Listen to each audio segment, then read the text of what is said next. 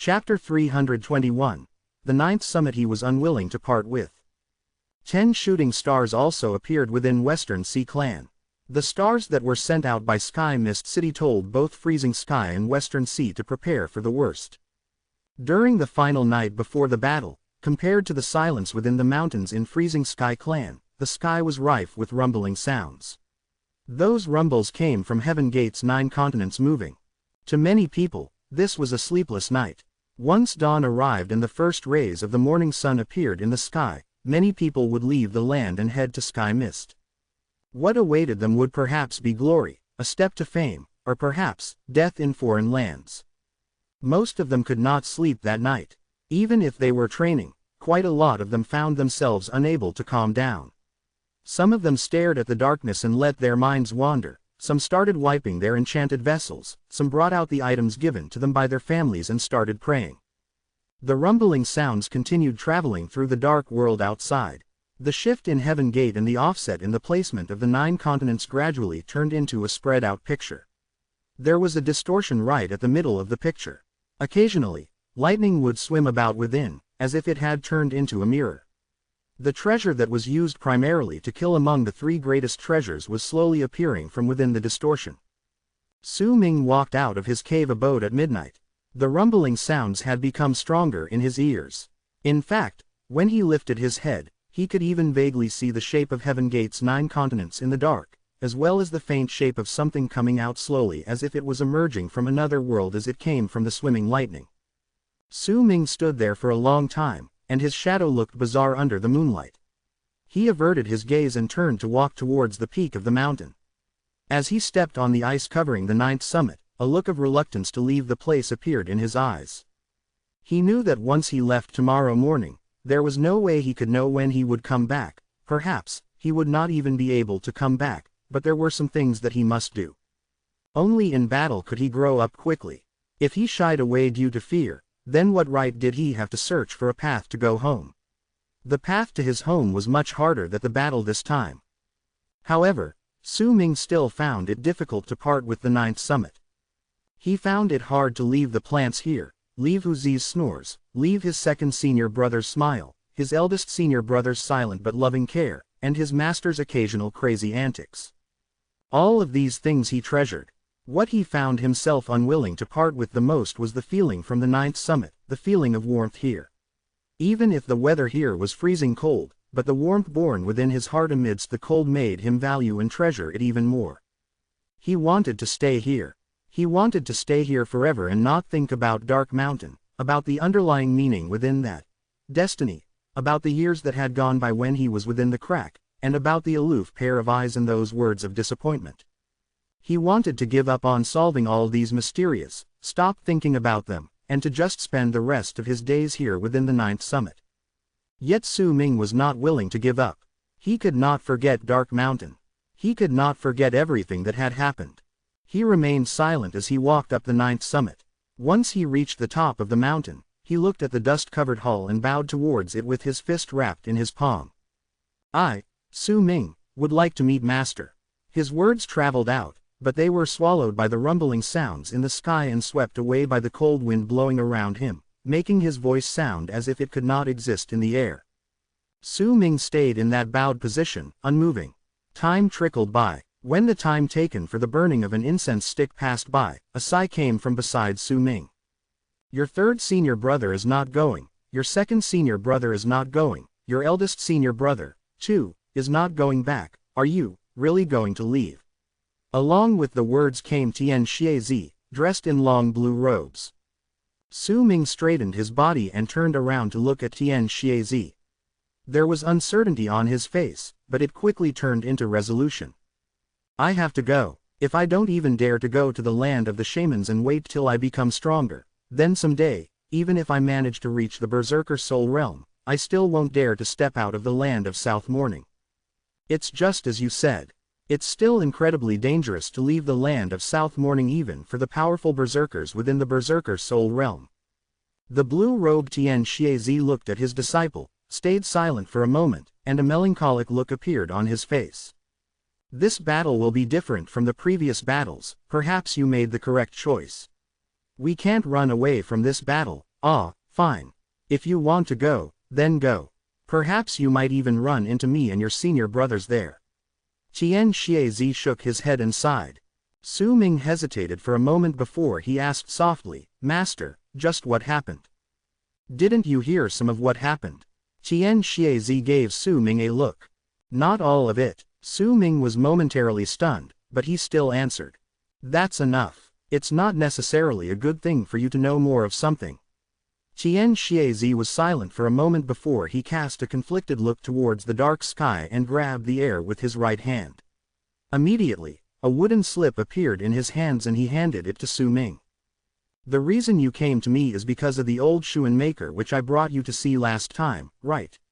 This is the location of his tribe. Take this with you, and once you've traveled 3 nights on frozen sky, you can leave with this thing on you. That spot is the closest to where that person is. Qian Shiezi looked at Su Ming deeply before he lifted his hand and patted Su Ming's head. A kind and loving look appeared on his face. Walk down the path you desire, just like how I did to prove to my master that the path I chose is correct. Go and prove that the path you chose is even better than mine. Qian Shiezi moved past Su Ming and walked into the air before he gradually disappeared. Su Ming stood there, silent for a long time, before he bowed towards the dust-covered hall. He walked down the stairs and returned to his cave abode. He looked around inside the cave. He did not sit down to meditate but chose to look at everything around him. All of these things were familiar, so familiar.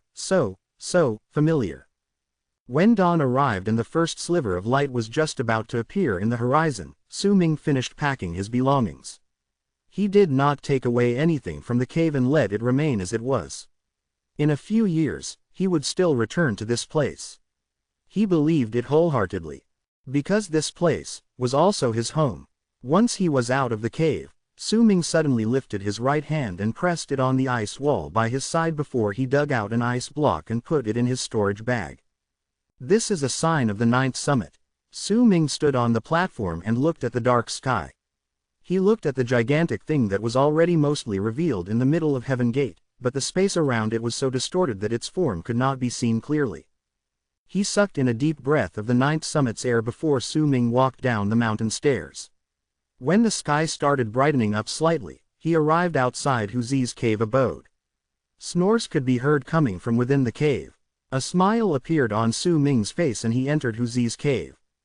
Huzi was lying sprawled on the ground, in a deep sleep. Drool slipped down the corners of his mouth and gathered into a puddle on the ground. There was a large amount of wine gourds by his side, and many of them had fallen to the side.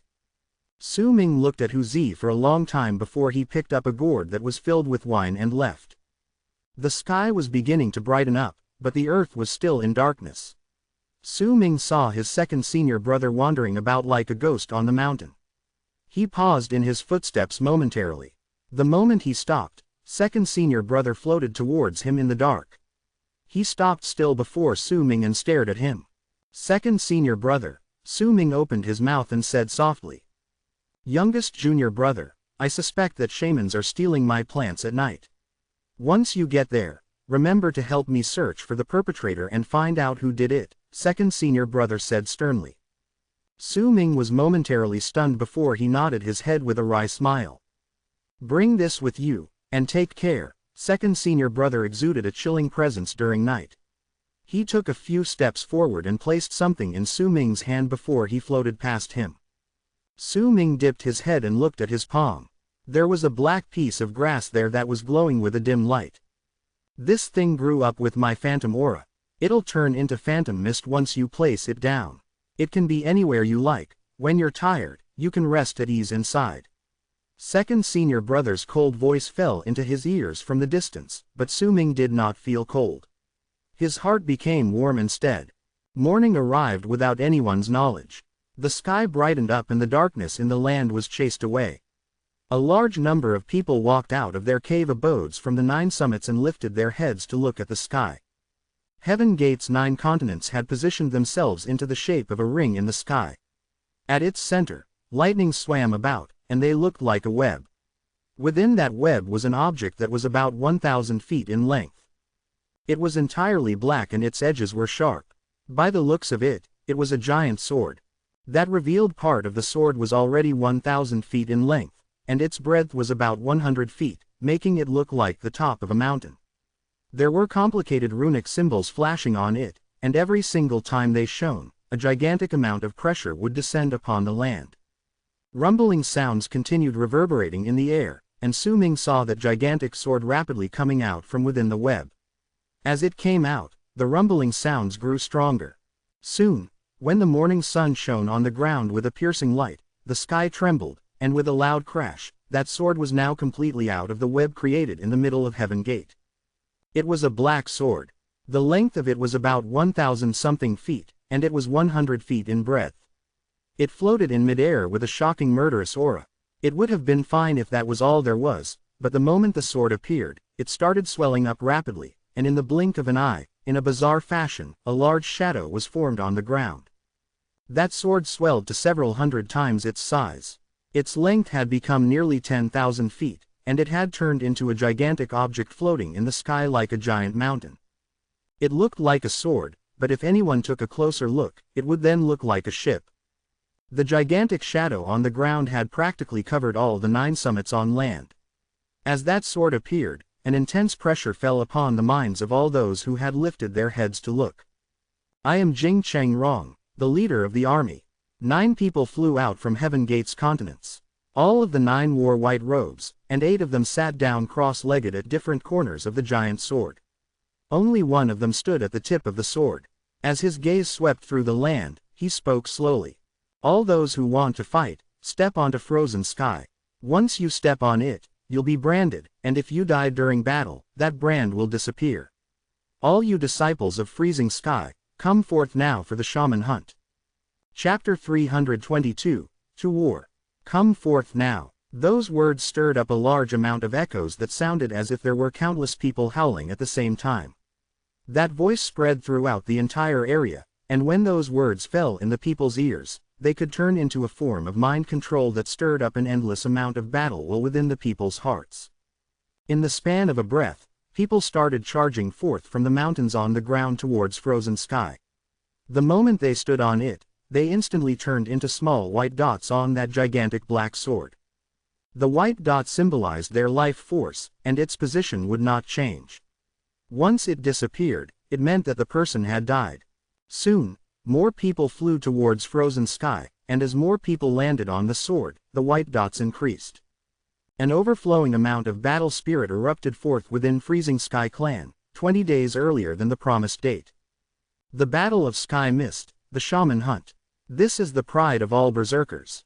This is the most important battle in our lives. In this battle, we might die, but even if we die, we would die for the berserker tribe. Perhaps we will not die, but if we don't die, then we will live in glory. The old man standing at the tip of the sword shouted, and his voice reverberated through the air. That strange power in his voice roused all those who heard his words. Even more people charged towards Frozen Sky. There were even some who came from Heaven Gate's continents, and the number of disciples from Heaven Gate who stepped onto the gigantic sword wasn't small. We already know that the shaman tribe will march out before the promised date. We saw the shooting stars from Sky Mist, and I will tell you this. What you saw was not an ill omen. To me, that is the signal of the start of the battle. I will tell you this. I have been waiting for this, for 100 years. The old man roared, and his voice reverberated furiously through the air. Even more people flew towards Frozen Sky and stood on top of the sword to be branded with the mark that symbolized their life force. Freezing Sky Clan has not reached 10,000 years of age since its creation, but do you know how many shamans Freezing Sky Clan has killed over the thousands of years? I will tell you this. We've killed a countless number of them. Freezing Sky Clan has come to its current state from a weak clan. We kill the shamans to show our power, and now, we are one of the only 2 great clans in the land of South Morning. That is because we always win. The old man's voice echoed in the air once again, and once more, a large number of people charged towards the sword. At that moment, there were thousands of Freezing Sky Clan disciples standing on Frozen Sky. There are 100,000 berserkers in Freezing Sky, and now, the berserkers in Freezing Sky will be in Sky Mist. The old man let out a huge shout, and that shout shook the sky. Su Ming stood on the ninth summit. Even if he knew some things the others around him did not know, the old man's words still stirred up an endless amount of battle will within his heart. Yet soon, a glint appeared in his eyes and he regained his senses. What incredible persuasive abilities, Su Ming mumbled. If he did not possess divine sense, it would have been difficult for him to recover from being enticed and regain his senses just now.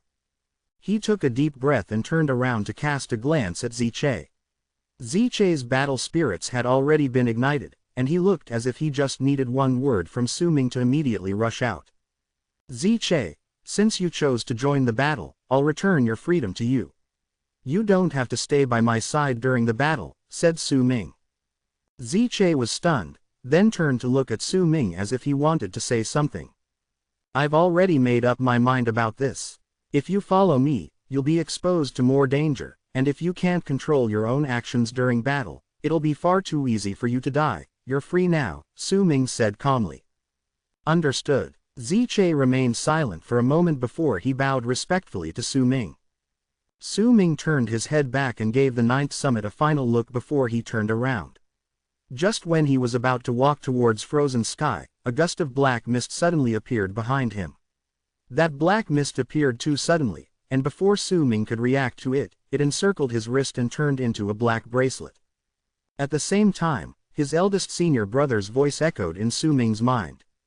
Youngest junior brother, your journey to the land of the shamans will be perilous. I'll give you a slave of mine, her name is Fa Zhang. Su Ming cast a glance at the black bracelet on his wrist before his gaze fell on the glacier underneath the ninth summit. Once he bowed towards that direction with his fist wrapped in his palm, he turned into a long arc and charged into the sky. Ziche followed behind him, and the two of them fused into the long arc that was formed by the other people of Freezing Sky Clan. Together with the other people, they stepped on the gigantic sword. The instant Su Ming's foot landed on the sword, he immediately felt a surge of power fuse into his body through his foot before it swiftly returned to the sword.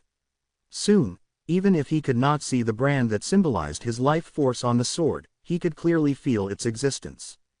As time passed by, more of those from Freezing Sky Clan came forth and stepped onto Frozen Sky.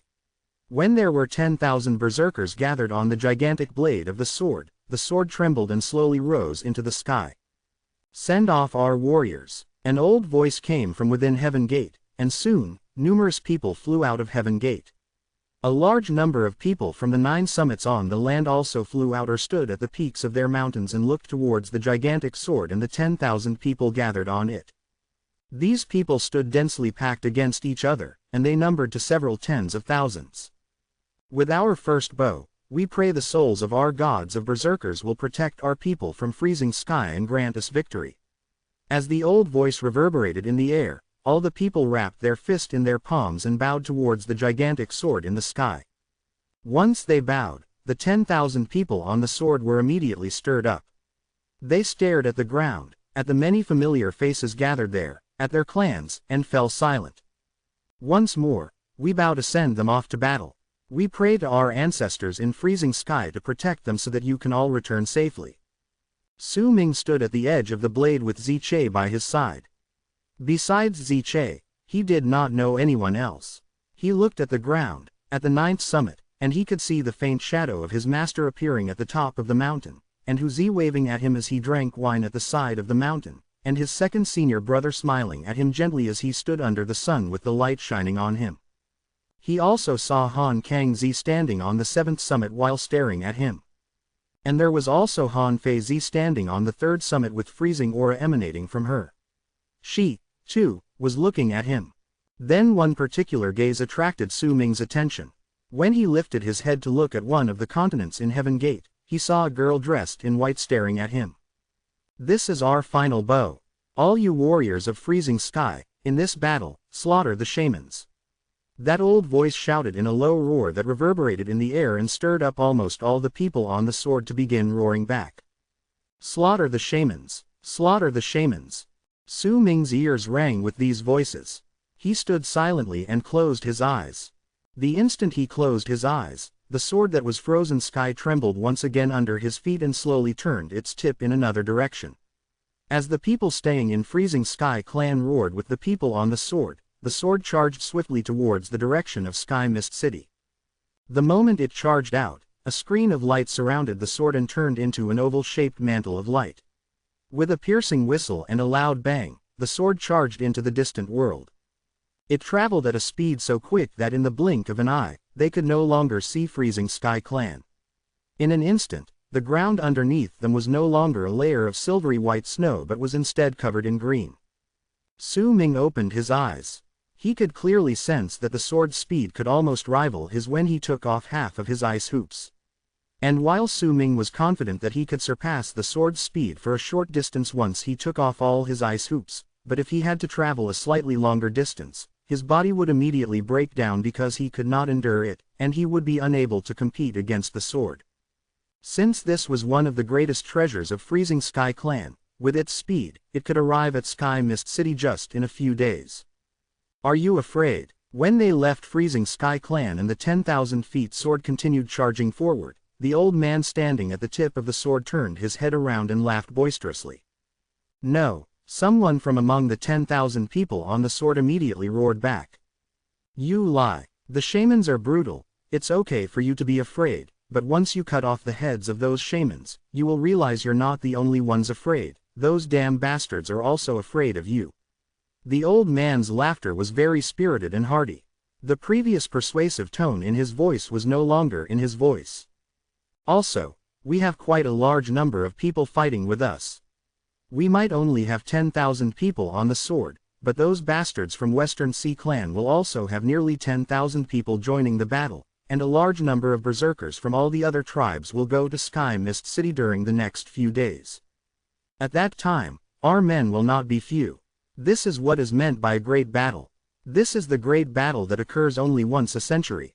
If you don't die in this battle, then through your experiences, you will all transform into powerful berserkers. The old man's laughter rang heartily throughout the entire sword. Now sit down and meditate. Make sure you are at the peak of your condition. We still need 4 days before we reach Sky Mist City. As the old man spoke, gradually, a large number of people chose to sit down and meditate while they waited on the sword whose end could not be seen. 4 days later, they would step onto Sky Mist City. Right till the end, Su Ming never spoke one word. He sat down at edge of the sword, the endless sky right before him. He could see the screen of light that surrounded the sword, and behind the screen were white clouds tumbling about in the clear blue sky. What are you looking at? A delicate voice came from behind Su Ming. He did not turn his head back, because the person who spoke had just sat down by his side. I'm looking at just how big the land of South Morning is, Su Ming said softly, then turned his head to the side to cast a glance at Tian Lan Meng, who was sitting beside him. Tian Lan Meng's face was still stark white. She was also looking at the sky beyond the sword, immersed in her own thoughts.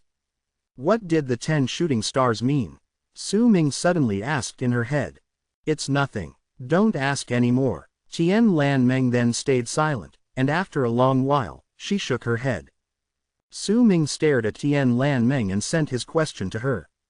Then, what is the catastrophe of the Eastern Wastelands? Tian Lan Meng's body jolted. She turned her head around, and with shock in her beautiful eyes, she stared at Su Ming. Chapter 323, Harmonious Morris Alba's Wings. Su Ming looked at Tian Lan Meng calmly. Their gazes met not too far away from each other on the edge of the 10,000 feet sword. Tian Lan Meng remained silent for a moment before she opened her mouth and said, I don't know what you're talking about. Why do you find the need to hide it from me? Su Ming frowned, then turned around to look at the blue sky beyond frozen sky. Tian Lan Meng hesitated for a moment, looking as if she wanted to say something, but hesitated. How did you learn of the catastrophe of the Eastern Wastelands? After a long while, her gaze fell on Su Ming's face and she asked him in his mind. It was not quiet around them. There were low whispers occasionally appearing in the air, but the sword was too huge and there were 10,000 people sitting on it. That's why if the people were further away from each other, they would not be able to hear what the other was saying clearly. The loud whistling sounds from the sword as it sliced through the air also drowned out voices. When the 10 shooting stars appeared, I heard some of what they said. Su Ming did not hide anything because he had to know the truth. In his mind, This piece of information that was only privy to those in the Berserker soul realm was very important. It might even affect some of his actions in the land of the shamans. Tian Lan Meng averted her gaze and looked at the sky beyond the sword. After a long while, she spoke gently. Have you ever heard of the legend of the harmonious Morris Alba? Su Ming was taken aback for a moment, then shook his head. He did not speak. Harmonious Morris Alba is a butterfly of legend. It will only flap its wings 3 times in its life. The first time it flaps its wings, it will cause the mountains to crumble and the earth to shatter in the east, said Tian Lan Meng softly, looking at the sky beyond the sword. It's just a legend, Su Ming retorted. A legend, Right now, in our world, no one has ever seen the first god of berserkers, but could you say that the first god of berserkers is also a legend? We don't know whether the harmonious Morris Alba exists, Tian Lan Meng shook her head. 9 shooting stars mean that the great patriarch has appeared within the shaman tribe. That is an entity that exceeds all life forms, a thing that exceeds what we can understand with our realms of cultivation. Tian Lan Meng's voice in Su Ming's head was gentle, but there was a hint of fear within her words. Su Ming could clearly feel her fear as her voice reverberated in his mind. Great Patriarch. Su Ming turned around and looked at Tian Lan Meng. You should know that the great berserkers of the land of South Morning fought against the great patriarch thousands of years ago. The 3 great berserkers won in the end, but the great patriarch did not die. He simply went into deep sleep. He is an indestructible entity. Now, he woke up again. That is why Sky Mist City sent out those 9 shooting stars to tell Freezing Sky Clan and Western Sea Clan. Tian Lan Meng bit her bottom lip and spoke gently in his head.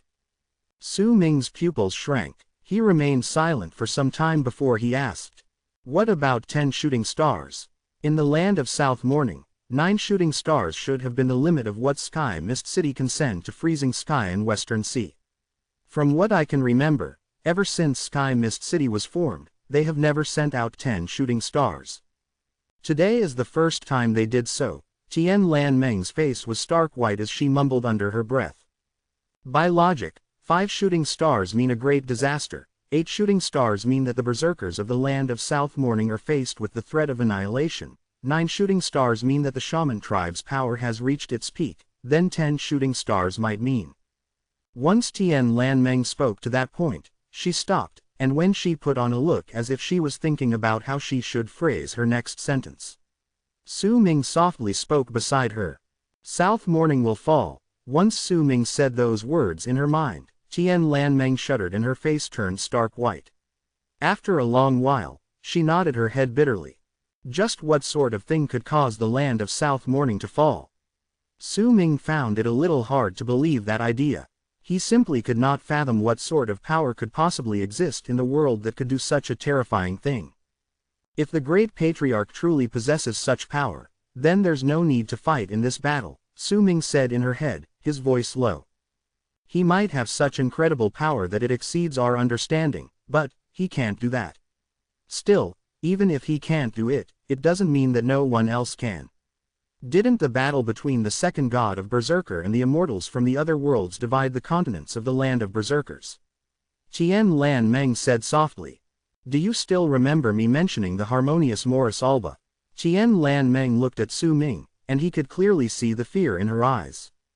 The first time the harmonious Morris Alba flaps her wings, it will cause the mountains to crumble and the earth to shatter in the east, answered Su Ming. The eastern continent is the eastern wastelands. Between the 5 continents belonging to the Berserkers is the endless Dead Sea that is filled with water that looks like an ocean but is not an ocean, looks like ink but is not ink, and looks like blood but is not blood. No one can pass through the Dead Sea. Ever since the 5 continents were separated, we lost all contact with each other. It's as if our messages were intercepted. Tian Lan Meng's voice echoed in Su Ming's head. If someday, the Dead Sea extends to our lands like a tidal wave that drowns out the entire land of South Morning, at that time, how many people would be able to survive? Tian Lan Meng dipped her head down. Perhaps there would be some who would survive, but when the land of South Morning is flooded, the mountains crumble and the earth shatter, and the entire land of South Morning is destroyed, at that time, how many people would survive? Will the both of us survive? Tian Lan Meng closed her eyes. That's the catastrophe of the Eastern Wastelands. Is it connected to the Eastern Wastelands? Su Ming was shocked to the core. His breathing quickened, and a thought that to him was ridiculous gradually appeared in his mind. The Dead Sea won't expand without reason. It has existed since forever. It won't change without reason. Tian Lan Meng remained silent for some time before she spoke bitterly. Unless there is a power that could move that endless Dead Sea and make its waters surge like the waves in the sea, Su Ming mumbled. You heard the words the catastrophe of the Eastern Wastelands, but you didn't hear what was spoken before them. My ancestor mentioned that more than 10,000 feet of the area close in the eastern part of South Morning, which belongs to the shamans, has been flooded by the Dead Sea. This is the first time such a thing has happened in the land of South Morning. It is also precisely this change that prompted the shamans to panic and attack Sky Mist Barrier before the promised date. The Dead Sea won't grow bigger for no reason. It would only grow bigger because the Eastern Wastelands, a continent that is located really far away from the South Morning, is pushing the Dead Sea towards the land of South Morning at an inconceivable speed. Tian Lan Meng finally told Su Ming the secret. The secret from Sky Mist City that was originally only privy to those in the Berserker Soul Realm, and the one they had been forbidden to spread to others. Eastern Wastelands and South Morning crashing into each other, Su Ming sucked in a sharp breath. He understood what was going on now, but he still could not imagine how such a huge continent could move at such a high speed. Perhaps it'll take 1 year, perhaps 10, or perhaps less than that, but eventually, when Eastern Wastelands crashes into the land of South Morning at that high speed it's traveling now, what do you think will happen to South Morning?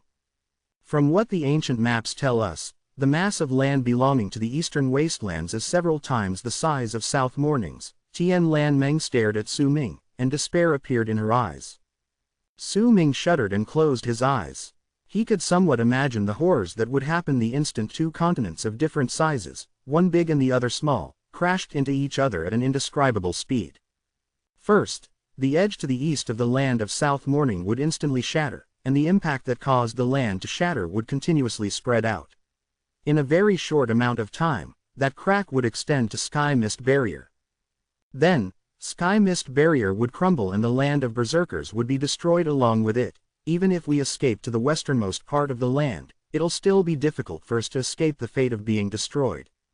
When the continent crumbles and tilts to the side, the part of the Dead Sea that came with the Eastern Wastelands will drown out everything. Perhaps some of us will survive. When the land under our feet has turned into pieces, we will continue living on one of the pieces as if it was an island floating in the endless Dead Sea. But it's clear that it's very difficult to find such an opportunity when you live close to the borders, and especially once they knock into our land. The land of South Morning will definitely start moving west. At that time, the west part of South Morning and all its coasts will suffer the worst damage. And the shamans live at the outer parts of South Morning. For the sake of their survival, you can surely imagine just how devastating the Sky Mist Shaman hunt this time will be. The shamans want to invade Sky Mist Barrier and occupy the center of the land of South Morning. Only if they stay there can they have a hope that their race can survive through the disaster when it comes. But would you be able to let the mortal enemy of generations of your race walk into your home? Besides, if they move into Sky Mist Barrier, then we have to divide a part of our land to them. The result of us providing a piece of land to the shamans that might or might not remain safe during the disaster, is us wiping away the lives of the berserkers who were originally living in those places. And it stands that no one can be certain which part of the center of South Morning will remain safe till the end.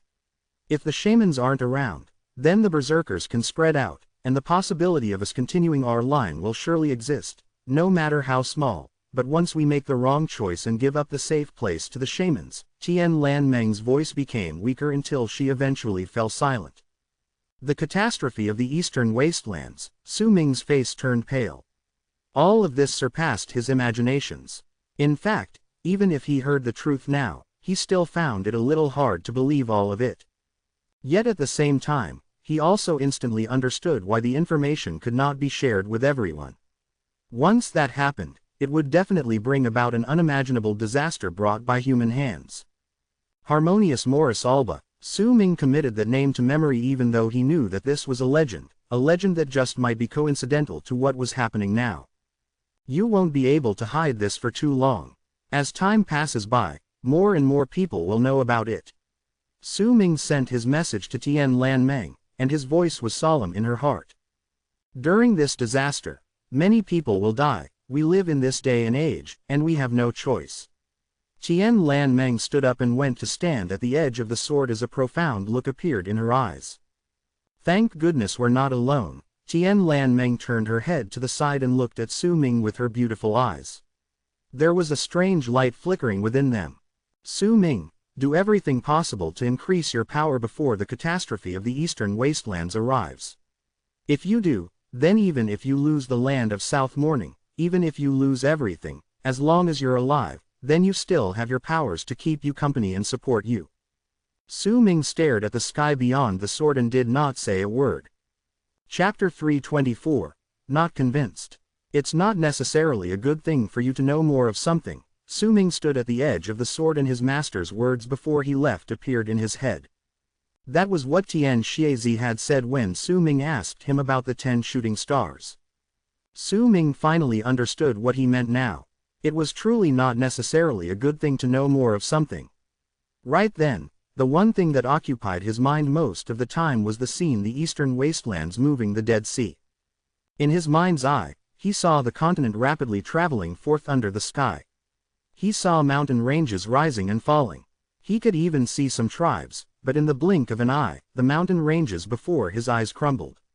The ground was flipped into the air as if it was lifted up. Plenty of people died and were injured, and at the same time, the Black Dead Sea spread out and drowned all signs of life. Tian Lan Meng sat beside Su Ming, also having fallen silent. She could be thinking about something, but her mind might be blank as well. Time passed by, and soon, the first night arrived. The sky turned dark, but Su Ming could see a white line in the distance. It was as if it was still bright over at that place.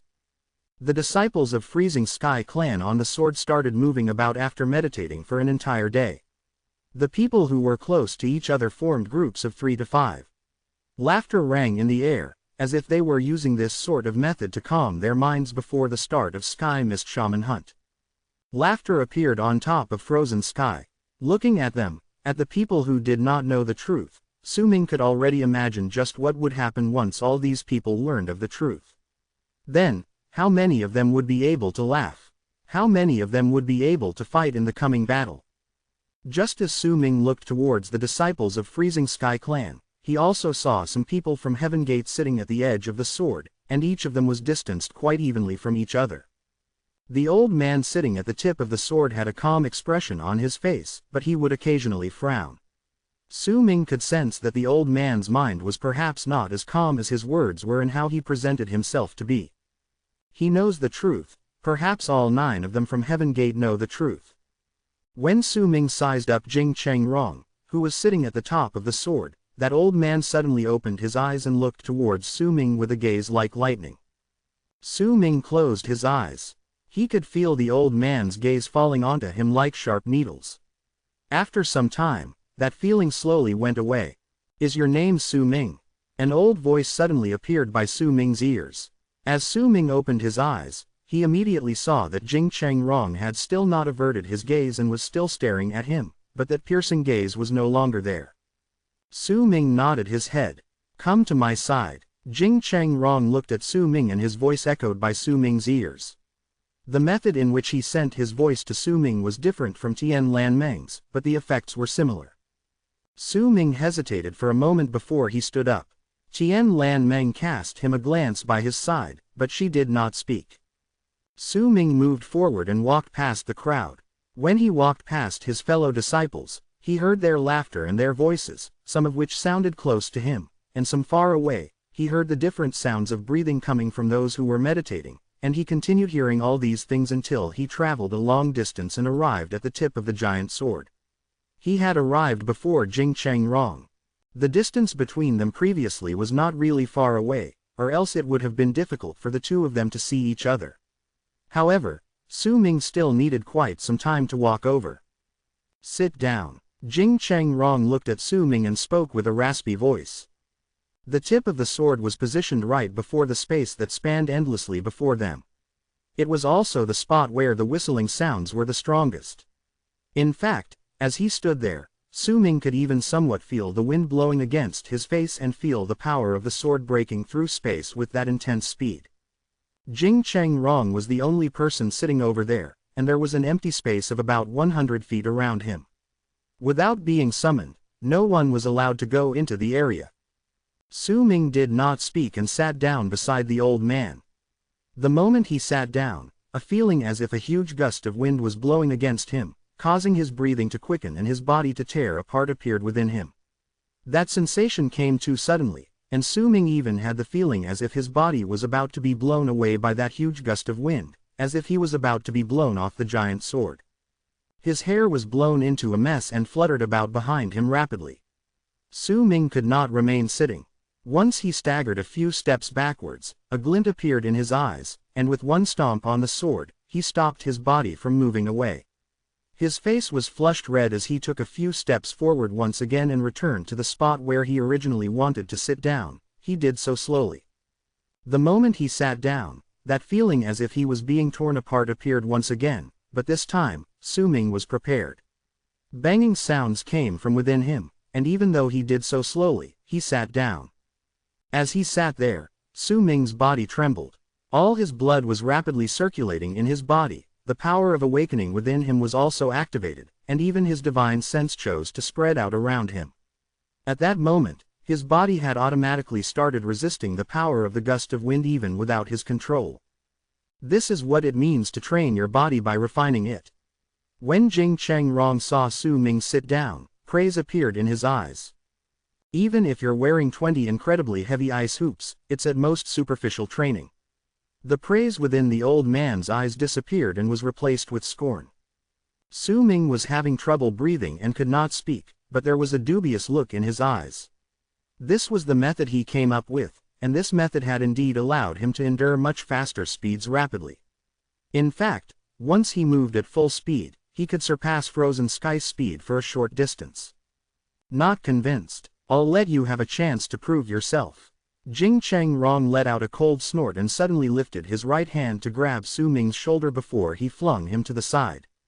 The old man's actions were too quick and Su Ming could not dodge them. He only felt his vision blurring, and with that one throw, he was flung off Frozen Sky. In fact, the force of that throw not only flung Su Ming off the sword, he was also cast out of the protective screen of light outside the giant sword. It caused him to instantly break away from the sword and be thrown into the darkness, the mad gust of wind whistling towards him. Only at that moment did someone on the giant sword notice what had happened, and they immediately let out cries of surprise.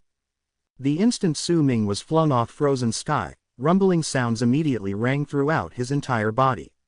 That sword traveled so quickly that in the blink of an eye, it had already covered another distance of 100,000 feet.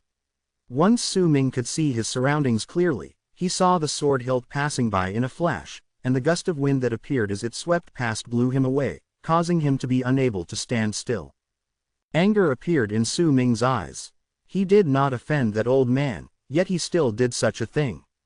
However, he did not have time to ponder about it. The sword was about to disappear further into the distance. Rumbling sounds immediately begun in Su Ming's body. All the ice hoops instantly shattered at that moment, and his speed reached a terrifying state. He charged towards the departing sword. With his speed, he could surpass that sword if it was for a short distance. As if he warped through space, he appeared 1,000 feet behind the sword. Wind tore against Su Ming's body, and red appeared in his eyes.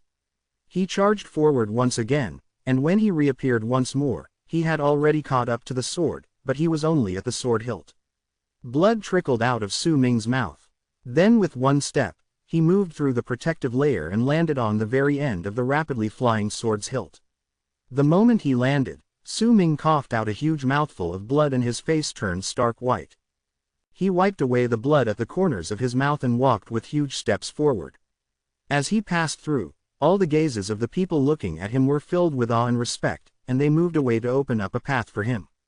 Just now, they had seen Su Ming catching up to the sword from behind with their own eyes. However, the sword was too big, that was why there were only a few who saw the entire process. Su Ming charged forth, and in a moment, he had already traveled 100,000 feet in distance to stand once again at the tip of the sword. Jing Cheng Rong sat there and stared at Su Ming coldly. Still not convinced. Do you think you're really great for catching up to the sword? Just what exactly constitutes as body refinement? Su Ming stared at the old man and let out a long breath. Letting your body bear extra weight, then suddenly becoming lighter when you activate your speed is extremely foolish. How does that make you any different from a leaf? Or do you perhaps want to be like a leaf and be blown far away when the wind blows, just like the leaf, because it's light? But even a leaf can't last long in the wind. A little longer and it will be torn apart. In fact, once it runs into headwind and these two gusts of wind crash into each other, the leaf will be instantly destroyed. Do you believe me? The faster you go, the faster you die. Do you believe me? The old man spat out coldly. Su Ming lifted his head in shock. If it wasn't for Bai Kang Zai, I wouldn't have bothered enlightening you. Come here and sit down. With a scowl, Jing Cheng Rong shouted at Su Ming. Su Ming remained silent for a moment before he walked to the old man's side and bowed towards him with his fist wrapped in his palm, then he sat down respectfully beside him. To the easternmost part at the edge of the land of South Morning was a cliff that looked like a ladder. Now, a large part of the cliff was already covered by dark seawater.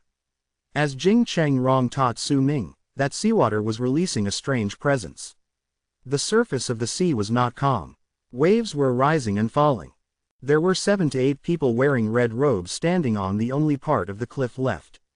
These people's faces were pale, and there were very colorful totems on their faces. One of them crouched down and took a scrutinizing look at the waves slapping against the spot around 100 feet underneath the cliff.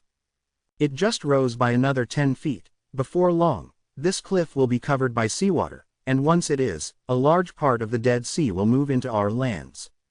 The moment this person spoke softly, immediately, roars came from within the endless and black Dead Sea before them.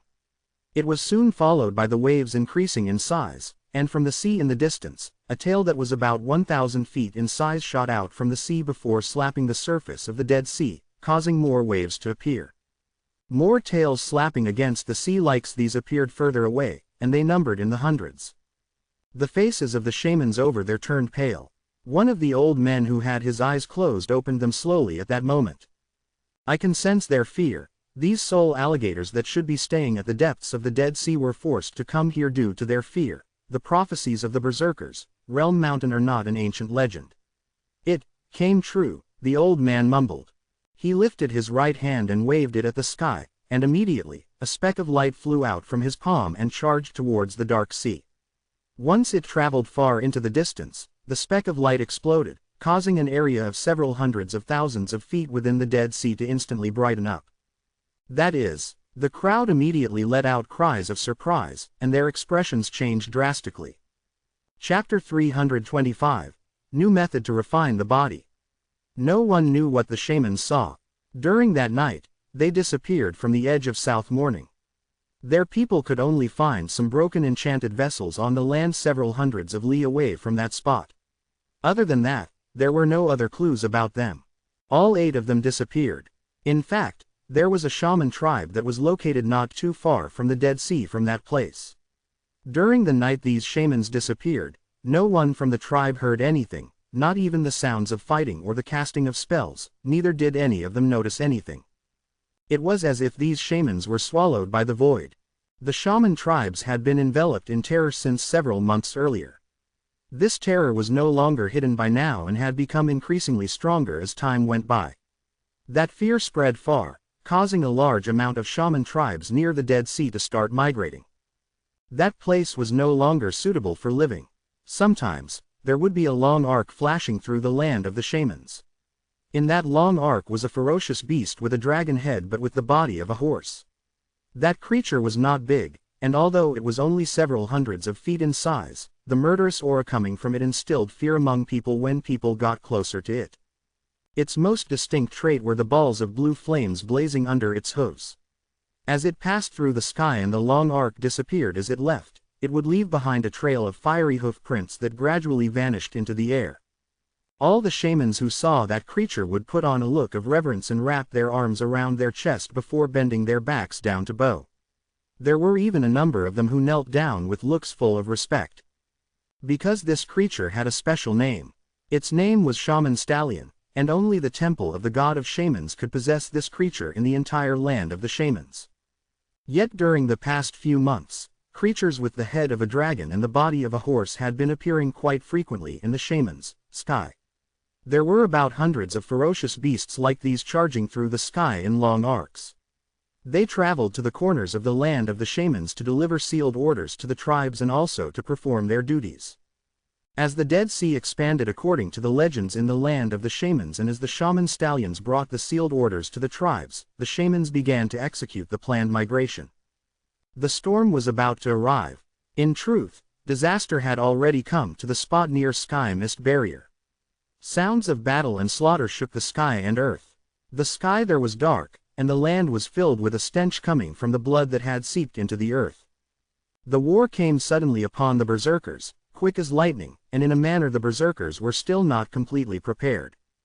Right then, the sounds of battle echoed in the air on many spots on the gigantic Sky Mist Barrier that stretched far into the distance, and sounds coming from Sky Mist City were the strongest. Behind the walls of Sky Mist Barrier was the land of the berserkers. The sky in the distance was covered in ripples and the clouds were spread out like the scales on a dragon's back. It was as if that was a sign that said there was a great sword that was about 100,000 feet in size slicing through the air and stirring up a loud and shocking whistle. As that whistle spread out, the sword charged towards Sky Mist City.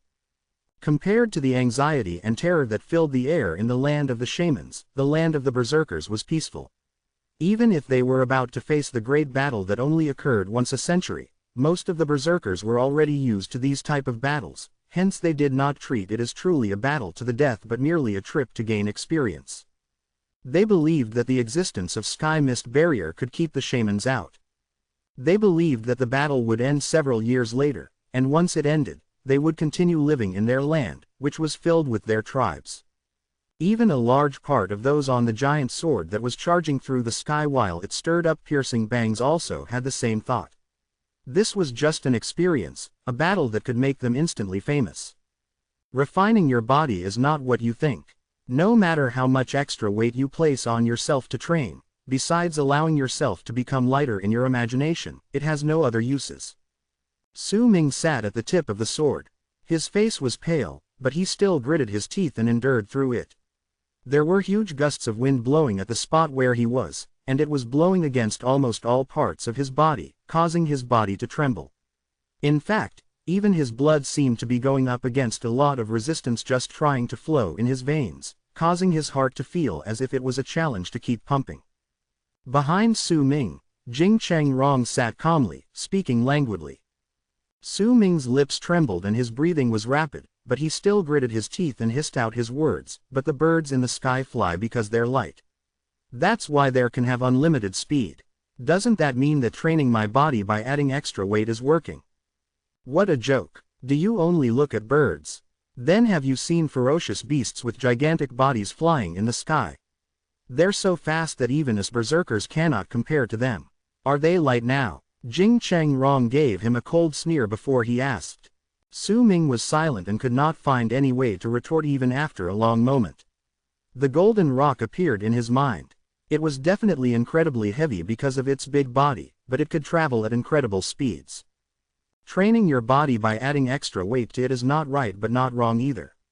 We can even call it the first step in body refinement, but there are simply too many drawbacks to this. True body refinement means for you to control the patterns of the wind and the direction of the wind resistance. You use these two forces to push your body and continuously fuse them together so that you can walk in the skies as if you're traversing on even ground. However, not even I have fully understood this method, so you don't have to think about it for now. Still, this is a direction for you. Only when your direction is correct can you chase after your path. If your direction since the start was wrong, then you'll only be wasting your time. As Jing Cheng Rong spoke in a low voice, he lifted his right hand and pointed towards the spot before Su Ming. With one point of his finger, a small tear instantly appeared on the protective light screen before Su Ming at the tip of the sword. The moment that tear appeared, Su Ming's body started trembling viciously. He could feel that the thin layer of wind had instantly become several times stronger. The intense pain that made him feel as if he was being torn apart also became stronger. If you want to pursue this path, then you must walk down that path with the right direction. Now, think of yourself as a gust of wind and feel the resistance of the wind coming against you. Sense the reaction in all parts of your body when the two forces collide against each other. Blood flowed down the corners of Su Ming's lips. The sharp pain in his body made him unable to endure through it. The wind coming right against him felt like blades cutting through his flesh. There was not a part of his body that did not hurt. His body swayed as he sat there, as if he was about to be swept away by the wind at any moment and be blown backwards. Jing Cheng Rong scowled and said with a cold snarl, "You useless piece of trash. If it wasn't for Bai Kang's eye, I'd definitely not give you even the slightest bit of my attention. I may need to respect Senior Tian Xiezi, but you're not that worthy of becoming his disciple." Jing Cheng Rong snorted. Su Ming trembled and blood trickled out of the corners of his lips once again. His body was forced back 5 feet even though he was still seated. His face was pale. The pain in his whole body made him feel that even the strength required for him to stand up was gone. The circulation of his qi had become incredibly difficult under the assault of the wind. Even the circulation of his power of awakening within him had become much slower, as if it was going up against an incredible resistance. Under this sort of premise, it was very difficult for him to keep his body in the same spot. "Trash is trash, you're so dumb." Jing Cheng Rong lifted his right hand and pointed at the protective light screen before Su Ming at the tip of the sword once again. Immediately, the tear that was previously formed let out a loud rip and became a little larger. By doing so, the wind blowing against Su Ming instantly became much stronger. Before Su Ming could even get used to the previous wind, he was forced back once again, and he even coughed out a mouthful of blood. That mouthful of blood was immediately scattered away by the wind. But strangely, at the same time the blood was scattered away, one small drop that had turned into blood mist stayed before Su Ming's body for the span of several breaths before it gradually disappeared. Still a useless piece of trash. One incense stick later, I will open up the protective screen a little wider again. If you can't endure it, then get your butt back to the edge of the sword. Jing Cheng Rong scowled and his expression turned icy cold. Su Ming's face was pale. The act of opening and closing his eyes was already difficult enough in the wind, much less breathing. His body trembled and he was already at his limit, but he kept his eyes glued to the part where the blood mist was just now and did not move his gaze elsewhere. Imagine myself to be a gust of wind, it's easy to say that, but how am I supposed to do it? Su Ming felt troubled, but he did not give up. He simply gritted his teeth and persevered. Yet he also knew that this sort of perseverance was not of much use.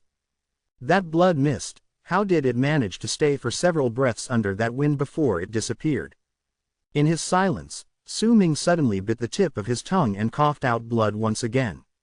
Without care for the consequences, he stared at the blood he just coughed out into the wind, and then, everything in his sight seemed to slow down.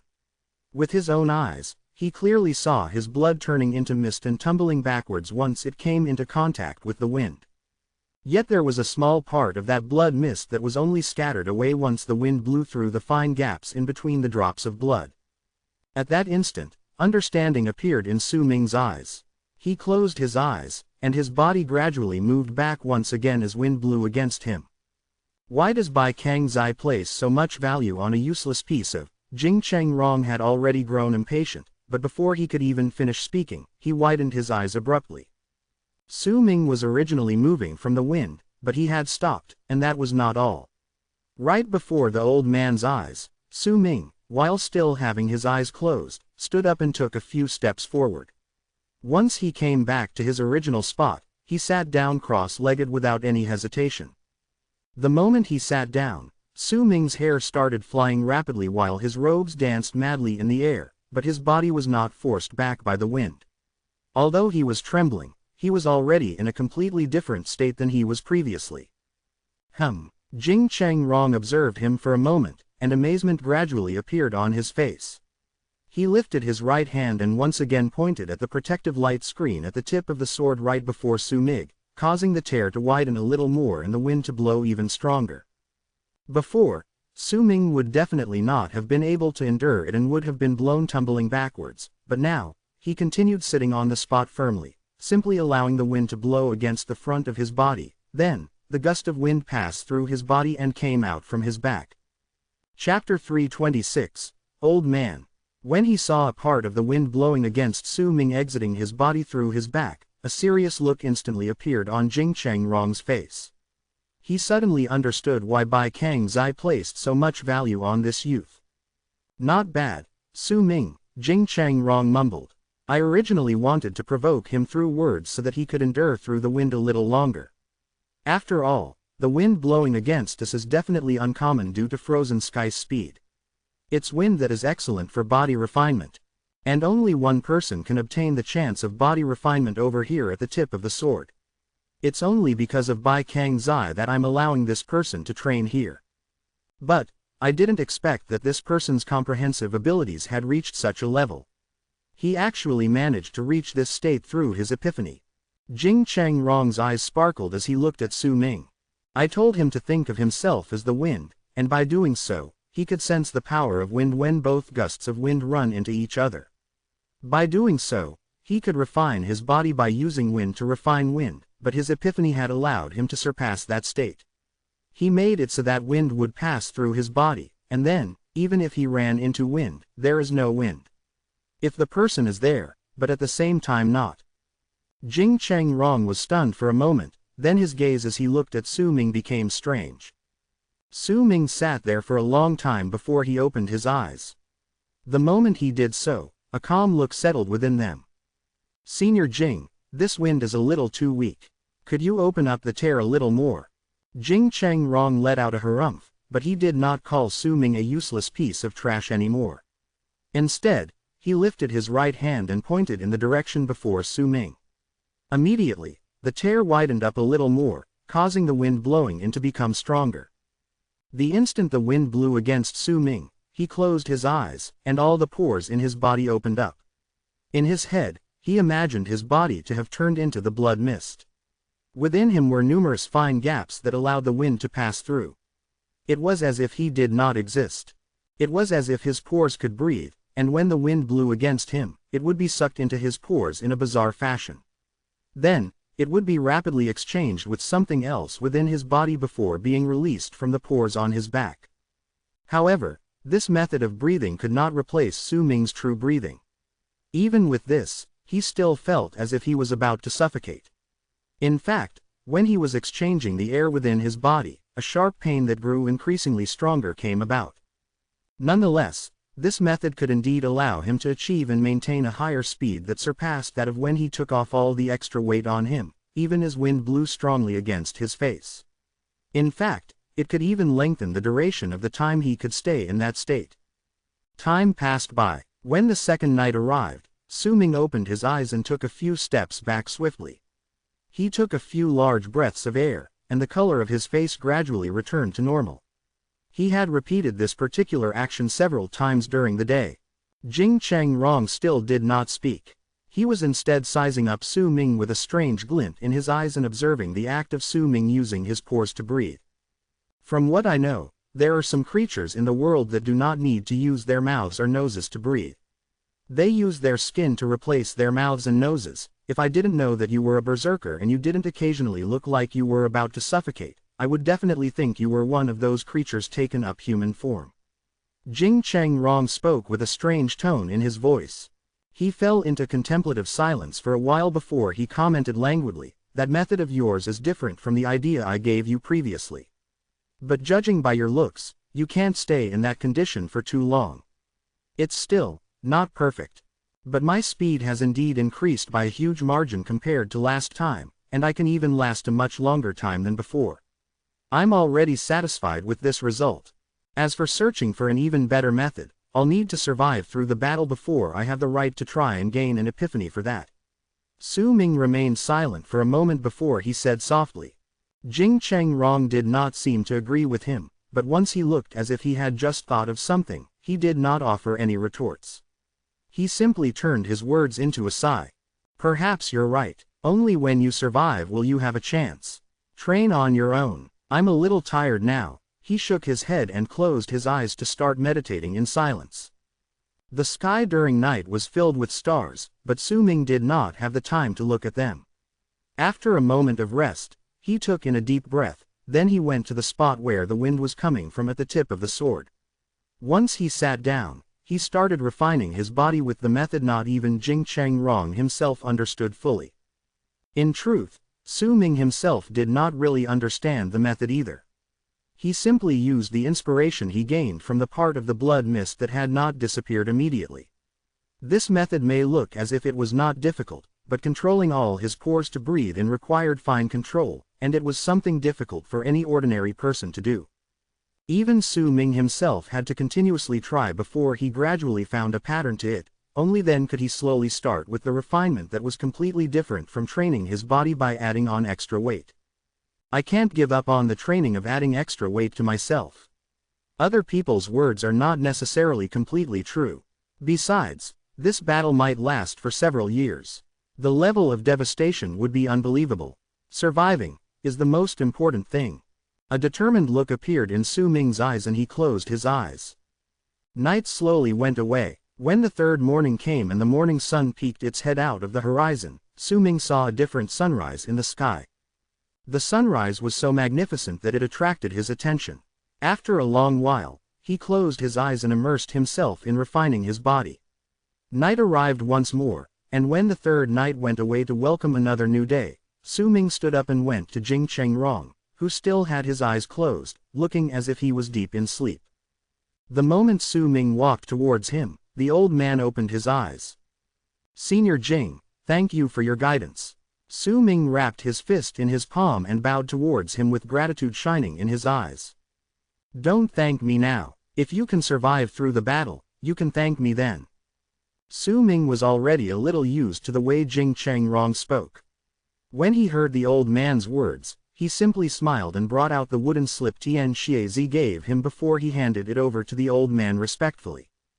Jing Changrong took the wooden slip and cast it a glance. Then a frown appeared between his brows. "Senior, I would like leave at this place," Su Ming requested calmly. "You can leave at any time you want with Senior Tian Shiezi's plate, but there's still a little over a day before we reach Sky Mist City. If you leave now, you will need to head to Sky Mist City yourself." Jing Changrong lifted his head and gave Su Ming a look. "If it isn't really important, I'd suggest that you don't do it." "This is really important to me." Su Ming looked at the old man. "I'll give you 7 days. With your speed, you'll be able to reach Sky Mist City by then. You can get the city's approximate location by sensing the brand on your life force left on the sword. If you don't return after 7 days, I will punish you as according to how we punish deserters." Jing Changrong waved his arm and threw the wooden slip back to Su Ming before he closed his eyes once again and no longer paid any attention to him. Yet when he waved his arm just now, a spot on the protective light screen behind him started to distort. Clearly, that was the exit he temporarily opened for Su Ming. Su Ming caught the wooden slip and wrapped his fist in his palm before bowing towards the old man. He turned around and cast a look at Ziche, who was watching him at the edge of the sword from the crowd. Su Ming smiled and nodded at him with encouragement in his eyes. Ziche was silent as he looked at Su Ming, then he gave him a nod as well. Tian Lan Meng remained sitting at the edge of the sword with her back turned towards Su Ming. Her hair cascaded down her shoulders, and she seemed to be looking at the sky, immersed in her thoughts. Su Ming averted his gaze, and right under the people's curious gazes, he charged towards the temporary door behind the old man. In a flash, he passed through the distorting light screen. The instant Su Ming left the screen of light, a deafening roar reverberated in the air. That roar persisted as frozen sky charged past him into the distance. When Su Ming turned his head back, he could only see a black dot disappearing into the distance. Disappearing along with it was that loud rumble he had heard just now. Silence gradually returned to the vast sky. Su Ming stood alone in the air as he looked in the distance. He only averted his gaze after a long while and took a step towards the ground. Due to the ice hoops on him exploding some time ago, the instant he took that step, his speed immediately reached an astonishing level. As he charged forward, he felt a strong blast of wind crashing onto his body, and the moment that blast of wind closed in on him, Su Ming activated that breathing method he came up with through his own understanding. In a flash, he disappeared without a trace. That speed had already reached a state that would startle all those who saw him. After a moment, at the top of a mountain in a mountain range on the land of the berserkers, a gust of wind charged through the air. Distortions appeared in the air as well, and Su Ming stood on top of the mountain looking as if he was a series of afterimages overlapping with each other. His face was pale. Once he appeared, he took a few deep breaths in succession, and only then did he gradually start to recover, but his eyes were bright, and his heart pounded rapidly against his chest. I'm much faster than before, and I could even last an hour in this state. A smile appeared on Su Ming's face, and he waited till his chi calmed down before he lowered his head to look down the mountain range. Not too far away, he saw a small berserker tribal village that was surrounded by a forest. Chimney smoke rose from the tribe in the morning. He could even hear the faint sounds of children playing. As he stood on the mountain, Su Ming saw the people within the small tribe working on starting a new day. This was the second time Su Ming came to the tribe. His gaze fell on a normal-looking house within the tribe. He walked down the mountain and towards the tribe. Su Ming arrived without a sound. With his current level of cultivation, he could step into the small tribe without letting any of its people notice him. When he appeared within the tribe and stood right outside that ordinary house, he heard a song played by a Shuan coming from within the house. That song was filled with a serene tone that made those who heard it feel peace within themselves. Su Ming stood there and closed his eyes to immerse himself in the song. After a long while, the notes slowly disappeared, and an old, raspy voice came from the house. "You're here. I am Su Ming, and I would like to request an audience with you, Senior." Su Ming opened his eyes, and they were calm. He wrapped his fist in his palm and bowed. "Come in. I've already finished repairing your Shuan." Su Ming lifted the flaps to the house respectfully. The instant he stepped into the house, he saw that everything was the same as before. In fact, the old man had not even changed the position of where he was sitting.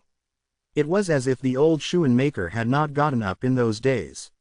As he turned his eyes towards Su Ming, there was a kind smile on his face. His eyes were empty. Chapter 327, Deserter. Su Ming might not feel any hint of power from the old man before him, and in fact, the old man felt as if he was just a candle flame that would be extinguished by a gust of wind, but Su Ming was still filled with respect in his heart towards him. He respected this old man, but not because even Tian Shiezi had to sit down quietly before him when he came to him. He respected this old man, but not because he was mysterious, neither was it because of Tian Shiezi, whose robes even had to change its color when he came before him. Su Ming respected this old man for one reason alone: he repaired that ordinary bone Shuan for him. That Shuan contained all of Su Ming's memories, and the act of repairing his Shuan was an act of kindness to him. He was grateful to this old man, that was why he respected him. For this alone, no matter how high Su Ming's level of cultivation would become, and even if the old man was truly just an ordinary person, that respect would never change. "I will forever remember the kindness of you repairing my Shuan." Su Ming wrapped his fist in his palm towards the old man and bowed deeply towards him. The old Shuan maker continued smiling, then groped about at the straw mat beside him with his right hand. Very soon, he brought out the bone Shuan that belonged to Su Ming. "There are some things that can't be considered as acts of kindness. Since you believed that a blind man like me could repair your Shuan and trusted me with it, then it was tied to me through fate, and you were also tied to me through fate. This is fate, it is not an act of kindness." The old man lifted the bone Shuan with his right hand, and with his left, he brushed against the surface of that Shuan lightly. "Come, sit before me. The Shuan is incomplete, but the broken parts on its body aren't the main cause for it. The main cause is that it no longer has a soul. Did its previous owner pass away when he was playing a song?" the old man asked softly. Su Ming sat down silently before the old man. He looked at the bone Shuan in the old man's hands, and a hint of sorrow appeared in his eyes. "That should be the case then," the old man sighed. "Its owner's life was not the only thing that disappeared, what went with it was the Shuan's soul. That is why it is no longer willing to make any sound. That is the main cause for it being broken." The old man lifted his hand and pushed the bone Shuan in the direction before Su Ming. It was only during this moment that Su Ming could tell from the details that the old man was indeed blind. "Can it Can it still produce sound? Su Ming took the bone Shuan. There were cracks on that thing before, and now they had all turned into red, blood-like lines. It looked as if the cracks were sewn together, and the Shuan was much heavier. It felt heavy in his hands. I can only repair what is broken outside. As for the fact of its soul refusing to sing, that is not something I can change with my power. The only person who can change it is you, said the old man softly. I have always believed that Shuans have songs, that is why they moan when they sing. If Shuans didn't have souls, how could they bear the weight of the people's emotions? How could they produce sound and let people get immersed in their songs? However, there are some who can sense the Shuan's soul, and others who cannot. The old man trained his eyes on Su Ming, but the emptiness in his eyes made it seem as if the world he saw was different from the people around him. Shuans have souls, Su Ming mumbled.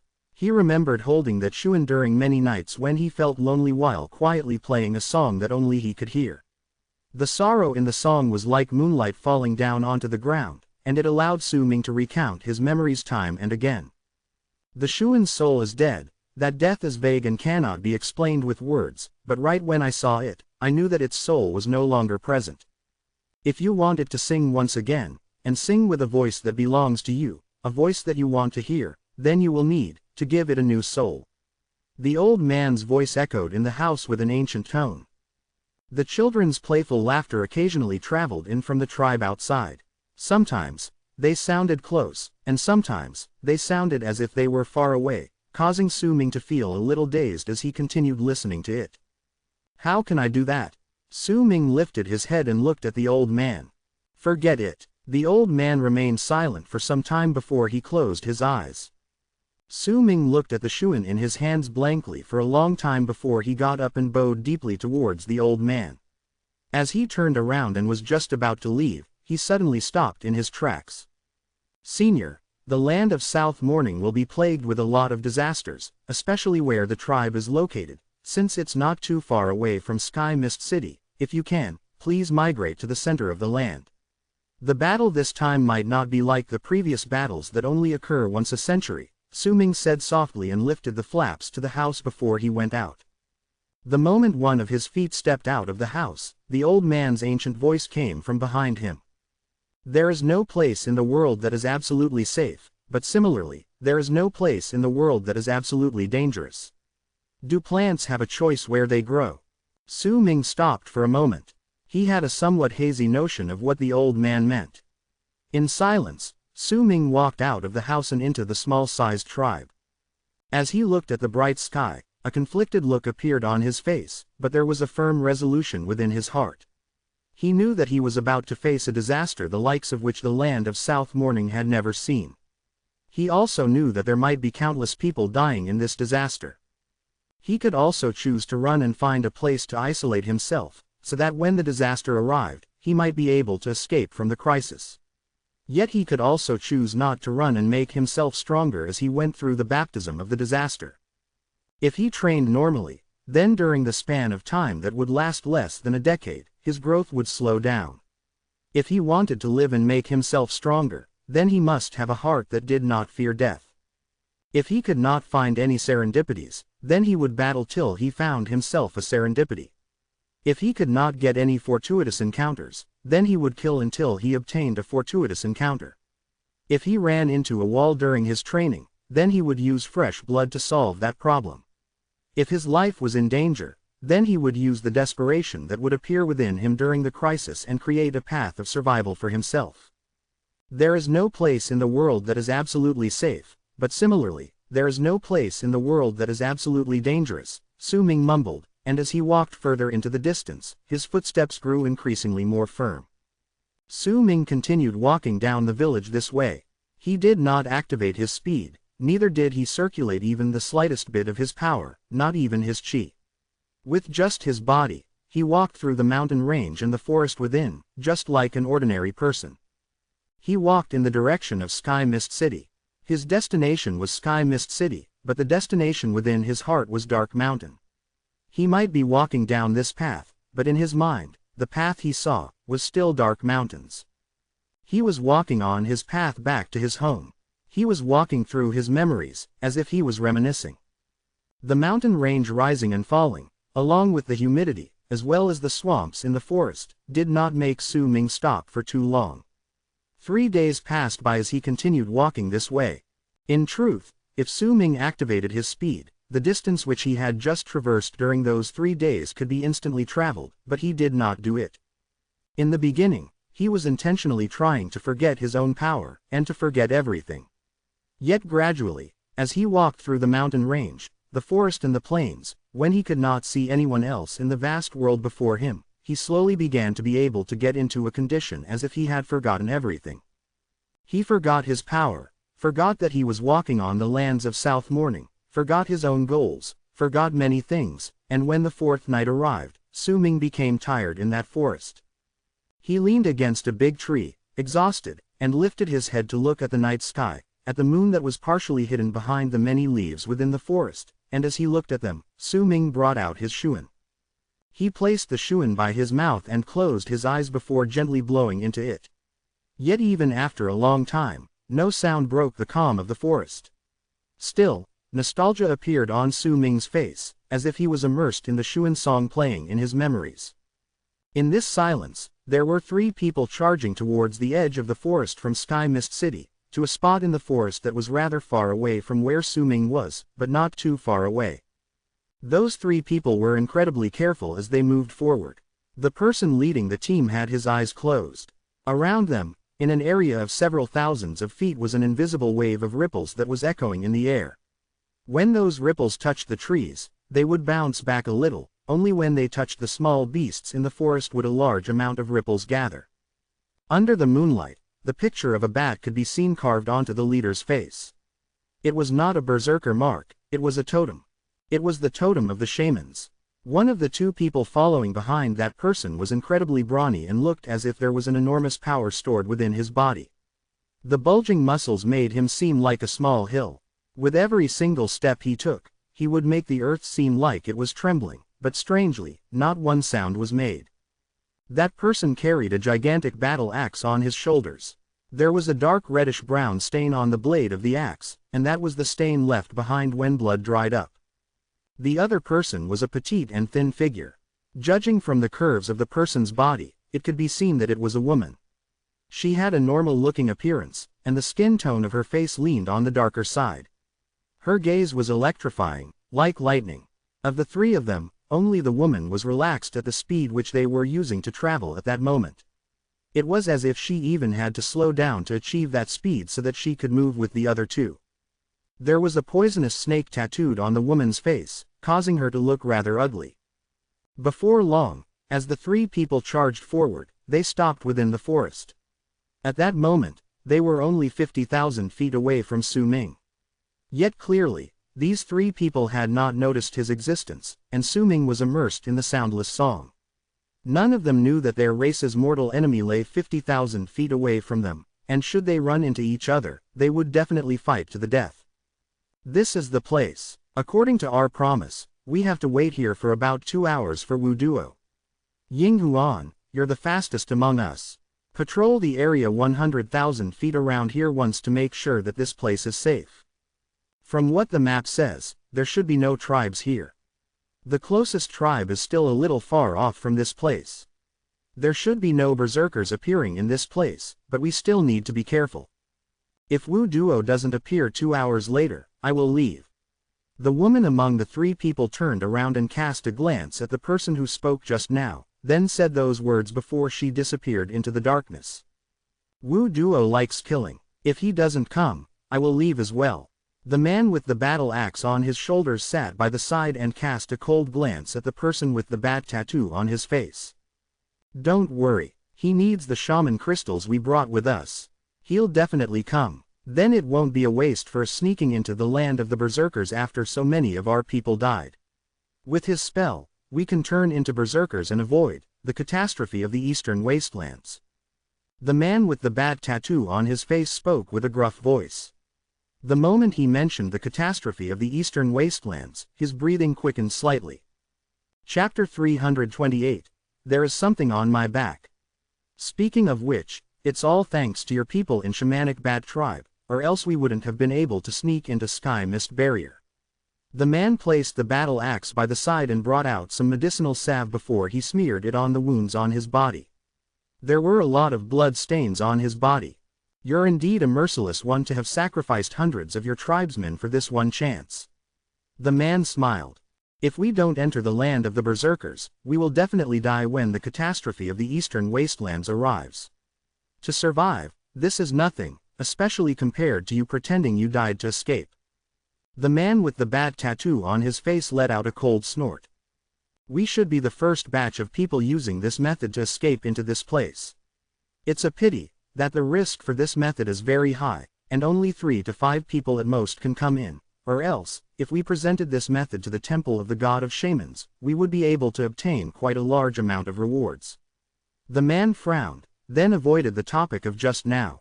It's useless even if you hand it to the god of shamans' temple. Do you think they don't know about this method?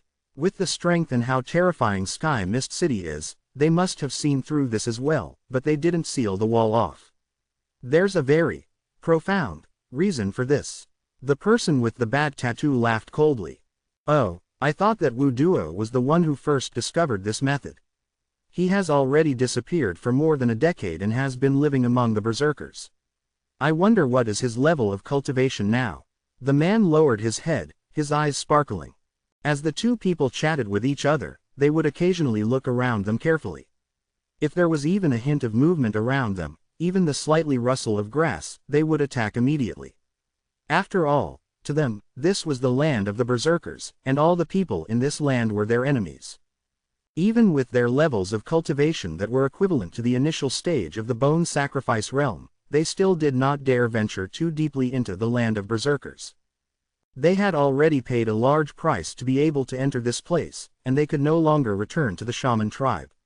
Right now, they only wanted to find a small berserker tribe, hide their identity, then follow the tribe as they migrated, which would allow their chances of surviving through the catastrophe to become higher. They did not want to die in battle. At that moment, there was a shadow slicing through the forest around 20,000 feet away from the two people. That incredibly fast thing was the woman of the 3 people patrolling the area. She was searching through the forest incessantly, and gradually, she came to be at a spot that was less than 30,000 feet away from Su Ming. With her speed, even if she was patrolling through the area while going in a circle, she would still discover him within less than the time taken for an incense stick to burn. Once she ran into Su Ming, a berserker. When they had yet to conceal their identities as shamans, they would be engaged in another battle to the death. Su Ming was leaning against a big tree with his eyes closed.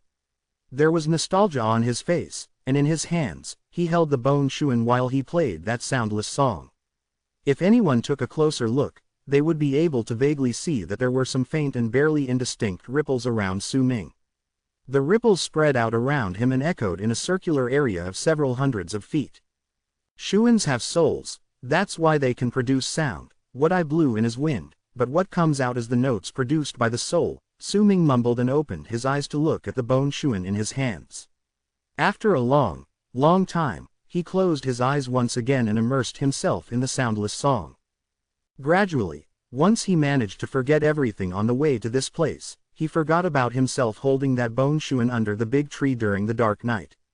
He no longer tried to see whether the shuan could produce any sound but started searching for the feeling of home as he listened to the song in his memories. On his face, Dark Mountain Mark gradually appeared. The trees and plants in Dark Mountain Tribe gradually surfaced on his chest hidden under his robes, and falling snow slowly appeared around that tribe, causing his closed right eye to turn red, little by little. The ripples around him became stronger, causing the area of about hundreds of feet around to become distorted. Even as his presence was hidden away as he stood within the area. It was as if Su Ming no longer existed. He was immersed in the song, in his memories, and he leaned against the big tree unmoving. Time trickled by, and soon, the time for an incense stick to burn passed by. A shadow dashed past an area that was 3,000 feet away from Su Ming. That shadow stopped, revealing a petite figure, and the shaman woman appeared on the spot. She swept her gaze around the area, then disappeared in a flash. Time continued trickling by, and in a manner not even Su Ming himself noticed, the distorted ripples around him started rising and falling like waves. As they reverberated in the air, They started spreading out, and once those ripples reached an area of nearly 500 feet, suddenly, a mournful song begun in the silent night. The sound of the shuin was originally rather weak and sounded like the first whimpers of a baby, but soon, that sound gradually stabilized and turned into a mournful sound that contained an endless amount of sorrow. It filled the air in the area, and even spread out further into the distance. Su Ming's eyes were still closed. He was leaning against the big tree with the shuin held beside his mouth, still, unmoving. Yet the moment the shuin produced its very first sounds available for others to hear, a white storage bag that was tied to Su Ming's robe suddenly let out a red glare. That red glare flew out from the bag, then right before Su Ming and amidst the large amount of distorted ripples, the fire ape appeared. It squatted on the ground with a curious glint in its eyes as it stared at Su Ming. In truth, that storage bag could not hope to keep it locked within. If it wanted to, it could come out at any time it desired. This was what Su Ming promised it, that was why he never sealed the bag tightly. It stared at Su Ming blankly. That sorrowful sound within the song made it feel horrible, but it continued squatting and listening in silence. Su Ming's shadow casted under the moonlight started swaying. A pair of red eyes appeared at the shadow's eyes, and within those eyes was bafflement. Almost the moment the first notes of the song came out from the shuin, the female shaman who disappeared from the spot 2,000 feet away from Su Ming suddenly appeared as if she had just walked out of thin air. A wary look appeared on her face as she stared in the direction where Su Ming was, which was also the direction where the song was coming from. Murderous intent appeared in her gaze, but she hesitated for a moment and decided not to act rashly. Instead, she chose to gradually move backwards. The sound of the shuin started spreading out to an even wider area, and lingered in the air even as the notes resounded in a circular area of several thousands of feet. In fact, some lingering notes from the song even spread out to further distances in the quiet night. The melody of the song sang of sorrow and solemnness, making those who heard it feel their emotions stirring within them. It was as if there was some sort of strange power within those notes and they could touch souls. Several tens of thousands of feet away in the forest, the two shamans who had sunk into silence after their short exchange lifted their heads at almost the same time and wary looks appeared on their faces. "Did you hear that?" That brawny man tightened his grip around the battle axe, and murderous intent appeared in his eyes. The sound of a shuin, the man with the bat tattoo on his face stood up grimly. "This is already night time, and to the berserkers, this place should be quite far away as well. There aren't any berserker tribes around this place," and the sounds from a shuin suddenly appeared. At the same time the murderous look appeared in the man's eyes, anxiety bubbled within him as well. The man hesitated for a moment before he asked softly, "Could it be Wu Duo?" Before the man with the bat tattoo on his face could answer, an aloof voice belonging to a woman came from the patch of forest beside them. "No, he's a berserker." Along with that voice came the female shaman, who had been at the spot 2,000 feet away from Su Ming just a moment ago and had now returned to her companions. "What is his level of cultivation?" the man with the bat tattoo on his face immediately asked. "He didn't seem strong to me. Besides that song of his, which was a little strange, this person's level of cultivation should not even be at the bone sacrifice realm," stated the woman coldly. "Not even the bone sacrifice realm." The man with the battle axe let out a sigh of relief, then started laughing ominously. Yet the man with the bat tattoo on his face frowned and turned his gaze towards the female shaman.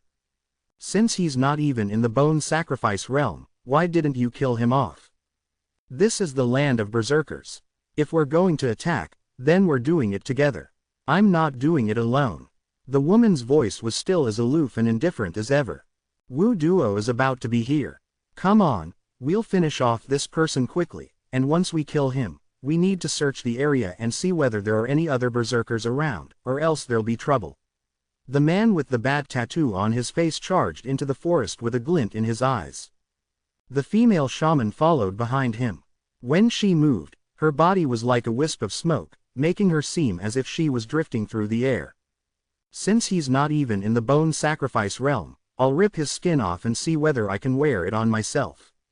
That brawny man licked his lips in a bloodthirsty and cruel manner as he followed closely behind them. The three of them could be said to be moving incredibly cautiously.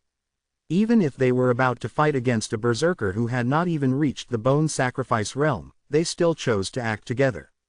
From this alone, it could be seen that they did not have even the slightest feeling of safety within the land of berserkers.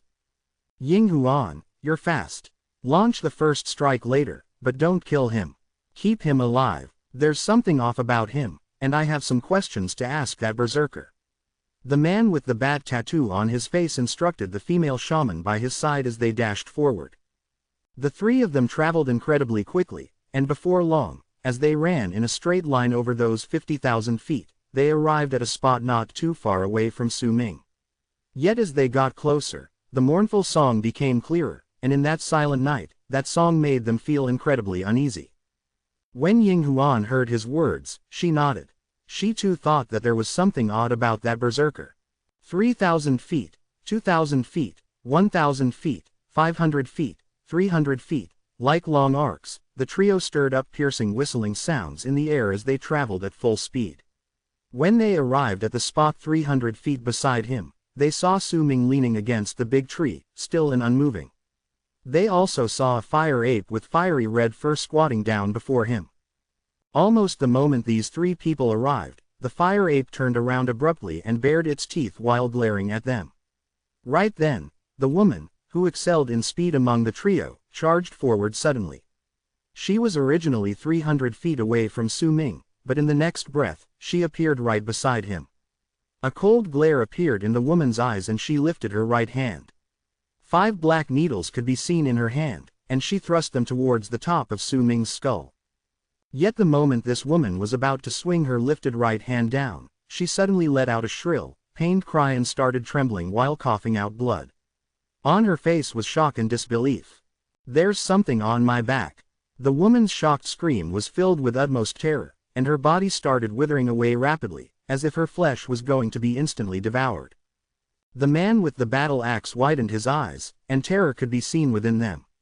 By his side, the man with the bat tattoo sucked in a sharp breath. He just saw clearly that there was a black shadow that looked like a layer of skin behind Ying Huan.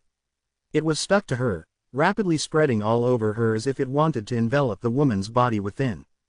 Chapter 329, He Feng's Thoughts. That strange sight shocked the male shaman with the bat tattoo on his face. He had never seen such a bizarre art before. In fact, he did not even know what that shadow was. All of this happened too quickly, and he only managed to see the shadow immediately appearing behind him the moment Ying Huan got closer to the young man playing the shuan while leaning against the big tree. That shadow got closer to her without a sound, and what came next were Ying Huan's screams. The man with the battle axe came to an abrupt halt as he was moving forward, and his heart started pounding against his chest. The things that happened before them right then made him and his companion's skin crawl. Almost the moment the female shaman let out that shrill cry, the shadow behind her opened its mouth wide and covered her entire body completely, making it seem as if the woman was swallowed by it. It would have been fine if that had just been the case, but once the female shaman was swallowed up by the shadow within the area that was filled with the song's ripples, the fire-red ape that was squatting before the young man leaning against the tree glared at them with a murderous look. The ape had originally not bothered the shamans, but at that moment, as it let loose its murderous aura, a brutal sensation came crashing into them. That ape moved and turned into a dash of fire red that charged towards the man with the bat tattoo. It was so fast that it arrived almost instantaneously, and as the fire ape swiped at him, the pupils of the man with the bat tattoo shrank. As he tumbled backwards and coughed out a mouthful of blood, his chest was turned into a bloody mess, his face was filled with shock. As he retreated, a sharp whistle came from his mouth, and his entire body instantly turned into a layer of mist. Only then did he manage to avoid the fire ape's fatal strike. Meng Heng, kill that berserker. That sharp cry tumbled out of the male shaman's lips, who had now turned into mist, and as his body moved back, the fire ape chased after him furiously. Meng Heng was the brawny man with the battle axe. There was not a hint of hesitation in him. He knew well that this was the berserker tribe's land, and every single step they took here was filled with danger. If he cared about his own safety at this moment, then once the other two died, it would be difficult for him to survive. It would be better if he tried and fought for his life. This was a battle none of the three shamans had expected. They had originally thought this to be an easy battle. Their opponent was just a berserker in the awakening realm, not even one in the bone sacrifice realm. Yet he had not even struck, his body had not even moved an inch, and one of their own had already been swallowed bizarrely by a black shadow, while the other was currently being hunted by an ape. They were in grave danger. Just what is this person's status within the Berserker tribe? The brawny man let out a low growl and charged towards Su Ming like a cyclone with his battle axe in hand. His status within the Berserker tribe must be really high, or else why would he possess the treasure that could swallow Ying Huan and own that ferocious beast that can even fight against Fu Zhe when he's just a Berserker who hasn't even reached the bone sacrifice realm? This person must be really weak and can't even hold his own in a fight. Fu Zhe must have asked me to kill him because he saw through this. Once this person dies, all his treasures will be ours. A fierce glare appeared within the man's eyes. He was so quick that with just one step, he had already closed in on Su Ming, who was by the big tree while playing the Xuan, seemingly oblivious to everything around him. Die! A strange green light appeared all over the man's body. As that green light flashed, his lifted right hand swelled up, and a bloodthirsty aura spread out from the battle axe. With one swing, the axe sliced through the air, straight down towards Su Ming's head. Not too far in the distance, shrill, pained screams rang out from the mist, which had been ripped apart several times by the fire ape once it caught up to it. The mist's speed increased as it escaped once again, and the male shaman who had turned into the mist saw the axe swinging down on Su Ming as he hastily retreated. "Kill him!" that male shaman shouted, then withdrew once again. The brawny man laughed ominously. That blow contained all his strength, and he was confident that even if he ran into a berserker in the initial stage of the bone sacrifice realm, if they were just like this young man, who would not even dodge and just allowed him to cut him down, they would surely die. Yet when the shaman now turned mist looked on eagerly and the brawny man began envisioning Su Ming being cut in half with a savage look on his face, Su Ming remained unmoving, a black bracelet on his wrist. It suddenly dissipated and broke off from Su Ming's wrist in the form of black mist, which rolled together and turned into the form of a woman's body. She appeared before Su Ming, right in front of the man, and lifted her right hand to receive that strike. The woman appeared too quickly, so quickly that she almost materialized in the span of a breath. Her whole entire body was black and her face could not be seen. They could only see her curvaceous body, and as her hand touched the axe swinging down, a loud bang abruptly rang out.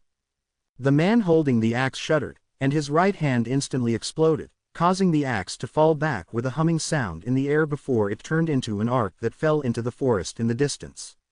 That man trembled, and blood mist burst forth from his body. He staggered backwards and coughed out a huge mouthful of blood with a pale face. Without any hesitation, he retreated, and once he did so, shock appeared in his eyes. He was not the only one shocked. The male shaman who had turned into mist was also stunned. As he continued retreating, the fire ape, which had been incessantly chasing him down, suddenly froze. That distance was the limit of the chain wound around the fire ape's neck. It could not continue onward. It bared its teeth and let out a low growl, then slightly backed off at a very slow pace. Using that chance, the male shaman changed back into his physical form from the mist. His breathing was quick as his heart pounded with lingering fear, but when he saw Meng Hao coughing out blood, withdrawing in haste, his breathing stilled. The woman formed by the black mist standing before Su Ming glared at the two shamans coldly. She did not speak, but her gaze alone was enough to make their hearts tremble. The middle stage of the bone sacrifice realm. The male shaman with the bat tattoo on his face felt a bang go off in his head the moment his gaze met the woman's. The brawny man's entire right hand had exploded and was now a bloodied mess. His direction as he fell back was different from the male shaman with the bat tattoo on his face. He did not dare go to where the male shaman was, the fire ape was there. Between them was Su Ming, leaning against the big tree with his eyes closed. The short battle became silent. The fire ape squatted on its spot and swept its gaze at the two people coldly. The woman formed by the black mist did the same thing. He possesses a valuable treasure that could swallow Ying Huan, owns an ape that has the power equivalent to that of those in the bone sacrifice realm with a speed that is shocking, then has a spirit slave that is in the middle stage of the bone sacrifice realm protecting him. How could he be so powerful? He's supposed to just be in the awakening realm. The man with the bat tattoo on his face was pale. He knew that there was no hope for him to win this battle, and he was just about to leave. In the other direction, the brawny male shaman's heart was also racing in fear. The dangers in this battle made him lose all will to continue fighting. Now he only wanted to leave this place as soon as possible. He had gone through many trials and tribulations before he finally managed to get into the land of berserkers. He did not want to die here. To the brawny man, that young man leaning against the tree with his eyes closed was filled with enigma. He did not want to get closer to that mysteriousness. He just wanted to get out of this place. Yet the moment thoughts of escape appeared within him and his fellow shaman with the bat tattoo, and they were just about to run into two different directions, their bodies suddenly froze. With increasing fear, they saw a figure gradually appearing out of thin air, right at the spot before Su Ming and behind the fire ape, where Ying Huan was swallowed up previously. That figure had a curvaceous body but leaned on the slightly petite side. It was a woman with a tattoo on her face that made her look ugly. That woman was the shaman, Ying Huan. She reappeared. However, the originally empty eyes of the newly appeared Ying Huan were suddenly filled with a lively glare. Standing there, she lowered her head to look at her own body. Then, as the other two shamans were stunned still, she moved her limbs. By the looks of it, it was as if she was not too used to this body and needed time to get used to it. She's not Ying Huan. The male shaman with the bat tattoo on his face instantly turned stark pale. He just saw very clearly, coldness and unfamiliarity showing up within the newly appeared Ying Huan's eyes. The brawny man also noticed this. Terror appeared within his eyes, and he retreated hastily without any further hesitation. Almost the moment he started retreating, the shaman with the bat tattoo on his face also instantly fell back. The two of them ran in opposite directions, but right as they took their very first steps, the newly appeared Ying Huan smiled with a hint of darkness on her lips. She charged towards the man with the bat tattoo. The black figure that was given to Su Ming by his eldest senior brother and was floating before him also moved and turned into a gust of black smoke that charged towards the brawny shaman. Only the fire ape remained around Su Ming while it let out displeased growls, because it was tied down by the chain around its neck.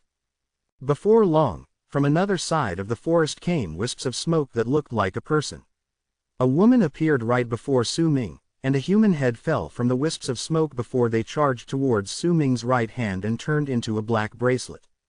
Some time passed by, and a muffled scream echoed in the air. After a moment, from another side of the forest came a man. This person was the shaman, Fu Zhe, who had been running away. As he walked forth, he kept shaking his body as if he was trying to get used to it. In his right hand he held a human head, and it belonged to Ying Huan. His eyes sparkled, and he stopped 100-something feet away from Su Ming. His gaze fell on him, and his eyes sparkled, a murderous gleam evident within them. It was as if he was hesitating and being unsure. His eyes shone with killing intent as he continued observing Su Ming.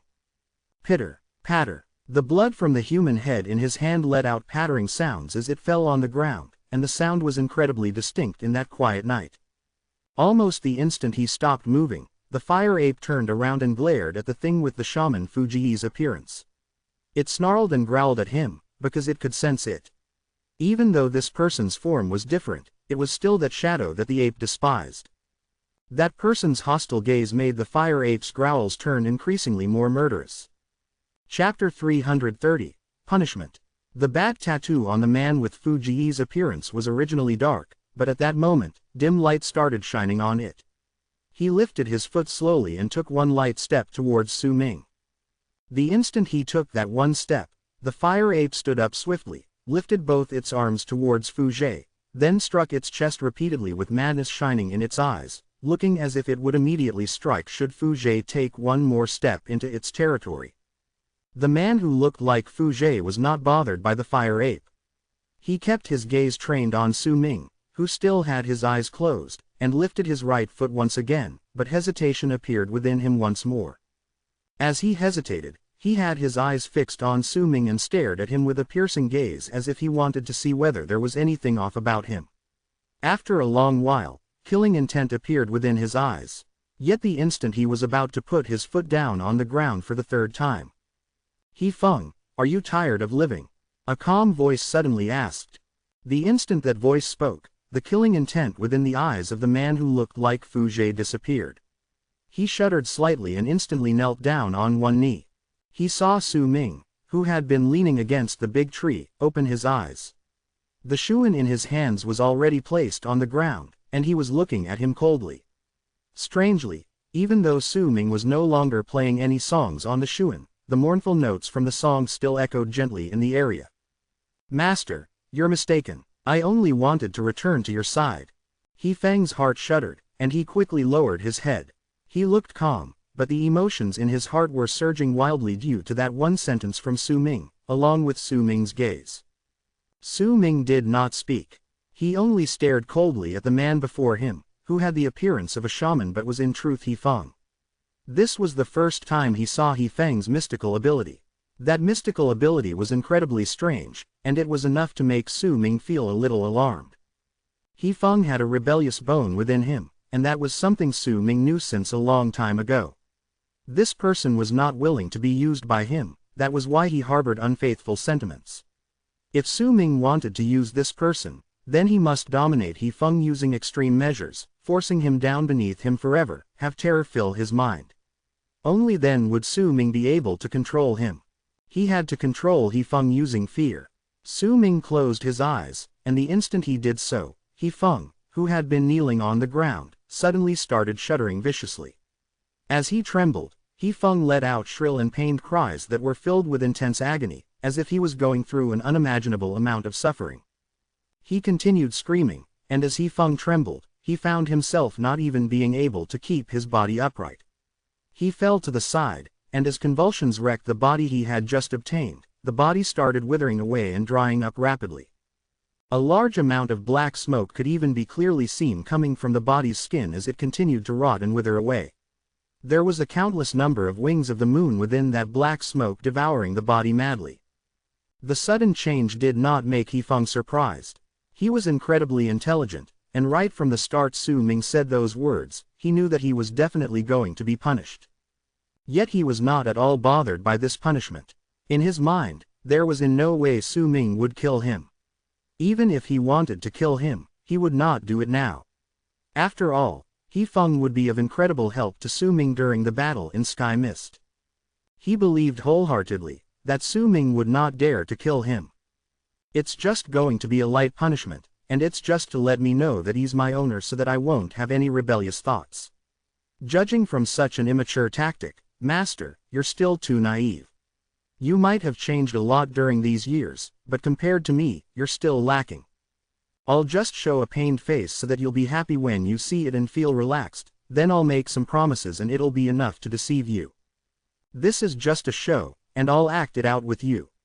He Feng laughed in his heart coldly, though he was still screaming out in pain while begging for mercy. He Feng might be rebellious, but the wings of the moon were not. To the souls of the wings of the moon, Su Ming was their king. Su Ming's will was their everything, and with just one thought, he could let them willingly do anything, even if he was demanding them to self-destruct. Hence, even if He Feng had fused together with the wings of the moon, and by spreading out his will have become the main body after the fusion, but everything that he had was from the wings of the moon. That was why, He Feng, who had never gone through any sort of punishment before, had still underestimated the pain. As his newly acquired body continued trembling and he kept screaming, He Feng went through two different pains coming from his body and his soul. He felt his body rotting away, sensed the pain of his soul being ripped apart, and the indescribable agony of his entire being, his body and his soul, being devoured by the wings of the moon. Damn it, why does it hurt so much? Su Ming, you as whole, you bastard, once I regain my freedom, you'll be the very first person I devour. Remember that. He Feng raged in his heart, but his face was filled with pain, and his voice became increasingly agonized. Master, I did wrong, I did wrong. Please forgive me, please spare me this once. He Feng's body convulsed on the ground, and his pained screams made even the fire ape's eyes change. His screams reverberated in the air and intersected with the mournful notes of the shuan. Master, I won't dare to do it again. Ah, please spare me, please spare me. The new body He Feng acquired had already completely withered away and turned into a dried-up corpse. Its flesh had completely rotted away, and the black wisps of air coming out of the corpse started tumbling about like smoke. The shrill screams were also coming from the shadows of the wings of the moon that were occasionally appearing in the smoke. Su Ming had his eyes closed as if he could not hear anything and did not bother about him one bit. Time trickled by, and once He Feng's screams reached their peak, his voice slowly started to weaken. Su Ming, I'll never forgive you. Master, please spare me. Su Ming, I'll return this pain I suffered back to you several-fold in the future. You won't kill me, I know that. Master, I'm sorry, I'm really sorry, please spare me this once, just this once, just this once. He Feng's thoughts and words were two complete opposites, but gradually, the curses in his mind slowly dwindled down, and the pleas for mercy increased, because gradually, He Feng discovered something terrifying. Wisps of smoke started drifting out of the ball of black smoke floating in midair. Once every wisp of smoke separated itself and drifted out of the ball, they would turn into wings of the moon that would wander about in the area. Gradually, the black smoke became less until eventually, there was only one wisp left from that black smoke, and within it was He Feng's shivering soul. Master, please spare me. He Feng's soul looked as if it was about to dissipate, and as that black smoke was continuously dragged out, his soul became weaker, but that was not the true cause of what made him terrified. Occasionally, He Feng lifted his head and looked at the sky, and when he did, the anxiety in his pleads for mercy grew increasingly stronger. By then, the curses in his heart were gone without a trace. The sky had already started to brighten up. The morning sun had peeked its head out of the horizon in the distance, and before long, it would show up completely. Once it did, the darkness on the land would be chased away, and a new day would arrive. To Su Ming, this was just another day, but to He Feng, it would be the final moment of his life. He originally did not fear daylight, but once he fused with the wings of the moon, even though he could still exist during the day, he could only do so if there were shadows around. Yet as he was being punished by Su Ming and the wings of the moon in his body were dragged out by his will, in this state where he lost the wings of the moon, he suddenly realized that for some unknown reason he was immensely terrified of the sun. In fact, he even had a feeling that if the morning sun shone on him while he was in this state where the wings of the moon had yet to return to his body, then what awaited him was absolute death. This was something he had never imagined was possible. It was something completely out of his expectations. As time passed by and the morning sun was about to appear fully, He Feng's terror reached its peak, because he just realized he had made a horrible miscalculation. He wants to kill me. He actually wants to kill me. Extreme fear appeared on He Feng's face. He was terrified now, truly terrified. That's impossible, he must still be thinking of just scaring me. He'll definitely not destroy me for such a small mistake, not after wasting so many weeks infusing me with the wings of the moon. This is him warning me, that's right, this is just a warning. He Feng continued consoling himself, but his eyes were glued to the horizon. Suddenly, right the moment he looked over, the morning sun appeared in the horizon, and at the same time, the darkness enveloping the land started disappearing at a shocking speed along with the darkness within the forest where Su Ming was. He Feng sank into fear, the fear that had been long absent from within him. He had only experienced this fear right when he was captured by Su Ming in the past and had originally forgotten it, but now, he suddenly remembered. At that one moment all those years ago, he had been certain Su Ming would not kill him, but in truth, if it had not been for He Feng convincing Su Ming with his final sentence, He Feng would have been long dead. He really wants to kill me. He Feng let out a pained scream, and as the darkness disappeared while sunlight descended on land, his body started rapidly dissipating. As he disappeared, he went through pain that was several times more intense than that time in the past, and the feeling of death rose swiftly within him. Master, I did wrong, I made an absolute mistake, I was truly wrong. Please forgive me just this once, Master Ah. This time the scream was not fake. He Feng was truly begging for mercy. Yet his plea did not get Su Ming to open his eyes. He Feng was already in despair. He could tell that his body was about to disappear and his soul about to scatter into nothingness. When that happened, He Feng, would no longer exist. A deep-seated terror and regret filled his entire being. As he continued screaming, half his body disappeared, and when his head was almost gone as well, he suddenly remembered how he escaped death in the past. "Master, I don't want freedom. I'd rather follow and serve you with my entire life. I did wrong, and I will do this as punishment for myself." "You don't want freedom." Su Ming opened his eyes. "I will give you freedom, but it won't be within 500 years. I will now increase it by 1-fold. After 1,000 years, you can be free," he declared unhurriedly. The moment he spoke, He Feng suddenly realized that there seemed to be something different about Su Ming. Chapter 331, Wu Duo. The flatly spoken words had a chilling tone that made He Feng shiver. Su Ming lifted his right hand and pointed it at him, and immediately, the wandering wings of the moon let out piercing shrieks and charged back towards He Feng. Once they surrounded him in multiple layers, He Feng managed to not completely disappear when the morning sun rose fully in the sky. The wings of the moon fusing once again into his body gave He Feng a feeling as if he had just escaped death. In his heart, fear now replaced all thoughts of rebellion. He simply could not get a grasp of Su Ming's thoughts, because how he thought Su Ming would react was completely different from how he truly acted and thought. Just like today, he had originally thought that Su Ming would definitely not truly kill him. While he was indeed not dead, He Feng knew that if he had spoken a little slower just now, then what awaited him would have been death. He Feng had an incredibly wild nature and could not find it within himself to accept being someone else's slave. Right now, fear took up a large part of his heart, even if slowly. As that fear gradually drained away, he would once again try to backstab Su Ming. But for now, he would not dare to, not when he had not found a way to avoid the huge threat brought by the sunlight. He would not dare to try and kill Su Ming again. Su Ming understood this fully. He did indeed not want to kill He Feng. After all, his power was strange, and he would prove to be incredibly useful in Sky Mist Shaman hunt. As for this person's possible betrayal, well, Su Ming had his own plans to deal with it. He Feng, who had by then fused back with the wings of the moon, turned into a shadow. He bowed towards Su Ming with fear lingering in his heart, then blended back into Su Ming's shadow. On the ground were 2 bloody heads and 1 rotting and withered corpse. When the fire ape saw that Su Ming was awake, it yawned by his side, then casually picked up the brawny shaman's head before starting to toy around with it. If anyone saw this scene, it would be difficult for them not to be scared. The notes from Su Ming's shuan gradually disappeared as the morning sun rose into the air and light illuminated the land. Su Ming looked at the clear blue sky and took a deep breath.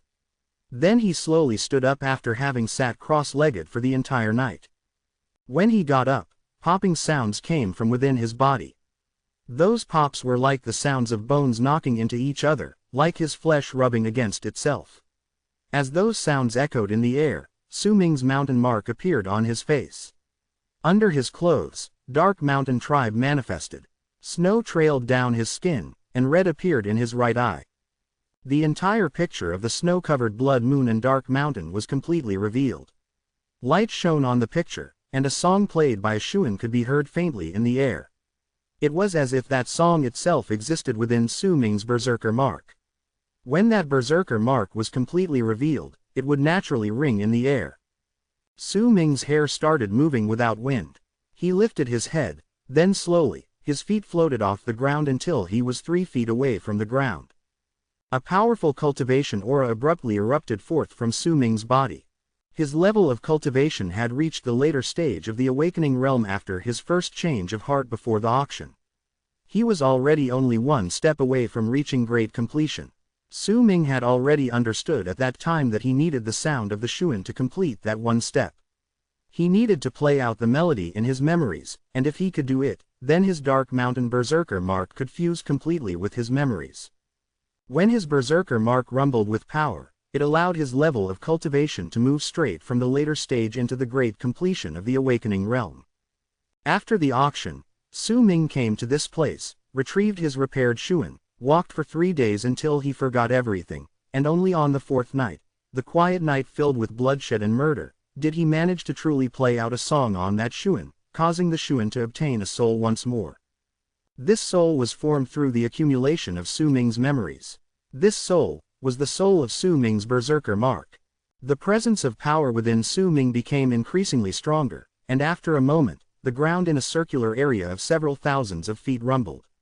The trees rustled as if there was a huge gust of wind blowing past them.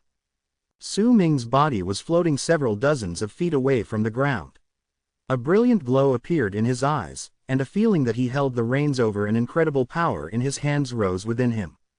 It might seem like there was only a level between the Great Completion and the later stage of the Awakening Realm, but in truth, the Great Completion was the peak of the Awakening Realm. It was the most powerful level within it. Those who reached this level could call themselves berserkers who had attained Great Completion in the Awakening Realm. That level was also known as Inferior Bone, because there was only a paper-thin distance between that stage to the berserkers' bone sacrifice realm. If they managed to reach a breakthrough, then they would be able to tear through that paper with just a poke of their finger, but if they did not manage to reach a breakthrough, then even with time, they would not be able to wear out that sheet of paper. Su Ming gradually descended from midair, and the moment he stood on the ground, his hair slowly fell on his shoulders. He had his eyes closed, and when he opened them a moment later, tranquility could be seen within them. This is the 5th morning. There are still 2 days left. I don't have enough time to make it back to Sky Mist Barrier from this place. When Su Ming had his eyes closed just now, he was not just calming down the fluctuations in his power, he was also sensing the location of the brand belonging to his life force. He could somewhat sense its position, and from there, deduce the approximate distance between himself and the brand.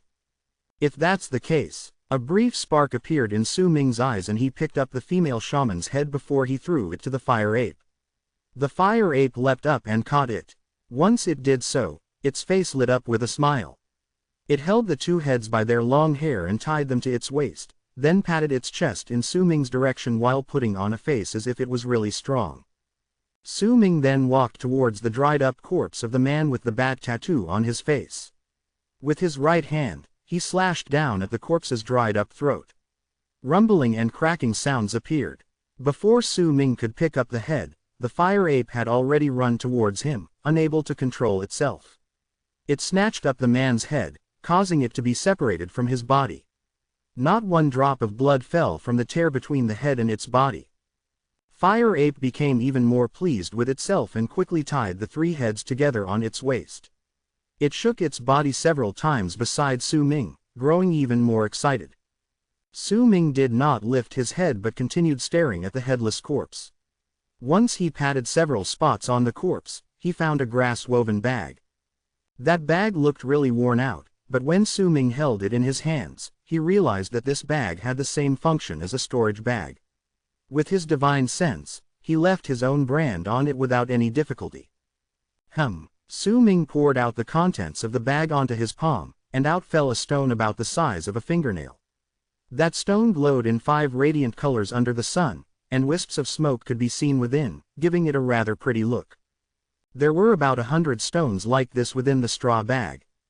Besides those stones, there were also some medicinal herbs Su Ming had never seen before. There were also quite a large amount of these herbs in the bag. Su Ming put away the straw bag into his bosom then stood up. With one move, he disappeared from the spot, and when he reappeared, he stood in front of the brawny man's headless corpse located in a spot in the forest not too far away from where he was previously. Once he searched through that corpse, Su Ming frowned. He got up and disappeared once again. This time, he reappeared beside Ying Huan's corpse in opposite the man's corpse. He searched through her body, but there was still no straw bag that could be found. A barely noticeable glint appeared in Su Ming's eyes. Once he got up, he started walking into the distance in the forest. The fire ape followed behind him. Somewhere along the line, it had found the giant battle axe and swung it over its shoulders. That battle axe was very heavy, but with the fire ape's natural godly strength, it did not feel that the axe was heavy. Su Ming looked at it, and a faint smile appeared on his face. Xiao Hong, Su Ming called out to it softly. The fire ape lifted its head and rolled its eyes at Su Ming, then ignored him. Su Ming smiled, then with one move, he charged forward at a high speed. The fire ape quickly followed behind him, and a competitive look appeared on his face. It was clear that it was not satisfied with how it lost to Su Ming the last time they raced. The man and ape dashed forward, and 2 hours later, they left the forest and appeared on a spacious grass plains. The grass rustled in the wind. Some wild flowers could be seen, and their faint fragrance wafted in the air, causing the uninhabited place to be filled with a beauty that no human was present to appreciate. "How is this place for you?" Su Ming stopped on that grass plains before he asked languidly. His voice echoed in the area. The fire ape looked around itself, then thought that Su Ming was talking to it, causing it to roll its eyes at him again. "Sir, you've been following me all the way and escorted me here, but still choose to keep silent. Could it be that you still aren't ready to attack?" Su Ming turned around and looked towards the distance, in the direction where his back was previously, his eyes burning brightly. The fire ape was momentarily stunned, then immediately looked in that direction. As the grass continued swaying in the wind on the grass plains, a thin and frail figure slowly revealed itself and walked towards Su Ming. Once he was several hundreds of feet away, he stopped. It was a thin and tall person wearing a long black robe. He looked to be in his 30s. His gaze was perceptive, and he had his hair done in many tiny braids that were scattered behind his head. He stared at Su Ming with a grave look on his face. Su Ming, too, stared at him, and their gazes met each other from where the two of them stood several hundreds of feet away from each other. "I am Wu Duo, of Western Sea Clan." After a long while, the man lifted his right hand and a deep blue plate appeared in his hand. He threw it towards Su Ming. That plate turned into a deep blue line that charged towards Su Ming, but Su Ming simply took a few steps back and let the plate fall to the ground. He did not touch it. When he saw Su Ming doing this, the man's pupils shrank, though it was barely noticeable. "I am Mo Su, of Dark Mountain Tribe," Su Ming stated calmly. "It is none of my concern to which clan you belong to, but you took away my battle prize. You will have to give me an explanation for that." Su Ming stared at the man. From what he could sense, this man had also yet to reach the bone sacrifice realm. He was the same as he himself. They had both attained great completion in the awakening realm. Yet this man gave Su Ming the feeling as if he was standing before a ferocious and murderous lone wolf. That murderous aura had far surpassed that of the 3 shamans earlier who had power equivalent to those in the bone sacrifice realm. When he heard Su Ming's words, the man fell silent and did not speak.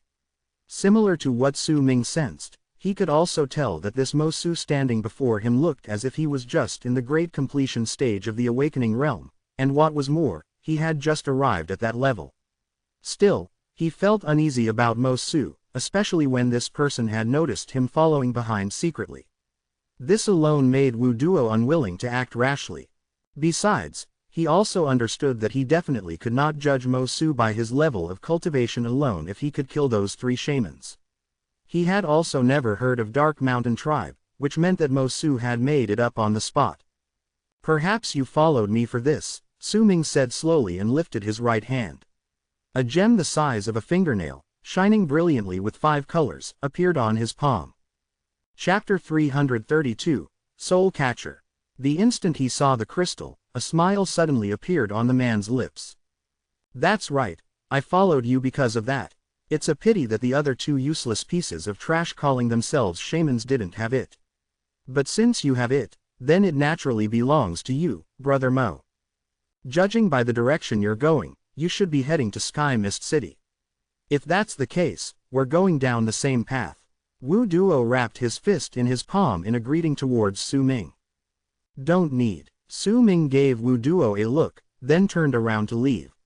He could tell that this person was dangerous, and he did not want to waste too much time now that he was about to enter the Battle of Sky Mist. Of course, if this person attacked first, then Su Ming would not mind checking out how powerful he himself was now. "Brother Mo, please wait." Wu Duo took a few steps forward and immediately spoke. Su Ming came to a halt, and a chilling glint appeared in his eyes. "Brother Mo, don't misunderstand, I just want to make a deal. You will definitely be interested in it." Wu Duo looked calm and offered a smile, as if he did not notice the chilling glint in Su Ming's eyes. Su Ming did not say anything. He simply stared at this Wu Duo coldly. "Brother Mo, if you can bring some proof of your accomplishments when you go to Sky Mist City alone, once you enter Sky Mist City, your rank will definitely be quite high. 'Brother Mo, I need your help with something that will definitely net you some credit. Once you succeed, I promise you, you will obtain enough credit to make even Sky Mist City look at you favorably, Wu Duo said slowly, licking his lips. Go on. Su Ming kept a calm composure. Heh, Brother Mo, you're a decisive one, I admire you for that. I won't beat around the bush then. I received a tip that some shamans are sneaking into our land using some special methods now that Sky Mist City is too busy to bother with them. The 3 shamans you saw previously were the first batch. There should still be some other shamans who had snuck in. If the 2 of us work together and manage to kill all of them, then bring their heads to Sky Mist City, we'll definitely be able to net a huge achievement under our belts. Brother Mo, what do you think? Wu Duo asked, smiling at Su Ming. If they can sneak under the defenses of Sky Mist City then run into our land, then they are definitely not weak. Besides, if they are few in number, we won't gain a lot of credit, but if there are a lot of them, then even if you and I work together, it will still be difficult for us to kill them. And more importantly, how do you know about this? Su Ming's voice was freezing cold as he asked languidly. Brother Mo, I suppose you don't know about this, but there is a crack in Sky Mist City's defenses. Well, it's not really a crack. Only fledgling shamans and those below can pass through it. Medial shamans would find it hard to enter because their power is too great. More importantly, you need to sacrifice a lot of lives to get through that crack. Usually, only those who have made ample preparations are able to find a chance and sneak through during battle. There are very few people like that, or else it wouldn't be a secret. I received a tip that there are less than 20 shamans who have entered our land and are loitering around the area. Besides, these people are at most fledgling shamans with the power equivalent to berserkers at the initial stage of the bone sacrifice realm. As for why I know these things, Brother Mo, I would have to ask you to not continue asking. This is my secret, Wu Duo said in a dark voice, his eyes on Su Ming. I won't hide from you. Once we kill these people, I will let you have the corpses to claim the credit, but their items have to go to me. As thanks, once this is over, I can tell you what the crystals are for. After all, there are still many chances for us to obtain them during the Battle of Sky Mist. This is the first time we work together. If all things work out, then we can still continue working together. If you still can't find it in yourself to believe in me, then I will take the first strike each time we run into a shaman. You will be able to make your decision if that's the case, Wu Duo said in a low voice. Su Ming remained silent. If this mysterious Wu Duo had mentioned any other deal, he would not have been interested. Yet if he hunted down and killed these shamans, Su Ming could use this as the perfect excuse for why he could not make it back to Sky Mist City within the allocated time. What is a fledgling shaman, and on that note, what is a medial shaman? Su Ming was silent for a moment before he suddenly threw that question out. Wu Duo was taken aback for a moment before he cast a surprised glance at him. Brother Mo, you don't know. Oh well, this isn't a secret anyway. Your clan or tribe might have forgotten to tell you about it. Wu Duo was slightly thrown off track and found himself slightly unable to figure out Su Ming's origins. All those from slightly bigger tribes would definitely know about the ranking system within the shaman tribe, and Su Ming did not give him the feeling that he came from a small tribe. Could it be that he's testing me? Wu Duo gasped in his heart, but managed to maintain a calm composure and say with a smile, the shaman tribe is different from the berserker tribe. You can even say that they are completely different from us. We of the berserker tribe divide our levels in a manner similar to us moving up a ladder, which are the divisions of the 4 great realms: blood solidification, awakening, bone sacrifice, and berserker soul. Each realm is also divided into 4 small stages, which are the initial, middle, later, and completion stages. But the shaman tribe is different. The ranking system in the shaman tribe is rather messy, but it can also be said to be rather simple. They have 6 great realms. They are divided into battle shaman, spirit wisdom, thought soothsayer, soul catcher, spirit medium, and split dawn. These 6 realms are seldom divided in a manner where one is superior to the other. You can say that these are 6 paths each shaman can choose after their coming of age ceremony. Their patriarch or matriarch will hold a test for them to find the most suitable path for their cultivation. They have 6 types of realms, and each one of them is divided into 4 stages: fledgling, medial, ladder, and end. A fledgling shaman is equivalent to those of us in the initial stage of the bone sacrifice realm, and medial shaman is about the same as those of us who have attained the great completion of the bone sacrifice realm. Latter shaman is equivalent to those of us in the initial stage of the berserker soul realm, and end shaman is equivalent to those of us who have attained great completion in the berserker soul realm. There is still a legendary stage after the end. It is known as hollow. Within the 6 great realms, anyone who has gone past end can call himself or herself as the hollow shaman. But the difficulty for a hollow shaman to appear is second only to the god of berserkers appearing among us berserkers. Wu Duo smiled faintly, explaining in detail. Battle shaman, spirit wisdom, thought soothsayer, soul catcher, spirit medium, and split dawn. A glint appeared in Su Ming's eyes. This was the first time he had heard of the rank division among the shamans. It was completely different from the divisions in the berserker tribe. Among these 6 types, he had seen the split dawn and spirit medium before, but he had no idea which category the patriarch of lizard shaman tribe belonged to. The simple part of it is due to the 4 stages, which are the fledgling, medial, latter, and end stages. The messy part is because these 6 realms are all different from each other. The battle shamans are the warriors of the shaman tribe.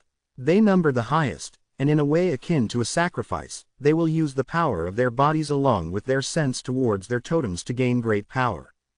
Spirit wisdoms can control other people's fate after combining their strength with their wisdom. They are very unique in the shaman tribe. All of the patriarchs in the shaman tribe are spirit wisdoms, and their wisdom is supreme to all others.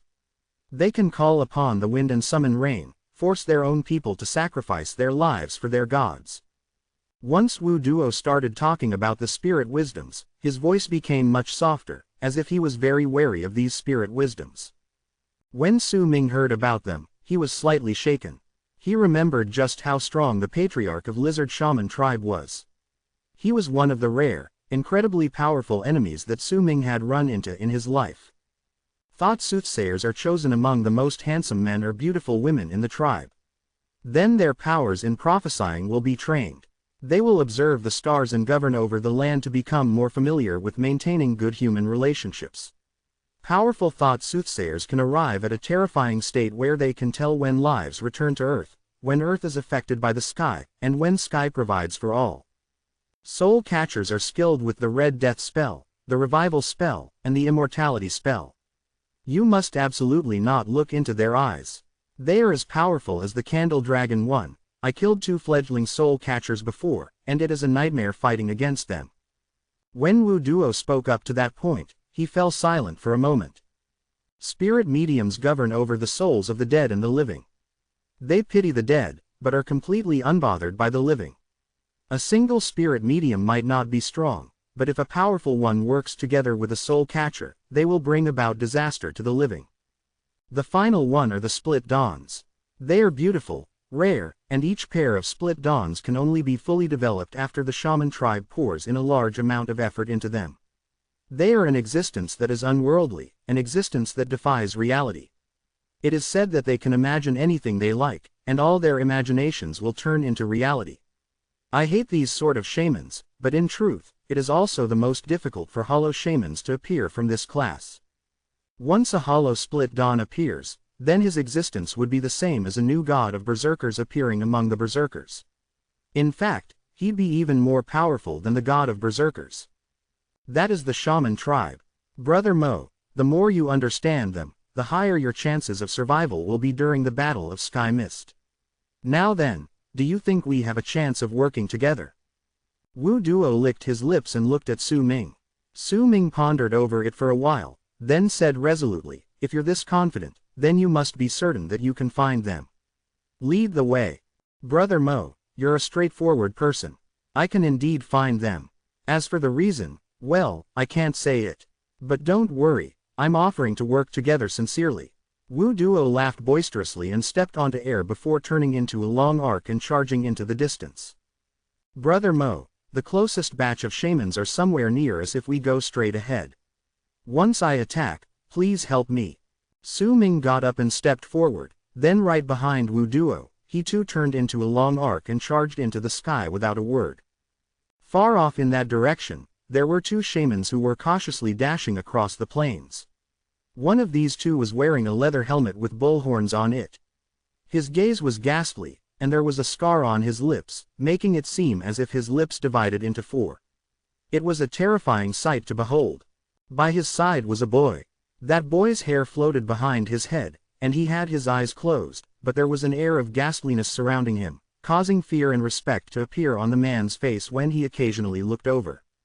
"You're scared." As the two of them moved forward, the boy, who still had his eyes closed, suddenly opened his mouth and spoke. His voice was rather sharp, and it sounded as if it was scraping against the man's soul. "Lord Soul Catcher," the man beside him shuddered. "Don't be afraid. That Wu Duo won't dare to play any tricks.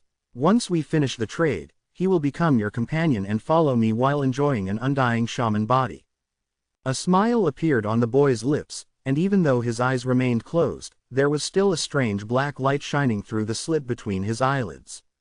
"Yes." The man's eyes immediately turned blank, and he lowered his head before answering respectfully. There was not a hint of emotion in his words. It was as if he was a dead man talking.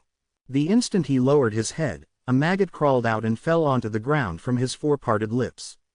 That man, his body was filled with maggots, he was a dead man. Chapter 333, Boy. On the fifth afternoon since Su Ming left Frozen Ice Sky, the wind blew gently while the sun shone brilliantly, and the clouds spread out in the sky like scales. The sun was bright and illuminated the plains.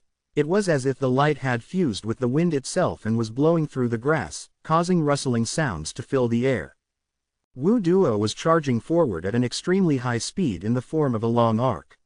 Su Ming was by his side, his robes were fluttering in the wind. His face was the epitome of relaxation, and his thoughts could not be read from his expression. He did not choose to travel behind Wu Duo. After all, the two of them had just gotten to know each other, and the process in which they got acquainted had not been on good terms. That was why there was no need for him to do anything that would lead to misunderstandings. This was the reason why while Su Ming and Wu Duo's distance between each other did not seem too far away when anyone lifted their heads and looked up, but in truth, they were about 1,000 feet apart from each other. As they charged forth, Wu Duo would intentionally lower his speed and observe Su Ming, but no matter how many times he observed him, he could not find any clues. He could not tell where Su Ming came from, so he turned his attention to the fire ape, which was also traveling with them right beside Su Ming. This Mo Su might not seem old, but his actions are experienced. His words are also very sharp. It's clear that he's not someone who has just left his clan or tribe. He's also a very independent person, and his goals are very clear. If it wasn't because I tempted him by saying he can gain achievements by killing shamans, he would have definitely not agreed to come with me.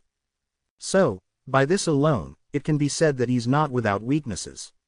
This person's desire to gain achievements is great. The ape was a new type and was not something Wu Duo knew of. The more he observed it, the more mysterious he found Su Ming. It was not as if there was no malice within Wu Duo's heart, but that malice slowly diminished by a large amount due to his uncertainty towards the mystery surrounding his new travel companion. Su Ming could see all of Wu Duo's actions. He might not know what the other was thinking of, but he could guess it somewhat. His guesses might not be perfect, but he knew that if he continued keeping his silence, Wu Duo would not dare act recklessly. This could be clearly seen from how he had continued to follow Su Ming, choosing not to attack. This person is a skeptic. Perhaps this is his virtue, but it is also his weakness. Unless absolutely certain, a skeptical person will not attack easily. Su Ming averted his gaze from Wu Duo, then calmly continued to travel in a long arc that sliced through the sky. Time slowly passed by as the both of them pondered over their own thoughts. When noon was gone, Wu Duo suddenly came to a halt, and Su Ming also stopped 1,000 feet behind him. Wu Duo closed his eyes as if he was using some sort of special method to check their surroundings. After some time, he opened them and spoke grimly. "Brother Mo, there are shamans right in front of us." In truth, Wu Duo had deliberately put on this face. He did not know whether there were any shamans around the area, but he knew the place which he had set to meet with the shamans for the trade. He would receive shaman crystals in exchange of providing the method for them to change into berserkers. That was the original plan, but after he ran into Su Ming, Wu Duo changed his plans. He did not want to provide them with the method to hide their identities as shamans, but he also wanted to obtain shaman crystals. From what I can sense, there is only one person in front. The fluctuations from that person's power aren't strong, so he should be a fledgling battle shaman. It won't be hard for me to kill him, so to show my sincerity, you can just watch by the side. I will handle this on my own. Wu Duo stared at Su Ming and a smile appeared on his face, but there was a freezing glint in his eyes. It was clear that the chilling gaze was not directed towards Su Ming, however. Once Su Ming heard the words, he nodded, but in his heart, he remained dubious about the mystical ability Wu Duo used to locate shamans. Wu Duo's eyes shone with a freezing glint, and he took a swift step forward, charging towards the end of the plains. He was so quick that in the blink of an eye, he had already traveled 1,000 feet. Like a shooting star falling down, he grew increasingly closer to the land. Su Ming followed behind him with a gaze like lightning as he stared at where Wu Duo was going.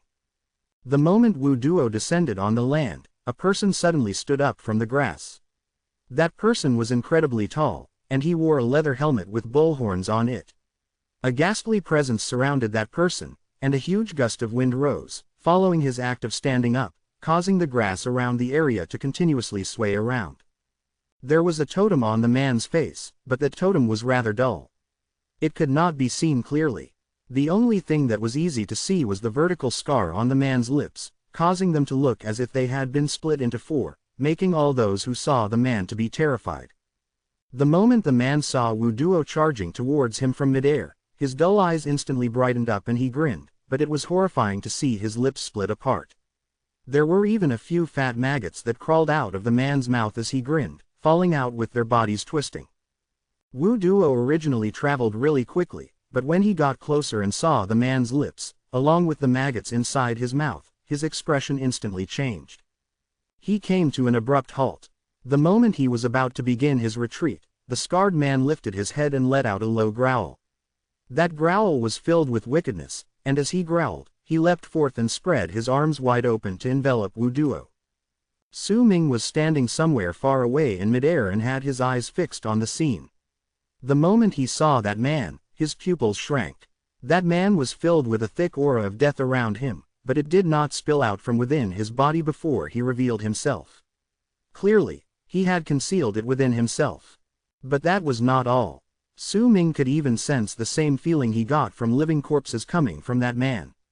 It was as if that man was the material he needed to create spirit plunders. Even if Su Ming did not know why that man would be in this condition, but he had a feeling that he would absolutely not misidentify the material he needed to create his spirit plunder. The only difference if perhaps the living corpse I need to create spirit plunder has more aura of death to suppress the faint life force within the body, causing the person to be unable to move. However, their will is still present. It is as if their life force is trapped within and the aura of death has the body enveloped outside. But this person has fused the aura of death into his life force and arrived at a strange sort of balance. It's as if his aura of death is trapped within and his life force has his body surrounded. With that, this person can move his body around, able to remain in a half-dead but half-alive state. Su Ming's eyes sparkled. He stared at the man with an interested look. Contrary to Su Ming, Wu Duo was charging forward swiftly, but the man laughing ferociously while pouncing on him was even faster. It was as if he was a wall that was rapidly closing in on Wu Duo. With Wu Duo's power, he originally would not have shown this sort of reaction when he saw the man, but the reason behind his drastic change of expression was because he knew that the man's current condition was what the shamans called an undying. And the only people who could do this were the shamans who walk down the path of a soul catcher. Wu Duo had killed soul catchers before, and he knew personally just how terrifying these people were. As he was retreating, his gaze swept through the land, trying to find the hidden soul catcher. At the same time, the instant the man closed in on him while cackling ferociously, a freezing glint appeared in his eyes, and as he retreated, he lifted his right hand and seized the air in the direction of the sky. Crack! With that one grab, a cracking sound came from above Wu Duo, and a colossal deep blue ice mountain appeared out of thin air. As Wu Duo swung his hand down, that ice mountain charged towards the man. The moment these two people came into contact with each other, shocking rumbling sounds reverberated through the air. The man shuddered, and the ice mountain started cracking apart inch by inch. Those cracks were not caused by the man, but were due to Wu Duo's divine ability. As the ice mountain cracked apart, the shards turned into numerous sharp blades that pierced through the scarred man's body, causing his arms, legs, head, and body to be ripped into several parts. No blood flowed out of his wounds, only a large amount of maggots flew into the air. Wu Duo, I hope you have been well. At that moment, a ghastly and sharp voice abruptly came from below. Right then, suddenly, the scarred man's eyes shone with a dim light from deep in his head, which had been separated from his torn body. In fact, all his torn limbs were also shining with a dim light, and as they fell apart, an absorption force seemed to come out of nowhere, and they swiftly gathered together, reforming into the man's body. However, there were numerous cracks in many parts of the body, making it seem as if the man was a shredded ragdoll that was sewn together once again. Though, it was inevitable that there would be some signs of that. That scarred man grinned viciously and moved, but this time, he did not rush towards the grim-looking Wu Duo. Instead, he turned into a long arc filled with the aura of death and charged towards Su Ming. Clearly, he had just received a new command. Ya Ke. The moment Wu Duo heard that sharp voice, his face grew even grimmer. 3 more deep blue ice mountains swiftly assembled around his body. Those ice mountains surrounded him and let out a freezing chill under the sun. A large amount of grass on the plains suddenly started withering away. As it did so, a boy walked out from among the grassland. That boy had his eyes closed and his hands placed behind his back. There was a ghastly smile on his lips. Without any hesitation, Wu Duo lifted his right hand and pointed downwards. Immediately, those 3 ice mountains let out a rumble and charged towards the ground, turning into a mighty pressure that caused muffled booms to come from the land. The boy sneered coldly. He did not dodge, but instead lifted his right hand and pushed forward. Instantly, black light shone on his right palm. The moment that black light spread out, it turned into an oval-shaped door of light before the boy. A low growl came from within that door of light, and it was soon followed by a dried-up leg stepping out. The skin on that leg was completely withered away, and there were quite a lot of dull bloodstains on its skin. At the same time as the leg appeared, a completely dried-up person that was about 10 feet tall came from within. That person looked like a skeleton at first glance, but his eyes shone with a dim light. Once he appeared, he roared and charged towards the 3 incoming ice mountains. Almost the moment the boy casted the unique spell belonging only to soul catchers, the man filled with cracks on his body charged towards Su Ming ferociously. He was so quick that a thick aura of death was stirred up in the air. That aura of death whistled behind him and seemed as if it covered the sky and earth. The man's distance from Su Ming grew smaller. Su Ming stared at the man closing in on him, and a curious glint appeared in his eyes. Chapter 334, That Voice. I wonder if I can use this thing to create spirit plunder. This thought appeared in Su Ming's head, and an intense fascination towards this undying rose within him. Almost the moment the man closed in on him, Su Ming started moving backwards. The undying instantly gave chase, and in the blink of an eye, the 2 men left Wu Duo and the boy's battlefield. Wu Duo watched Su Ming leave, but he could do nothing to stop him. As for the boy, even though he had his eyes closed, he could still notice what was happening. However, he did not pay any attention to Su Ming. To him, only Wu Duo was his goal. Su Ming retreated at a moderate pace and continued baiting the undying man to chase after him. Once he was some distance away from Wu Duo, a glint appeared in Su Ming's eyes and a green light shone in the center of his brows. The small virescent sword shot out and charged towards the man at an extreme speed. The man did not even have time to dodge. The sword immediately pierced through the center of his brows, but there was still no blood coming from his wound. The scarred man only staggered slightly, clearly not too affected by the attack. A fierce glint appeared in his eyes, and he pounced on Su Ming with a low growl. Su Ming narrowed his eyes. The moment the man pounced on him, he naturally sidestepped it. He was too quick, and he left behind an afterimage because of his speed, causing the man to pounce on empty air, though he immediately turned around and roared at Su Ming. This unique material isn't really agile. His speed when he charges in a straight line isn't slow, but when his ability to dodge and change direction is lacking far behind. Su Ming mumbled. He lifted his right hand and the green light fell back, turning into the small sword in his hand. It was held between two of Su Ming's fingers, and he walked towards the man face first. The man pounced on him once again, roaring. A glint appeared in Su Ming's eyes. The instant he came into contact with the scarred man's body, the sword between his two fingers sliced through the man's right arm. He appeared behind his opponent, then sliced across his left arm once again. Then, in the span of a breath, he took one step, and reappeared once again behind the man the moment the latter turned around with a low growl.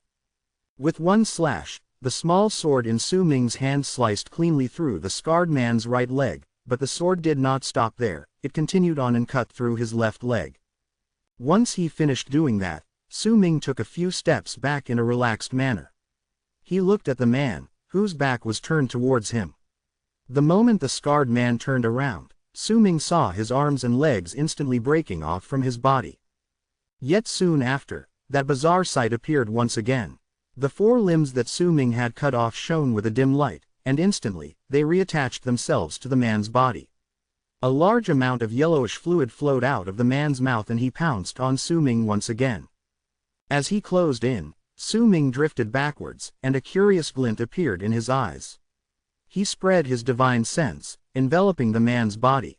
With his divine sense, he could clearly see a brimming ball of life force within the man's body.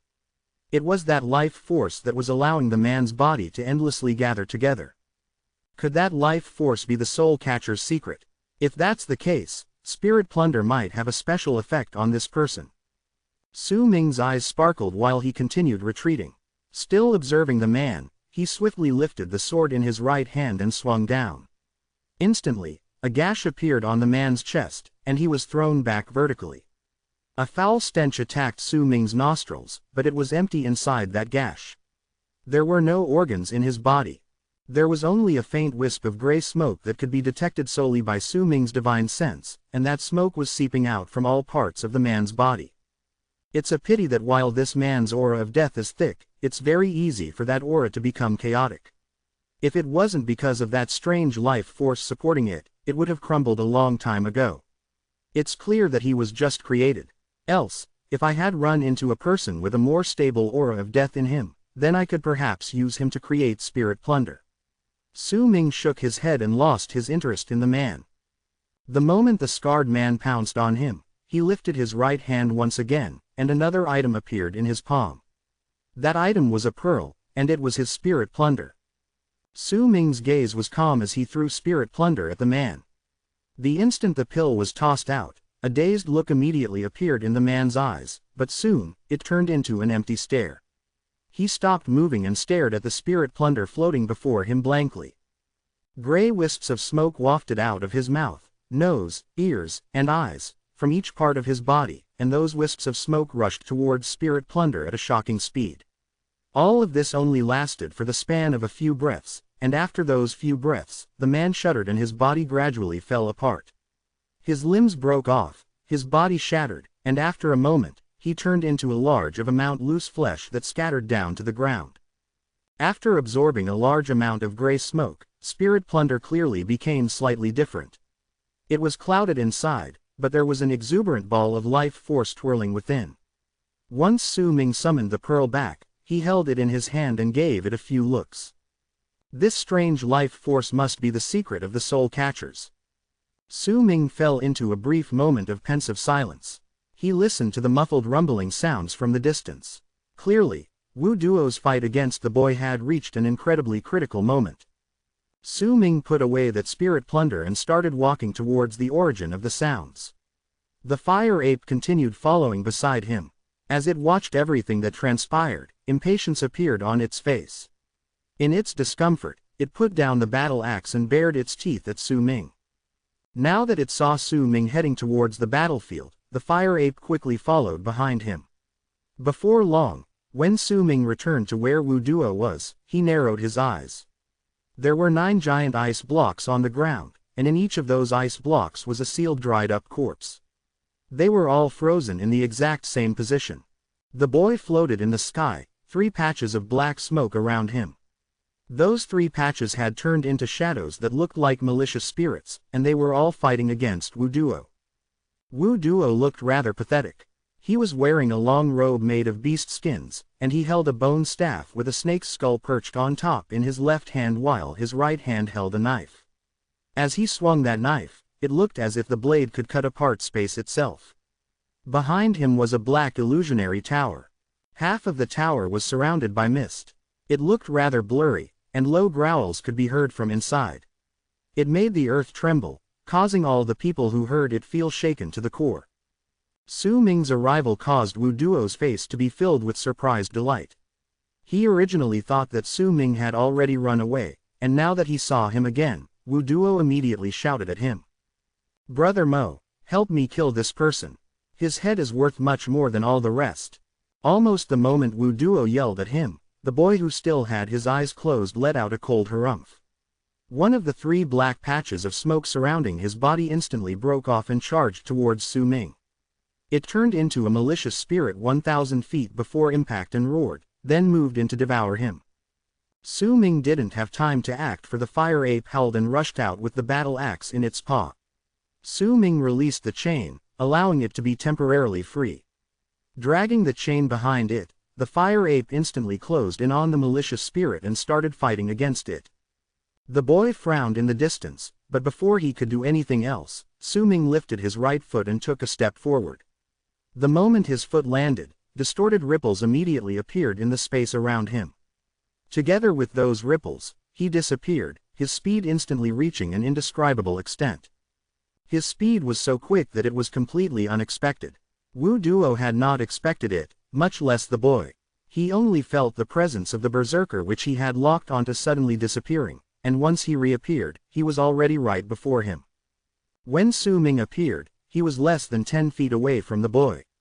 He swung the small virescent sword in his right hand sideways, and the blade landed on the boy's throat, then with that indescribable speed, the blade cut through it. The entire process only lasted the blink of an eye. When Su Ming reappeared, he had already returned to his original spot, as if he had never rushed out. He stood there and stared coldly at the boy in the distance. Blood gushed out from the boy's neck, and his head flew into the air. The black smoke around his body instantly crumbled, along with the 2 gusts that were fighting against Wu Duo and the 1 gust that was fighting against the fire ape. All of them crumbled and vanished into thin air. Wu Duo was stunned. He sucked in a sharp breath and turned to look at Su Ming as if this was his first time seeing him.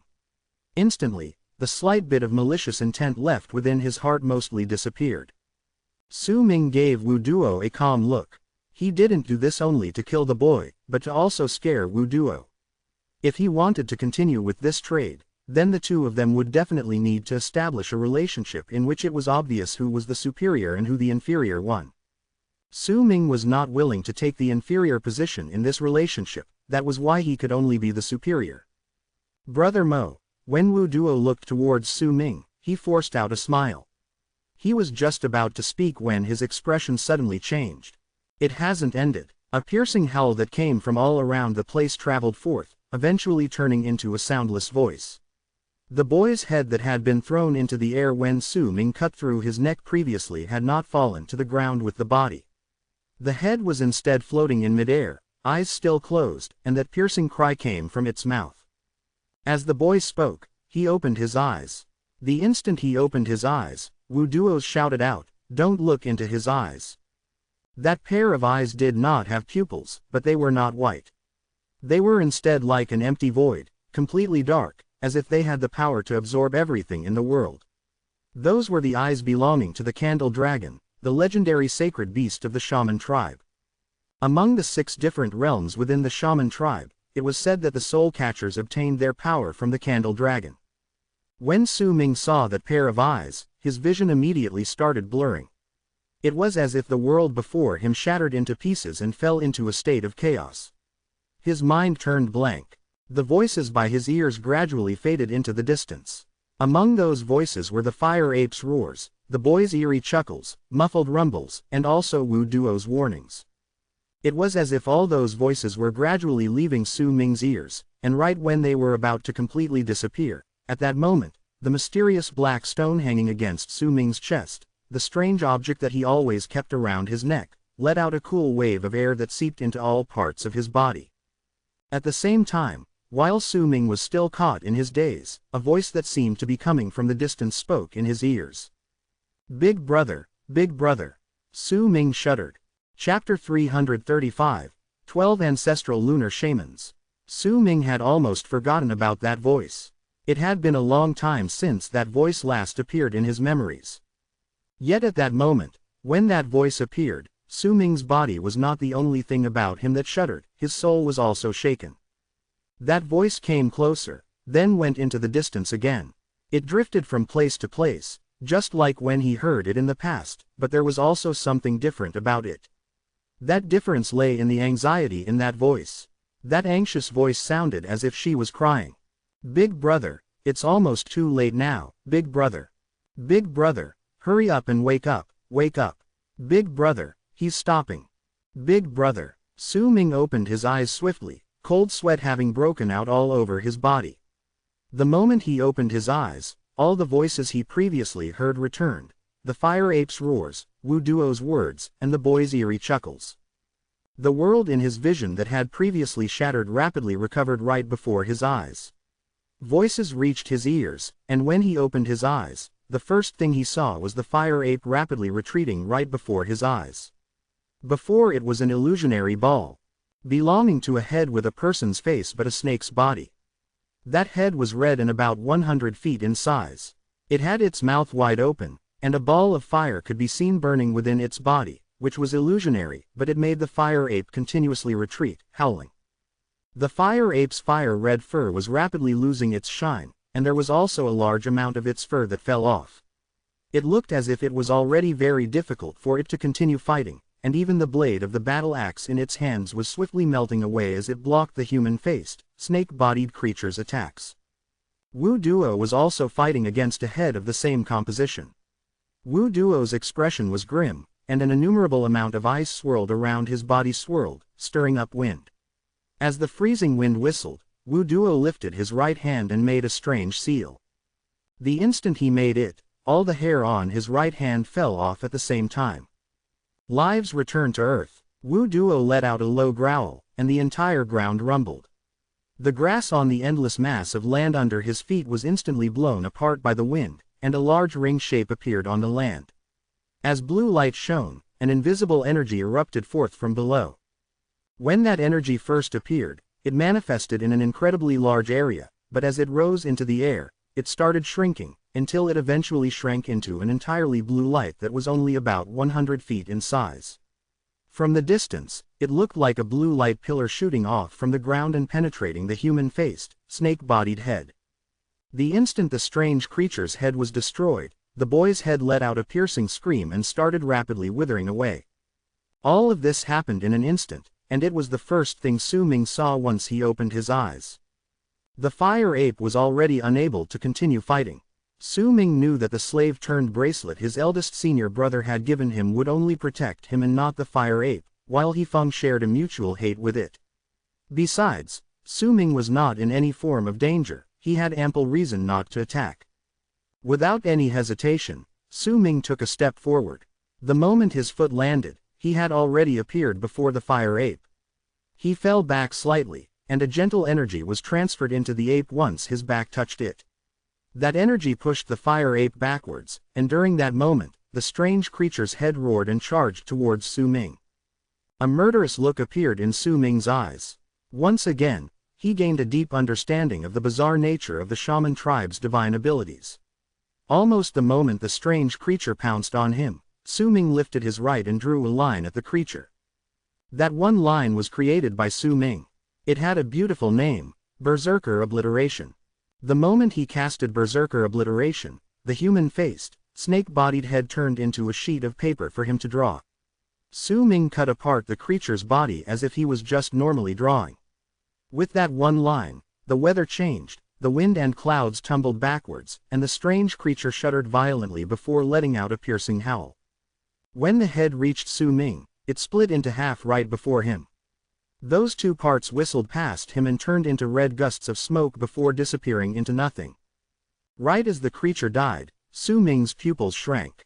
He noticed that the body might have disappeared, but one wisp of red smoke had rushed toward him at an incredible speed.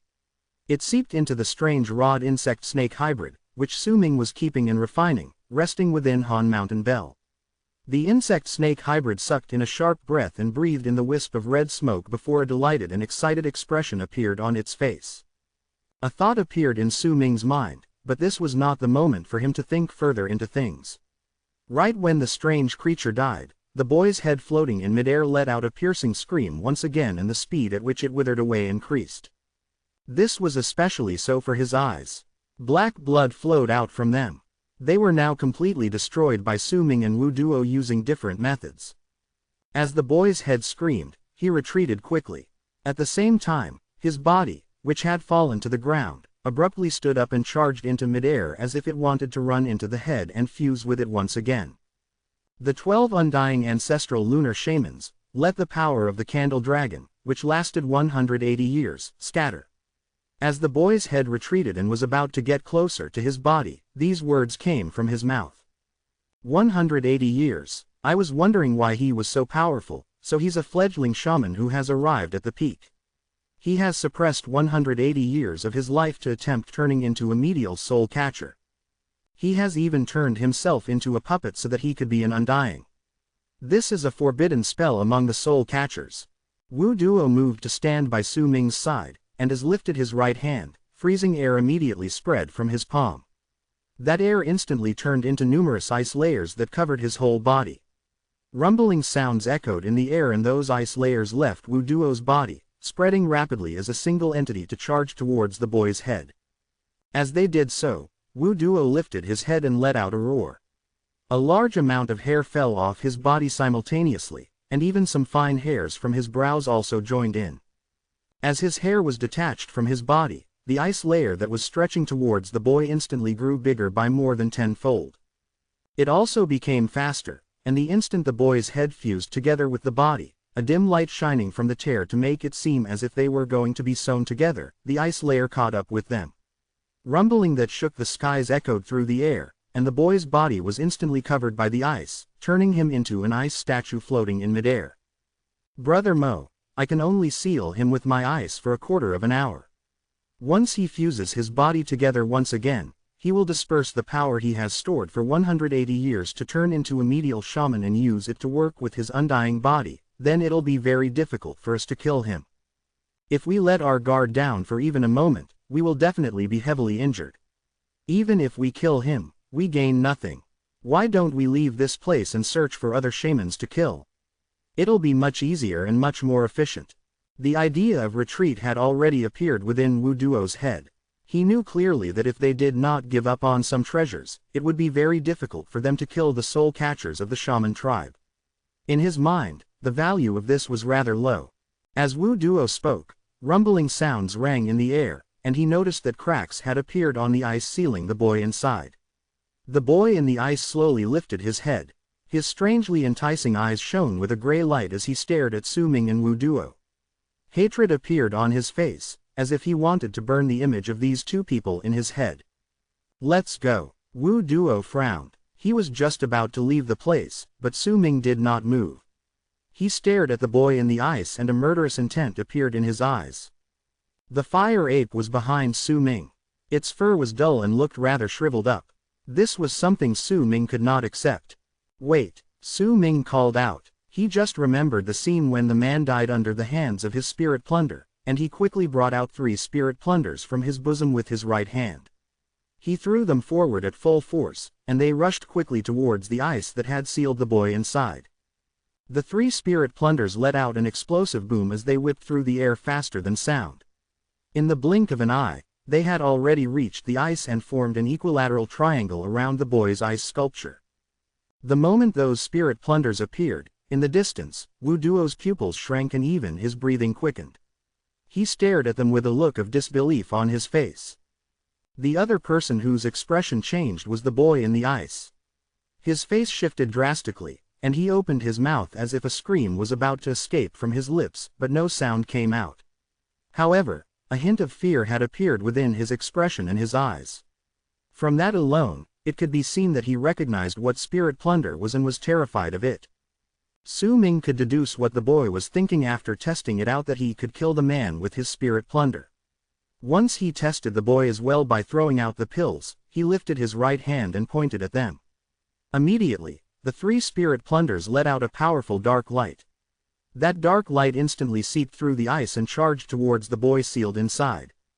The boy started struggling. His face was filled with terror, and as he struggled, the cracks on the ice increased.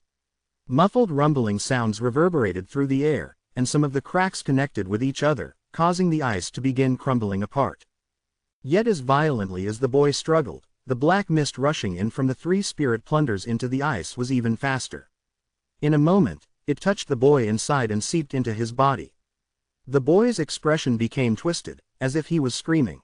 He trembled, and a large amount of gray mist started uncontrollably crawling out of his body towards the 3 spirit plunders. The boy seemed to be in great pain, and with one violent shudder, his body finally could not withstand the burden of the gray mist being torn out from him, and most of it exploded, which resulted in only a small portion of his body to remain nearby. There was no longer any ice left in front of the boy, but the 3 spirit plunders continued floating there, unmoving, causing the boy to let out piercing screams and struggle violently. Yet judging by his looks, the boy's body seemed to be restricted. Despair appeared on his face, along with disbelief and incomprehensibility. It was as if Su Ming bringing out the spirit plunders had left him in horrified shock. Soul Catcher Pearl, the Soul Catcher Pearl that only end shamans can create. The boy's voice was shrill but raspy, and the instant it reverberated through the air, Su Ming took a step forward. His gaze was chilling, and the moment he got closer to the boy, a green light appeared in his hand. The small virescent sword sliced through the boy's chest, causing a huge gash to appear on his chest. Meanwhile, Wu Duo's face had also turned pale where he stood in the distance. There was confusion on his face. The scene he saw was something he would never forget, and it was also one that made him no longer harbor any malicious thoughts towards Su Ming. He saw the person called Mo Su slicing apart the frozen boy's chest with a dark expression, and once he cut through the boy who could only struggle but not move, he brought out a large amount of medicinal herbs from his bosom, picked out a few of them, and stuffed them into the boy's wounds. Judging by how smooth his movements were, this was not the first time he did such a thing. What is he doing? Wu Duo's heart pounded against his chest while Su Ming stuffed the herbs into the boy's wound.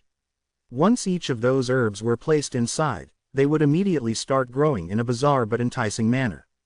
After a moment, Mo Su brought out a bone with some herbs growing on it, then plucked out those herbs and placed them into the boy's body. The other person who was similarly terrified was the boy. He was watching Su Ming do all this without a hint of an expression on his face, and as he did so, despair filled with utmost terror appeared on the boy's face. "You, what are you doing?" the boy screamed in a shivering voice. "Creating medicine," Su Ming answered coldly.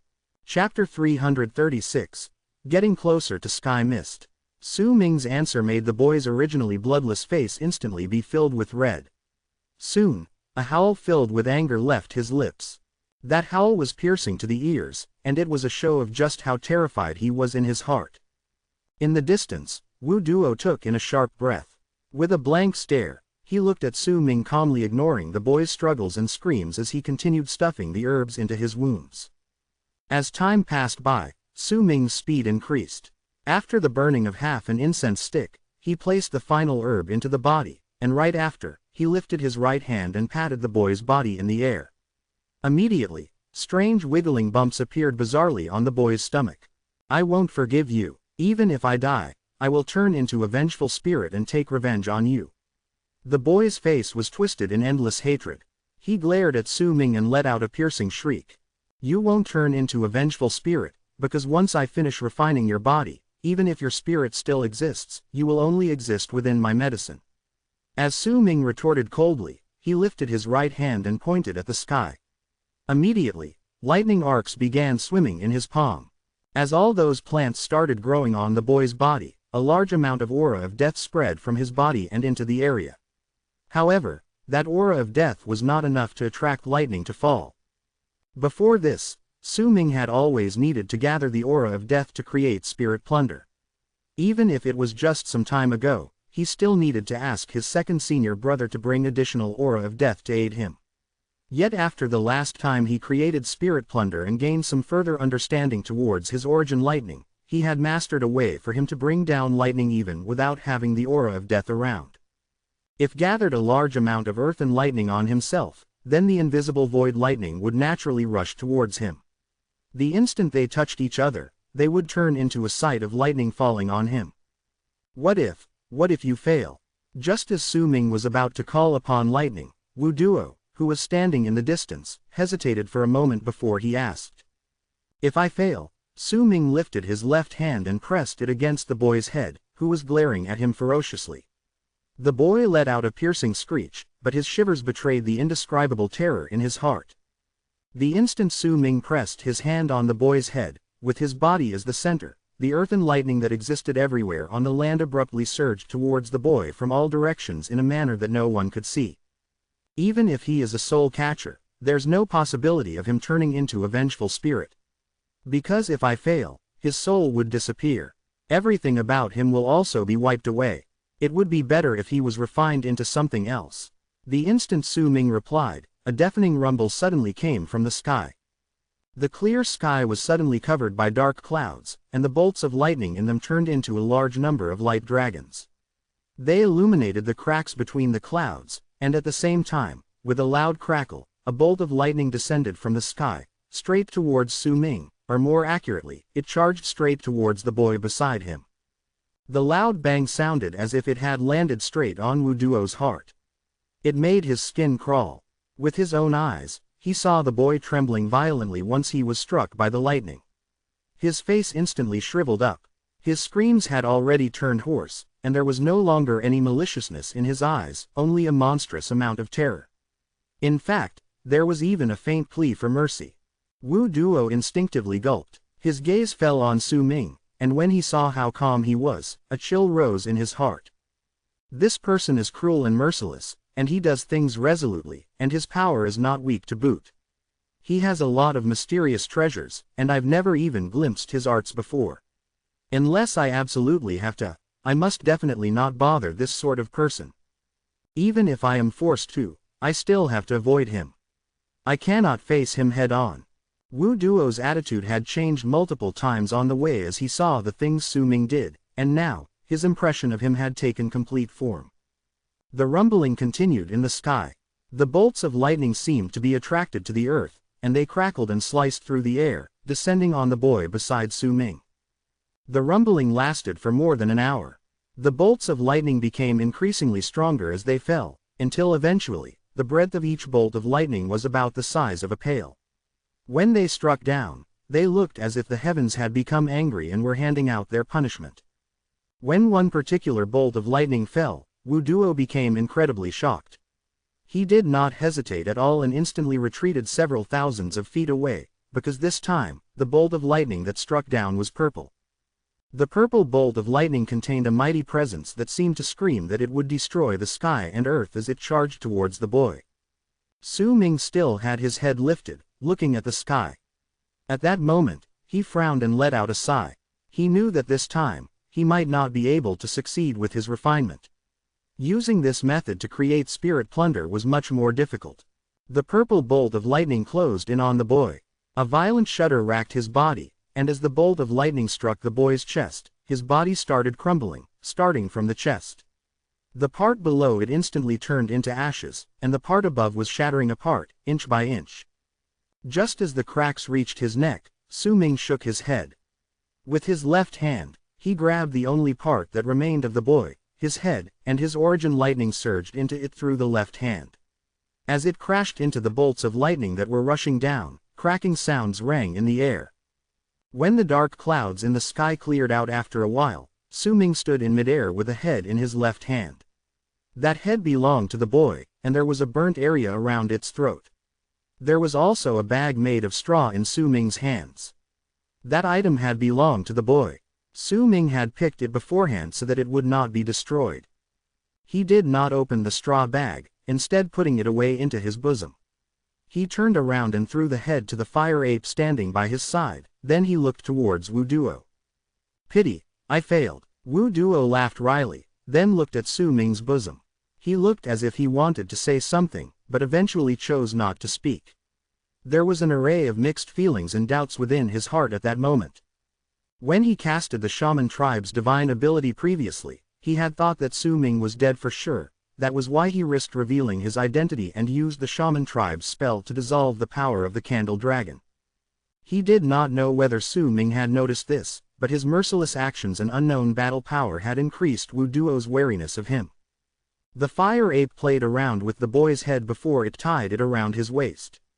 In fact, just now, even though it looked rather shriveled up, but it still did not forget to go to the destroyed corpse of the man who had previously fought against Su Ming. Once it found that remaining half of the man's head, it tied the remains around its waist. When it turned around, those 5 heads whirled around along with its movements, making it look rather frightening. "Brother Wu, where are the next batch of shamans?" Su Ming asked Wu Duo calmly, putting away his spirit plunders. Green light shone at the center of his brows, and the small sword returned to him. Wu Duo was silent for a moment. He was originally a rather ambitious person to begin with, so when he heard it, a resolute look appeared on his face. He did not try to hide anything anymore and simply pointed into the distance. "There are still shamans about 2,000 li away from this place. From the information I have, there should be 2 people there, but perhaps there will also be unexpected situations occurring. Then, should we go?" Su Ming smiled faintly. Wu Duo nodded and wrapped his fist in his palm as a salute towards Su Ming. He traveled before him, and Su Ming followed behind as usual. As for the fire ape, it simply continued following behind with the battle axe across its shoulders. However, its battle axe had already largely melted away when used to block the human-faced, snake-bodied creature's attack just now. Currently, the battle axe's blade was rough and uneven. The staff-shaped handle, however, remained completely unscathed, though no one knew what it was made of. The fire ape followed behind Su Ming. While charging forward, it would occasionally lift up the battle axe and sweep it across its fur as if it was scratching his skin. At one point, it looked like it was struck by an unknown thought and grabbed the broken axe, biting down on it. The blade seemed to have hurt its teeth slightly. Once the fire ape relaxed its bite and lifted its claw, it broke off the blade from the handle, then threw it to the ground. When it did so, it started swinging around the axe handle that was now without a blade. Thankfully, the axe handle was very long, making it look like a long staff. As the fire ape swung it around, it looked like a hero. The staff let out humming sounds as it was swung around, and the ape immediately smiled joyfully because of it. It swung the handle across its shoulders and flew towards Su Ming. The 2 men and the ape flew in the sky, and when evening arrived, they were several thousands of li away. After a brief pause, a thunderous boom accompanied by a shrill scream came from that place. When Su Ming and Wu Duo left, 2 extra bloody heads were on the fire ape's waist. This continued all along the way. Su Ming and Wu Duo each had their own needs in this trip, and their coordination became increasingly better. 10 days later, with the fire ape's help and He Feng's occasional aid, more than 20 heads now hung off the fire ape's body. No one knew how it managed to do it, but none of the heads fell off its body, making it seem as if it was wearing a shirt made of human heads. Wu Duo was not weak to begin with, and along with Su Ming's battle prowess that surpassed his level of cultivation, their coordination could be said to have stirred up a storm of blood within the area belonging to Sky Mist City. Eventually, their efficiency reached such a high level that when Wu Duo went out to search, he would also go out of his way to lure the shaman's attention. Then Su Ming would abruptly charge forward with a speed that made even Wu Duo shocked. At the same time, Wu Duo would also attack. Most of the time, through this process, 1 out of a team of 3 shamans would die, while the other 2 would be heavily injured. There were also cases where 2 would die while the last one got injured. The ones remaining could not even hope to fight back against Su Ming and Wu Duo. This massacre only stopped half a month later, because Sky Mist City was already not too far away from them. Su Ming stood on a low hill. If he looked into the distance from that spot, he could see a majestic and awe-inspiring wall that spanned from the earth to the sky. That aside, there was also a magnificent city that would make anyone's breathing quicken the first time they saw it. "Brother Mo, it has been really delightful working with you during these past few days. We didn't get off to a good start, but I hope that you won't mind. Wu Duo stood with quite a large number of dried-up blood patches on his face. He looked rather tired, but his eyes were bright. We're now at Sky Mist City. With your speed, you should be able to get there in no time. I still have some things I need to do, so please excuse. As Wu Duo spoke, a thrumming suddenly came from Sky Mist City's direction. There was a desolate quality to it, but it also made their hearts race, as if there was a strange power contained within that voice. Su Ming was rather familiar with that voice. Wu Duo's expression changed. Chapter 337, Battle. As the thrums resounded in the air, a sound wave that was formed from accumulating the voices of several tens of thousands of people spread in all directions like a bolt of lightning traveling horizontally across the land. Kill them! That shout shook the sky and earth, and even if Su Ming was still a small distance away from Sky Mist City, he could still feel the madness and bloodlust in those voices. If he stood on Sky Mist City, it would definitely be even more shocking. Those voices did not come from berserkers. It's the shout of the shamans attacking the city. Wu Duo took a few steps back instinctively and spoke in a hushed tone. Brother Mo, I'll have to take my leave now. If we are ever fated to meet again, then we will surely run into each other, take care. Wu Duo lifted his head and cast Su Ming a glance. He and Su Ming originally did not know each other, but the past half a month had indeed been enjoyable for the both of them, and there grew a sort of rapport between them as they worked together. Su Ming also looked at Wu Duo and rapped his fist in his palm towards him. You take care as well. Wu Duo nodded and turned into a long arc that charged in another direction, away from Sky Mist City. The fire ape pursed its lips at Wu Duo leaving them as it stood behind Su Ming. At that moment, it already had nearly 30 heads tied to its body. It could be said that all the shamans Wu Duo knew of who entered the land using that special method before this were all hanging off its body. The battles in the past half a month had made Su Ming's knowledge towards the shaman tribe increase by quite a large margin. As he averted his gaze from the departing Wu Duo, a contemplative look appeared in his eyes. He knew of Wu Duo's identity. During the past half a month they had been together, and when he had woken up earlier, when he was under the effects of the boy's mystical ability, to see the skills Wu Duo casted, there was in no way that he would not know that Wu Duo was a fledgling thought soothsayer of the shaman tribe.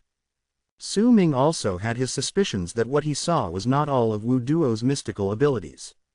There was a high possibility that Wu Duo was the same as Su Ming. He also kept some of his abilities a secret. Yet no matter what, there had only been benefits and not a hint of loss for Su Ming during the half a month they had worked together. They had even grown rather fond of each other after the trip. Su Ming shook his head and no longer mulled over it. After all, he was not a berserker of the land of South Morning, or else, once he learned of Wu Duo's identity, he would have definitely killed him. However, Su Ming believed that there was a more important reason as to why he should pretend not to know of Wu Duo's identity. It doesn't matter whether we are berserkers or shamans in the land of South Morning. When the catastrophe of the eastern wastelands arrives, how many people will survive? Su Ming sighed. Compared to the battle at hand, this matter was still rather far away, and now was not the time to think such heavy thoughts. Once he calmed himself down, muffled rumbles and an endless clatter of battle from the direction of Sky Mist City fell into his ears. A glint appeared in his eyes and he took a leap before charging towards the end of the sky. Standing high in the sky, he looked at Sky Mist City. What he saw shocked him. Su Ming saw a familiar, endless mountain range that looked like a tall wall had been erected on even ground. As it lay on the land, the mountain range looked like a wall, and that was the reason why it was known as the barrier by the berserkers in the land of South Morning. Yet from Su Ming's position, that wall was like two black dragons that were using their bodies to form a ring around the land belonging to the berserkers in the land of South Morning, protecting it within. The spot where the two black dragons' heads met was Su Ming's destination. The name for that spot on the wall was Sky Mist City.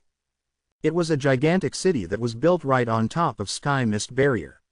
Its tall walls were like a huge lock that had locked up Sky Mist Barrier, causing the shamans to at most be able to get a few people into the land of the berserkers. Yet for the entire shaman tribe, this was a giant gate that could not be crossed over. The wall was majestic, and the top of it was about hundreds of thousands of feet above the ground. The world around the wall was also filled with distortions, and the distorted ripples were incessantly spreading out. It was as if the sky was using this place as the border. On one side was the sky belonging to the shamans, and on the other was the sky belonging to the berserkers. These two connected skies would never be able to fuse together with each other.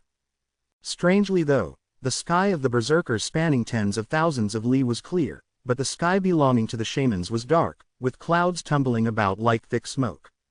Right on top of the city were two gigantic beast heads stretching from the two opposite sides of sky mist barrier, causing the absent-minded feeling Su Ming had earlier to start becoming real.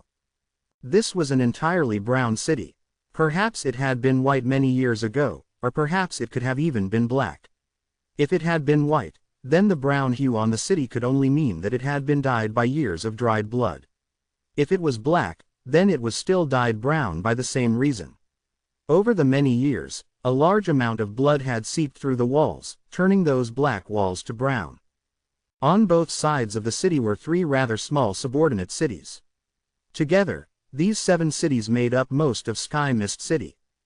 It only made up most of Sky Mist City because there was another city built 100,000 feet outside Sky Mist Barrier, right in the land of the shamans. That city was similarly tall, similarly awe-inspiring, similarly majestic, but this time, its color was completely blood red.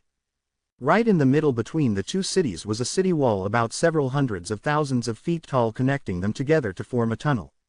That wall shone with a brilliant light and was incredibly sturdy. But that was not all. There were 18 towering statues outside Sky Mist City. Each of the statues were hundreds of thousands of feet tall, and all of them looked different from each other as they stood tall on the ground.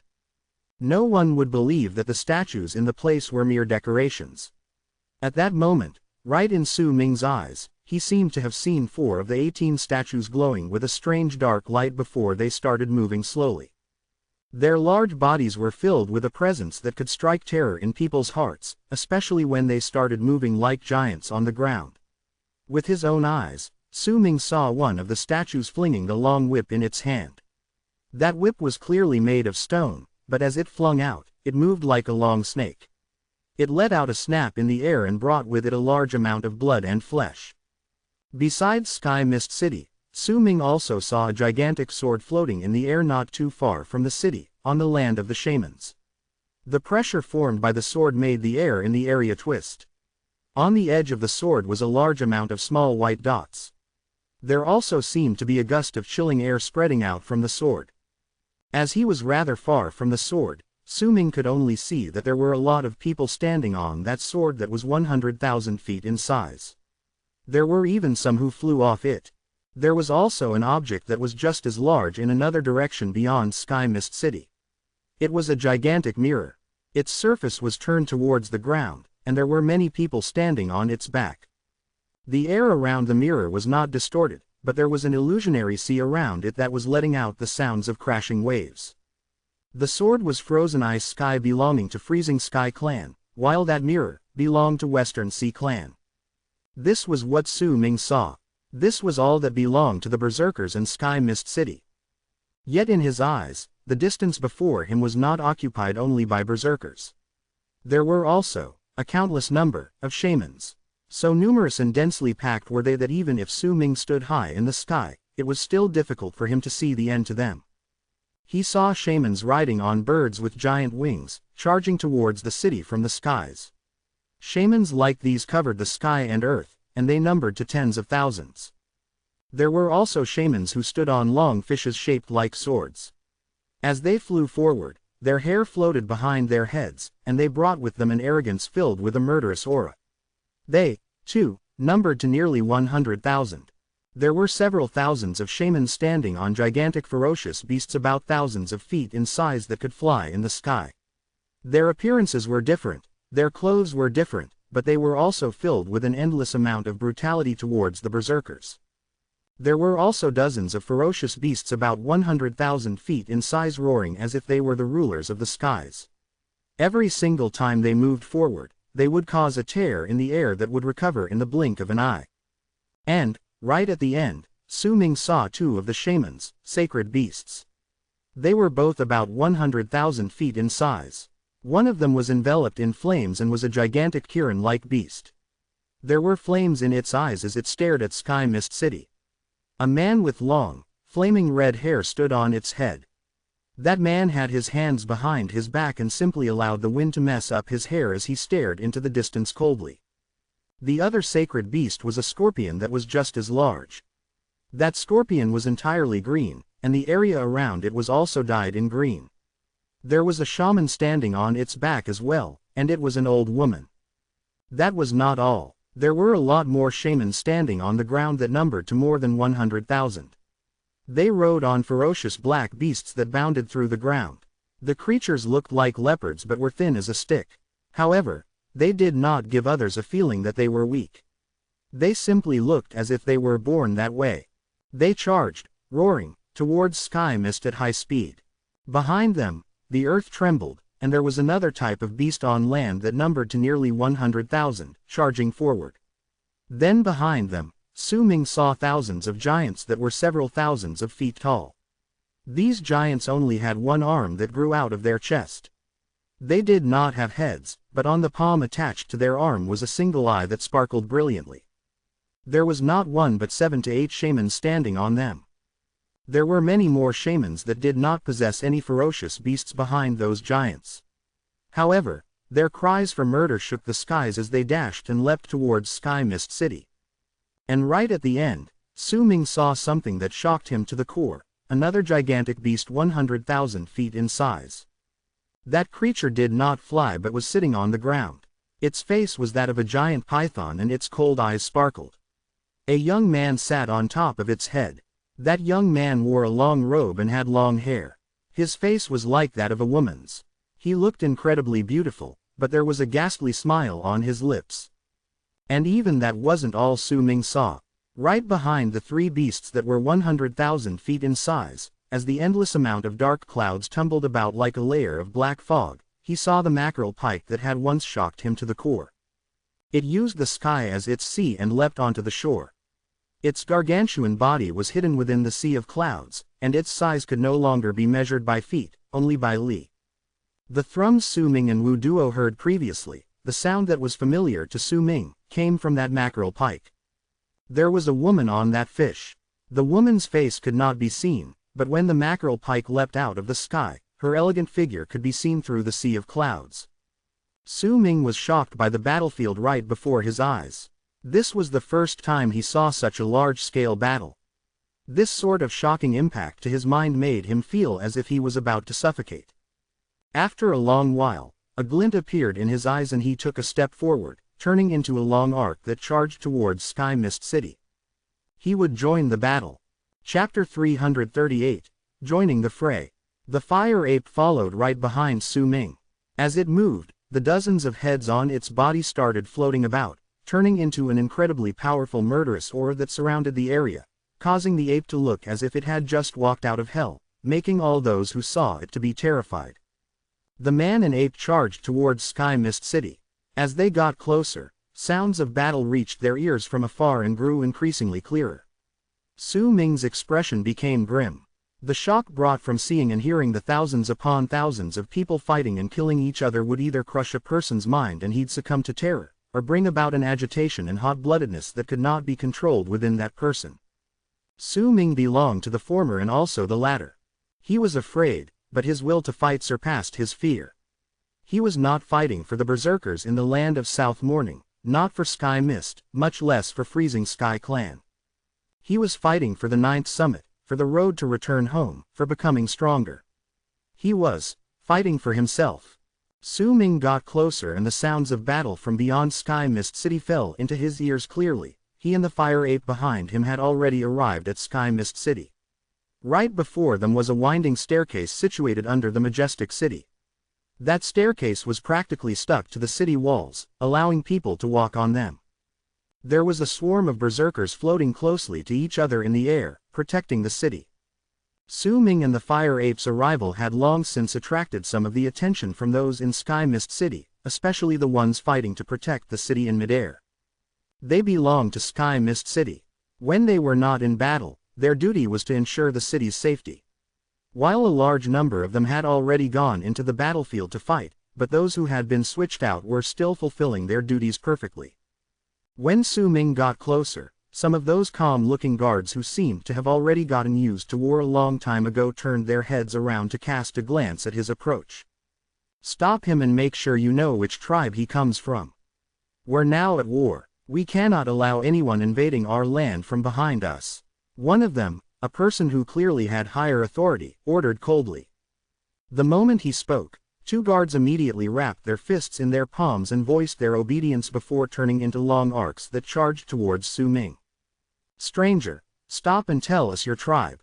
Once the 2 guards flew into the sky towards the part of Sky Mist City that was located beyond the wall, one of them spoke to the incoming Su Ming with an aloof tone.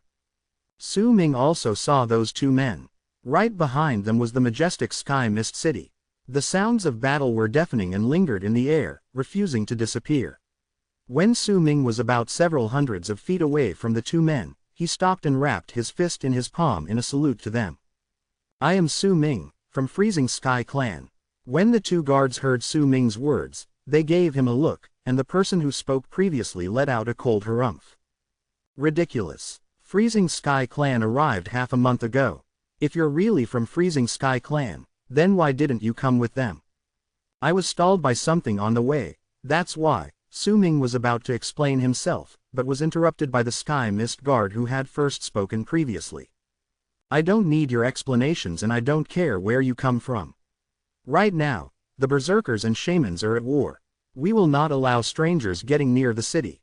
Leave quickly. Once this battle is over and you're really from Freezing Sky Clan, I will report your existence to the authorities and allow you into the city."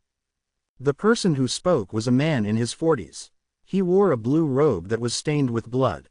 He looked rather exhausted, a clear sign that he had just returned from the battlefield. The other person was about the same age and there was also exhaustion on his face, but his eyes shone with a freezing glint. That cold stare was not aimed at Su Ming but was born due to the battle. Su Ming fell silent and his gaze moved to the land of the shamans located in the distance. Over there, the battle had reached a monstrous height. Even with the distance between them, Su Ming could see a berserker getting beheaded by a shaman. His head was lifted into the air, and the shaman howled as he rushed forward. There were also numerous casualties among the shamans on the battlefield. Yet those ferocious beasts would usually need several berserkers launching an attack on all fronts before they could be subdued. The roars from the beasts could be heard echoing on the gigantic battlefield. Su Ming wanted to join the fray. Only going through multiple encounters with death in this place that was the most suitable for him to train could he arrive at a breakthrough and move into the bone sacrifice realm from the awakening realm. However, he was late. He was a latecomer to this battle, and there was no one who could prove his identity. It would be impossible for him to join the battle now. Even if someone managed to recognize him, that someone had to be a powerful berserker belonging to the older generation within Freezing Sky Clan. If it was anyone else, their words would bear no weight, and they would not be able to bring a large effect during this period of war. Still not leaving. The man with the blood-soaked blue robe hissed darkly, killing intent rising in his eyes. Due to the 2 guards spending too much time talking to Su Ming, more people from Sky Mist City looked over. Su Ming sighed and took a few steps back. Yet right as he retreated, suddenly, a loud bang came from Sky Mist City's direction. That bang shook the sky and earth, and a large crack appeared in the air above Sky Mist City. That crack was not real but was caught in a state of being an illusion and a real entity as it continued shining. The instant that crack appeared, the expressions of the guards protecting Sky Mist City changed. At the same time, an old voice reverberated through Sky Mist City. That is the imagination spell cast by an end-split dawn. They can create a point of relocation connected to the land of the shamans. This spell cannot be broken, but even an end-split dawn would need half a year before he or she could cast it once. Once we win against the shamans who walk out of that crack, within half a year, no other attacks like this would appear again. Brother Kai, my dear friend Ran, little brother Joe, this is the reason why I kept the 3 of you here instead of letting you fight on the battlefield. As the old voice echoed in the air, instantly, 4 people stepped out of Sky Mist City. 3 among the 4 were white-haired old men, the other was a black-robed middle-aged man. Once the 4 people walked out, immediately, an incredible pressure spread out from them. Almost the instant they walked out, rumbling sounds came from within the crack in the sky, and then, it was abruptly torn apart. As the crack was ripped open, a roar came from within and an aquatic dragon about several tens of thousands of feet long pushed its head out, and with one bound, rushed out of the crack. Right behind the aquatic dragon came laughter. 3 people flew out from within the crack. All 3 of these people looked identical. They were all thin as bones and there were brilliantly colored pictures drawn on their bodies. Each of them held a bone cane in their hands, and the instant they flew out, a gust of black mist spread out. The moment the 3 people and the aquatic dragon appeared, the 4 people out of Sky Mist City closed in on them. Without even a word, as the rumbling sounds echoed in the air, they stood together. The weather changed. The wind and clouds tumbled backwards. Rumbling sounds shook the land all around them, and at the same time, dozens upon dozens of people shot out from the crack in the sky. All of them were shamans, and in the blink of an eye, hundreds of shamans had appeared from within the crack. All the shamans that had rushed out possessed extraordinary power. Kill them. The guards in midair charged forward without any hesitation, immediately engaging in a battle to the death with the shamans who walked out of the crack. More people flew up from the ground of Sky Mist City and charged towards the smaller-scaled battlefield that was as devastating as the one beyond the wall. The sounds of battle filled the sky, and the sky and earth darkened as if the sun and moon had lost their light. The 2 guards who had previously prevented Su Ming from joining the fray could no longer be bothered with him, as their expressions changed and they moved back to charge towards that battlefield. That battle was happening in a spot less than 50,000 feet away from Su Ming. The level of devastation there was so great that even though the battle had just begun, shrill screams could already be heard. A lot of people had already exploded, and some of them were even torn from limb to limb. Some of these people were berserkers, some were shamans. This was not a direct conflict between 2 people. This was a battlefield. All of these people were not facing just one enemy but an innumerable amount of foes that filled the sky and earth. When you killed one person, you would have to be careful of the other's divine abilities, coming from non-berserkers charging towards you. A glint appeared in Su Ming's eyes. He did not continue retreating. Instead, as the fire ape bared its teeth and was about to rush out, he lifted his right hand and waved his arm towards the fire ape. Immediately, an incredibly hurt look flashed through its face and it was put away into the bag. This was going to be a grueling battle. Su Ming was worried about letting the fire ape fight. Once the ape killed to a frenzy, it would descend into madness, and it would definitely not be able to protect itself. When Su Ming put away the fire ape, he took a step towards the battlefield that was only 50,000 feet away from him. His body seemed to not have moved after he took that one step. He looked as if he was still making the action of taking a step, but in truth, his speed had already reached its peak. The guard whose robes were stained with blood and who also happened to be the guard who had spoken to Su Ming among the 2 sent to block his path had his 5 fingers lifted to seize the air before himself. 5 wisps of mist swirled behind his back and turned into a 5-colored spider that rammed into the shaman closing in on him. That shaman was also an extraordinary fighter. The moment he died, he also made the 5-colored spider explode. In fact, as his body let out thunderous rumbles signaling his death, he flicked out a fingernail that pierced through the guard's chest, causing blood to seep out of the corners of his lips and forcing him to retreat. Yet the moment he retreated, a battle axe suddenly appeared by his side. It belonged to a warrior in the shaman tribe. With a vicious laugh, the man swung his axe down. The guard's eyes were instantly lit with madness and he looked as if he was about to self-destruct. The instant the thought of that even if he died, he had to kill more people appeared in his head. The space beside him suddenly distorted and the youth from before suddenly showed up. As Su Ming appeared, green light flashed at the center of his brows. His divine general armor swiftly manifested on his body, and the moment the shaman swung his axe down, he thrust his sword forward. Chapter 339. Welcome to Sky Mist City. The guard was not the only one caught off guard by Su Ming's arrival. The shaman had found it hard to notice him too. Yet that shaman was clearly someone who was used to fighting. Without a hint of hesitation, he laughed viciously and swung the axe towards Su Ming instead. In the blink of an eye, that axe was already less than 1 foot away its target. Su Ming stood there calmly. The small virescent sword in his right hand shone brilliantly, and the moment the shaman's axe swung down on his head, Su Ming thrust the sword towards the center of the man's brows. To the eyes of those watching, it was clear that these two were fighting to see who was more vicious. As if the one who was more vicious would come out of this duel alive. If the man was the first to be afraid and dodge the attack, then while it would be troublesome that he wouldn't have managed to kill this person with his attack, it would still be better than dying. Yet if Su Ming became afraid and chose to avoid the attack, then he would immediately lose the initiative and the shaman would definitely attack him with a force that would be difficult for him to block. However, if the both of them did not move away, then they would surely die together. The guard behind Su Ming was momentarily stunned. He was already prepared to self-destruct, so he did not expect that the person he had just prevented to join the battle would suddenly appear right before him. With just one glance, the man even recognized the armor on Su Ming's body. It was the divine general armor. He hadn't managed to say anything before madness appeared in the shaman's eyes. He was completely unbothered by the small virescent sword charging to the center of his brows. With a bang, the axe fell on Su Ming's body. Boom! As the bang reverberated through the air, Su Ming flinched and staggered a few steps backwards. Blood trickled out of his mouth, but there was not a hint of injury on his body. His shoulder armor was cut by the axe, but there was only a crack on it, and even that was closing up rapidly. As for the shaman, he did not have a chance to see this. Madness still lingering on his face, a hole could be seen at the center of his brows. Blood poured out from that hole, but it wasn't what killed him. It was a knife that had suddenly come from behind him the instant he swung his axe down. The knife cut through his neck swiftly, causing his head to be severed by the person behind just as the center of his brows was pierced through.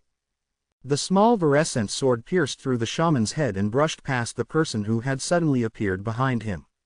A fine line of blood was left behind on his face. Su Ming knew the person who had appeared behind the shaman before. He was the other of the two guards who had previously prevented him from joining the battle. The middle-aged man's gaze was cold and his expression aloof. He was completely unbothered by the gash on his face. Instead, he cast Su Ming a glance and a smile appeared on his lips. That smile held a hint of ferociousness, but there was no ill will contained within. "Welcome to Sky Mist City." As he spoke, he threw the head in his hand towards Su Ming. Once Su Ming caught it, that person turned around, and with a flash, he charged towards another shaman. "Keep their heads. That's an important proof for us when we're recording your war achievements." The voice of the guard Su Ming had just saved came from his side. The man looked rather touched as he smiled heartily. "Thank goodness I didn't have you leave the place yet, or else I'd have died here. My name is Zhang Tian Ta. Welcome to Sky Mist City." The man let out a boisterous laugh and lifted his right hand. Su Ming too lifted his right hand, and once they gave each other a high five, they parted ways and charged into two different locations on the battlefield. With that high five, Su Ming felt a wave of tremors belonging to a life force traveling up his hand. Those tremors came from Zhang Tian Ta and belonged to the battlefield filled with murder and carnage. As he turned around, red appeared in Su Ming's right eye. Black mist surrounded his body, covering his divine general armor in runes, allowing his defense to reach an incredibly powerful state. Su Ming's Han Mountain Bell also appeared under his divine general armor, albeit only in an indistinct form. With that bell, his defense could increase by another fold. Green light shone by his side. It was the small virescent sword, charging, swirling around him. As he moved forward, Su Ming ran into a male shaman. That shaman wore a sackcloth. His right hand was dark and there was a small red snake biting his hand as if it was injecting poison into his veins. His left arm was not black but swollen. There was a multicolored scorpion climbing his left hand, and it looked as if it also had its fangs buried deep in his skin. There was an enticing totem on the young man's face. Su Ming could not see it clearly, but there was a sort of brutality coming from it. Before he rushed at Su Ming, the young man had just killed a berserker. Once he retrieved the berserker's head, he rushed towards Su Ming with a vicious sneer. The two of them closed in on each other in the span of a breath. A flash of green appeared and charged towards the shaman's head, but the shaman let out a roar and lifted his right hand. The moment his hand touched the small sword, that person's right arm instantly exploded and turned into a large amount of black liquid that sprayed everywhere. When the small sword touched the black liquid, instantly, there were sizzling sounds and it started swaying.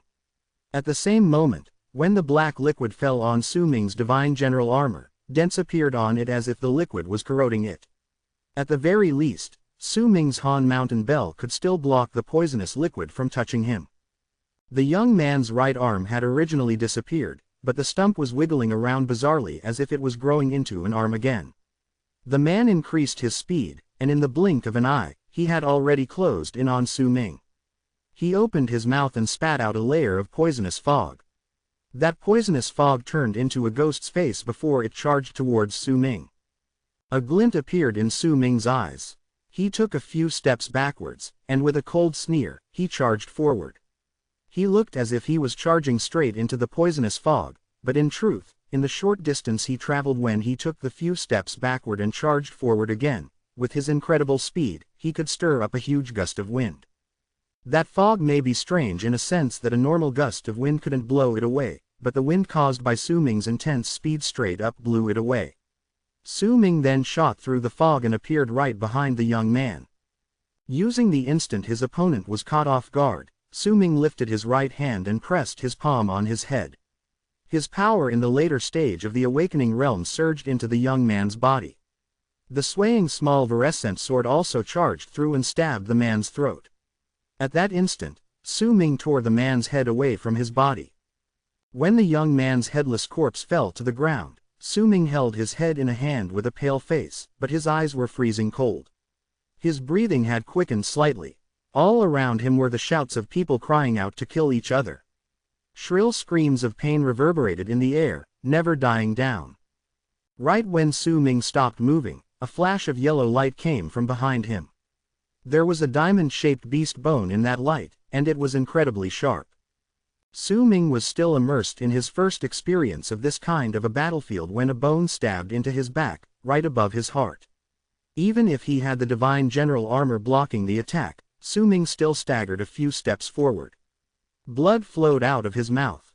He turned around swiftly and stared at the spot where the diamond-shaped beast bone came from. Over there, in the crowd where the two armies were slaughtering each other, were two shamans working together to attack an old berserker. One of the two was tall, and the other short. Their cries of battle had fused with the sounds around them and could not be heard clearly. That old man's face was pale and his hair was stained with fresh blood. He was being forced backwards. That beast bone that had charged towards Su Ming was not actually aimed at him but was sent his way when the old man dodged it.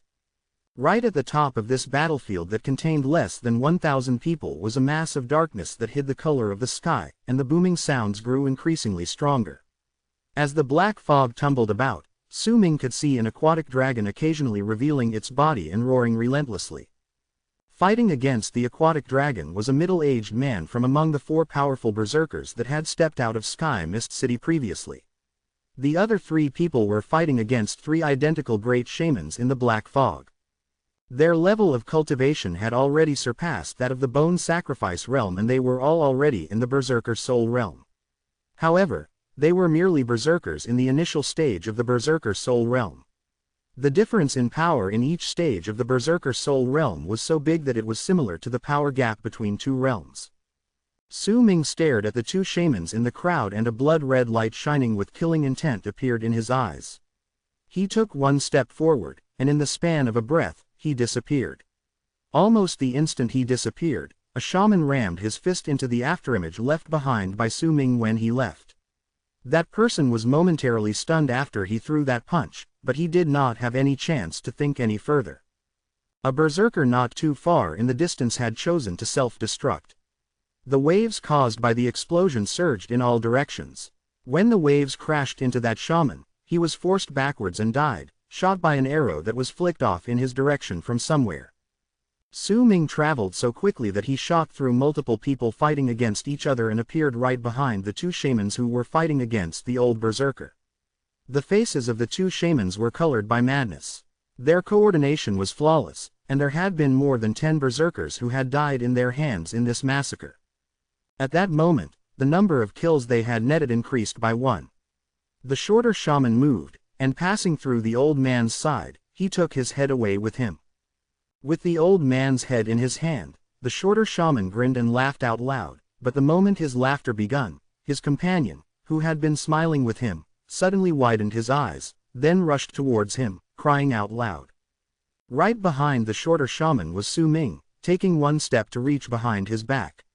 His eyes were blood red, and the moment he appeared, green light flashed and shot through the shaman's back, right through his heart. The green light took a sharp turn back, then pierced through the center of that shaman's brows. That person had extraordinary power, but on the battlefield, while a person's level of cultivation could help them, it would not be able to aid them fully. Luck, resolution, caution, observation, and all the other factors were keys in determining whether a person would be able to survive. None of these could be missing. Once Su Ming killed the shorter shaman, a chilling glare grew in his eyes when the deceased's companion charged towards him with a roar. He Feng. The moment Su Ming opened his mouth, a dark shadow instantly appeared right behind the incoming shaman. That shadow devoured him like a giant mouth. Su Ming was not bothered by what would happen to the person next. With a single move, he charged in another direction. Once you control him, destroy his appearance and the totem symbolizing his identity as a shaman. After that, come with me.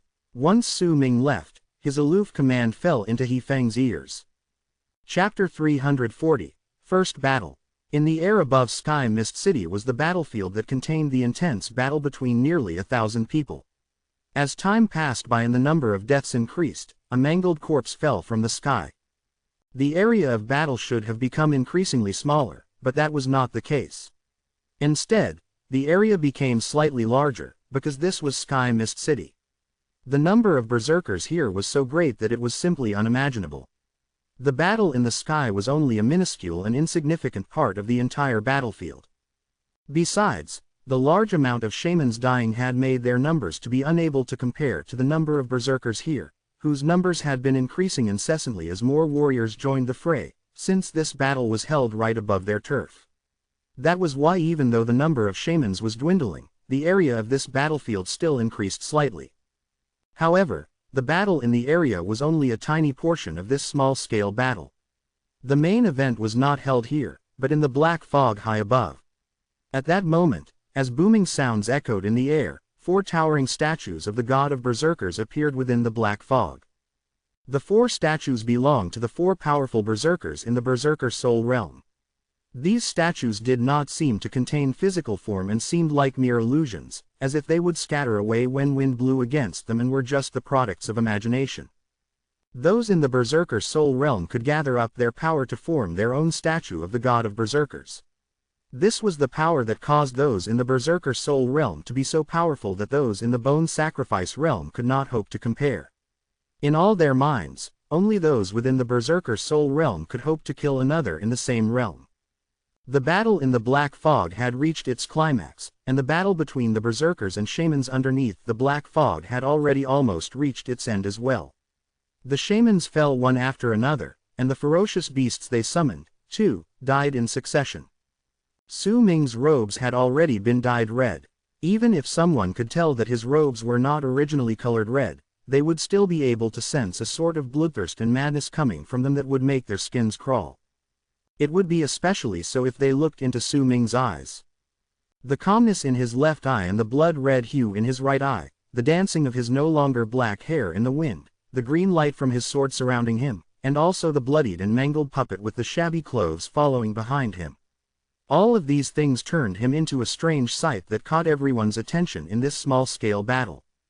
Because no matter where this person went to and no matter what sort of power the shaman had, all of them would die horrible deaths. Even if the shaman was already a medial shaman, this person would usually just need to lift his right hand, and the bracelet on his wrist would turn into a swarm of black smoke that would surround the shaman, and from then, it would be difficult for the shaman to escape death. It was a presence that screamed of nigh invulnerability, a murderous aura that was formed after slaughtering too many people. A large amount of souls seemed to have gathered on the blood-soaked robe, causing whimpering cries to echo around Su Ming as he walked. On that day, many people took note of this person. Besides that nigh invulnerable presence he gave off, they also remembered him because whenever he appeared, he would usually save a life that belonged to a berserker. He seemed to be a person used to silence. Su Ming did not roar on the battlefield, neither did he laugh arrogantly. He kept his silence and kept on with his slaughter. At that moment, Su Ming appeared before a shaman, and when that shaman saw him, his expression instantly changed drastically. He quickly retreated, because he had seen Su Ming attack 3 times, and each time, one of his own would die, and among the 3 people who died, one of them was even a medial shaman who was equivalent to a berserker in the middle stage of the bone sacrifice realm. Yet that shaman had only managed to take 3 steps back when all the hairs on his body stood up. Su Ming appeared right behind him like a ghost, then with one cold slash of his sword, he turned around. When he left, He Feng, who was behind him, laughed darkly and attacked the shaman. Su Ming rained down carnage as he walked through the battlefield. He had no idea how many people he had killed. His divine general armor had crumbled several times during the battle. Even with the runes defending him, it still happened regardless. He could no longer use the smoke to form the runes when his armor appeared once again. His defense might have weakened, but the murderous aura around him was etched onto all the minds of those within the battlefield, making him seem to have an invisible set of armor on his person. He had already swallowed down a lot of medicine, which was the sole reason why he could continue fighting, or else it would have been difficult for him to last on this battlefield, where no one fought against another alone. Fortunately, Su Ming had prepared quite a lot of medicine. He appeared behind a shaman and rammed his body hard against his. Once he blew that already heavily injured shaman into smithereens, Su Ming, who was just about to leave, suddenly stopped moving. He slowly lifted his head and looked towards a person standing several thousands of feet away in the battlefield. That person looked to be his 30s and was half naked. His entire body was dyed in blood and exuded a powerful and bold presence. It was a shaman. In his hands he held the body of a male berserker and had his teeth buried deep into his neck as if he was sucking away the man's blood. It flowed down the body and dripped down the shaman's mouth. He was staring coldly at Su Ming, then lifted his head from the captured man's neck before tearing off his head from his body. He lifted the head high into the sky, causing the blood dripping down to fall into his own mouth. Su Ming knew that deceased berserker. He was Zhang Tian Ta's aloof companion, who also happened to be the first person to welcome Su Ming. Even when the man died, his eyes were still aloof and indifferent. Su Ming watched this sight, watched as the shaman pointed at him with a finger of his left hand, then licked his lips and moved his mouth as if saying something, but his words were drowned out by the sounds of battle all around them. Su Ming could not hear him. However, he could still tell what the male shaman wanted to do, because once he threw the head away, he suddenly walked towards him. He was not slow, and as he moved, he charged towards Su Ming while stirring up a huge and violent gust of wind. As he moved forward, a large amount of shadows manifested behind him. All of those shadows belonged to the berserkers he'd killed, and one of them was Zhang Tian Ta's companion. There were more than 20 of these shadows, and as they surrounded him, they looked as if they were ghosts that were accompanying this person as he charged towards Su Ming. Spirit medium. Su Ming's pupils shrank and he charged forward, bringing an even more powerful and violent gust of wind that blew in all directions as he rushed towards the man. The distance between these two continued diminishing, and after a moment, the instant they crashed into each other, they started fighting. As the man attacked, a large amount of vengeful spirits would charge forward. Some of these vengeful spirits belonged to berserkers, and some to the shamans. Su Ming was not the only one engaged in such a battle. Dozens of similar battles had begun on this battlefield, because all the shamans that had survived up to this point were all spirit mediums. A spirit medium's battle prowess would be largely limited if he or she was placed in a place that did not have a large amount of dead people. However, when they were in a battlefield where a large amount of people had died, then spirit mediums would become incredibly powerful. This was a tactic unique only to spirit mediums. Booming sounds echoed on the battlefield. After a moment, as the people were all engaged in battle against each other, the black fog in the sky was blown open as if someone had just torn it apart, as if a pair of invisible hands had ripped it to shreds. The booming sounds reverberated in the sky, and then the aquatic dragon exploded. Letting out a shrill screech, it turned into a large amount of blood mist that carried the 3 identical old shamans away and back to the land of the shamans like a shield made of blood. Two of the four powerful berserkers from Sky Mist City were about to chase them down when the middle-aged man by their side lifted his hand and stopped them with a grim look on his face. My fellow tribesmen, we cannot give chase. The shaman's goal might be to enter our land, but they would first need to destroy Sky Mist City and occupy it, or else, even those old monsters belonging to the upper level of authority in the shaman tribe would have to hesitate. Also, there's something off about this. An End-Split Dawn can only cast a relocation spell like this once every half a year. Why were there only 3 End Shamans and 1 inferior sacred beast?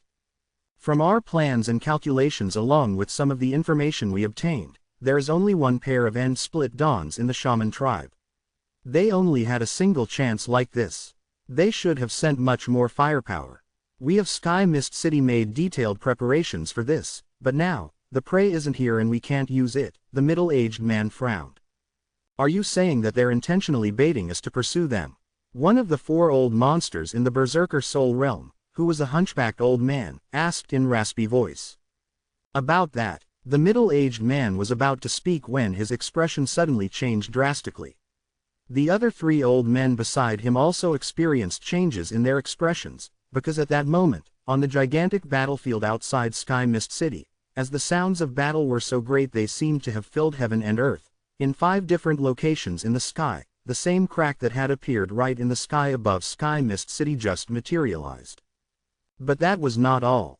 Right behind Sky Mist City, in the sky that belonged to the Berserkers, cracks also appeared, and this time, it was not 1 but 2. These 2 gigantic cracks, along with the 5 cracks in the sky belonging to the shamans, started shining brilliantly at the same time. A dark look instantly appeared on the middle-aged man's face. With 1 move, he charged towards the area down below. I'll leave the cracks in our land to the 3 of you. As the middle-aged man's voice echoed in the air, his body flashed several dozen times among the crowd fighting underneath. Each time his body shone, he would appear beside a spirit medium, and no matter what spell that spirit medium casted next, and no matter how strong their mystical ability was, when that middle-aged man appeared, they would die from a jab of his finger right through the center of their brows. The middle-aged man traveled so quickly that in the blink of an eye, he had already come to right beside Su Ming, yet the moment he appeared, the shaman that had been fighting against Su Ming coughed out blood and was ripped from limb to limb. This was not due to the middle-aged man but Su Ming, who was putting down his right hand slowly after drawing the 1 slash for berserker obliteration. Su Ming's face was pale and he breathed raggedly. Only he knew just how dangerous the battle had been. The middle-aged man gave Su Ming a look, nodded, then vanished. After a moment, when he reappeared in midair, all the spirit mediums in the battlefield had died. You, and you, the 7 of you, follow me. The rest of you, go to the battlefield over there. The middle-aged man pointed towards the cracks that had appeared in the land of the berserkers far in the distance. As he pointed forward, the group of people instantly rushed out, and under the guidance of the 3 powerful berserkers in the Berserker Soul Realm standing in the sky, they charged towards the 2 cracks. More people flew out from Sky Mist City and joined them. There were even 2 old men in white joining them.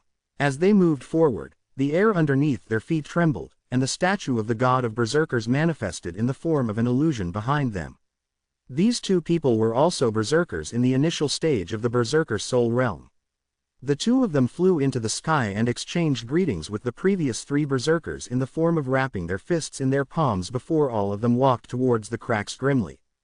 Su Ming did not move, because he was among the 7 people the middle-aged man had chosen to stay.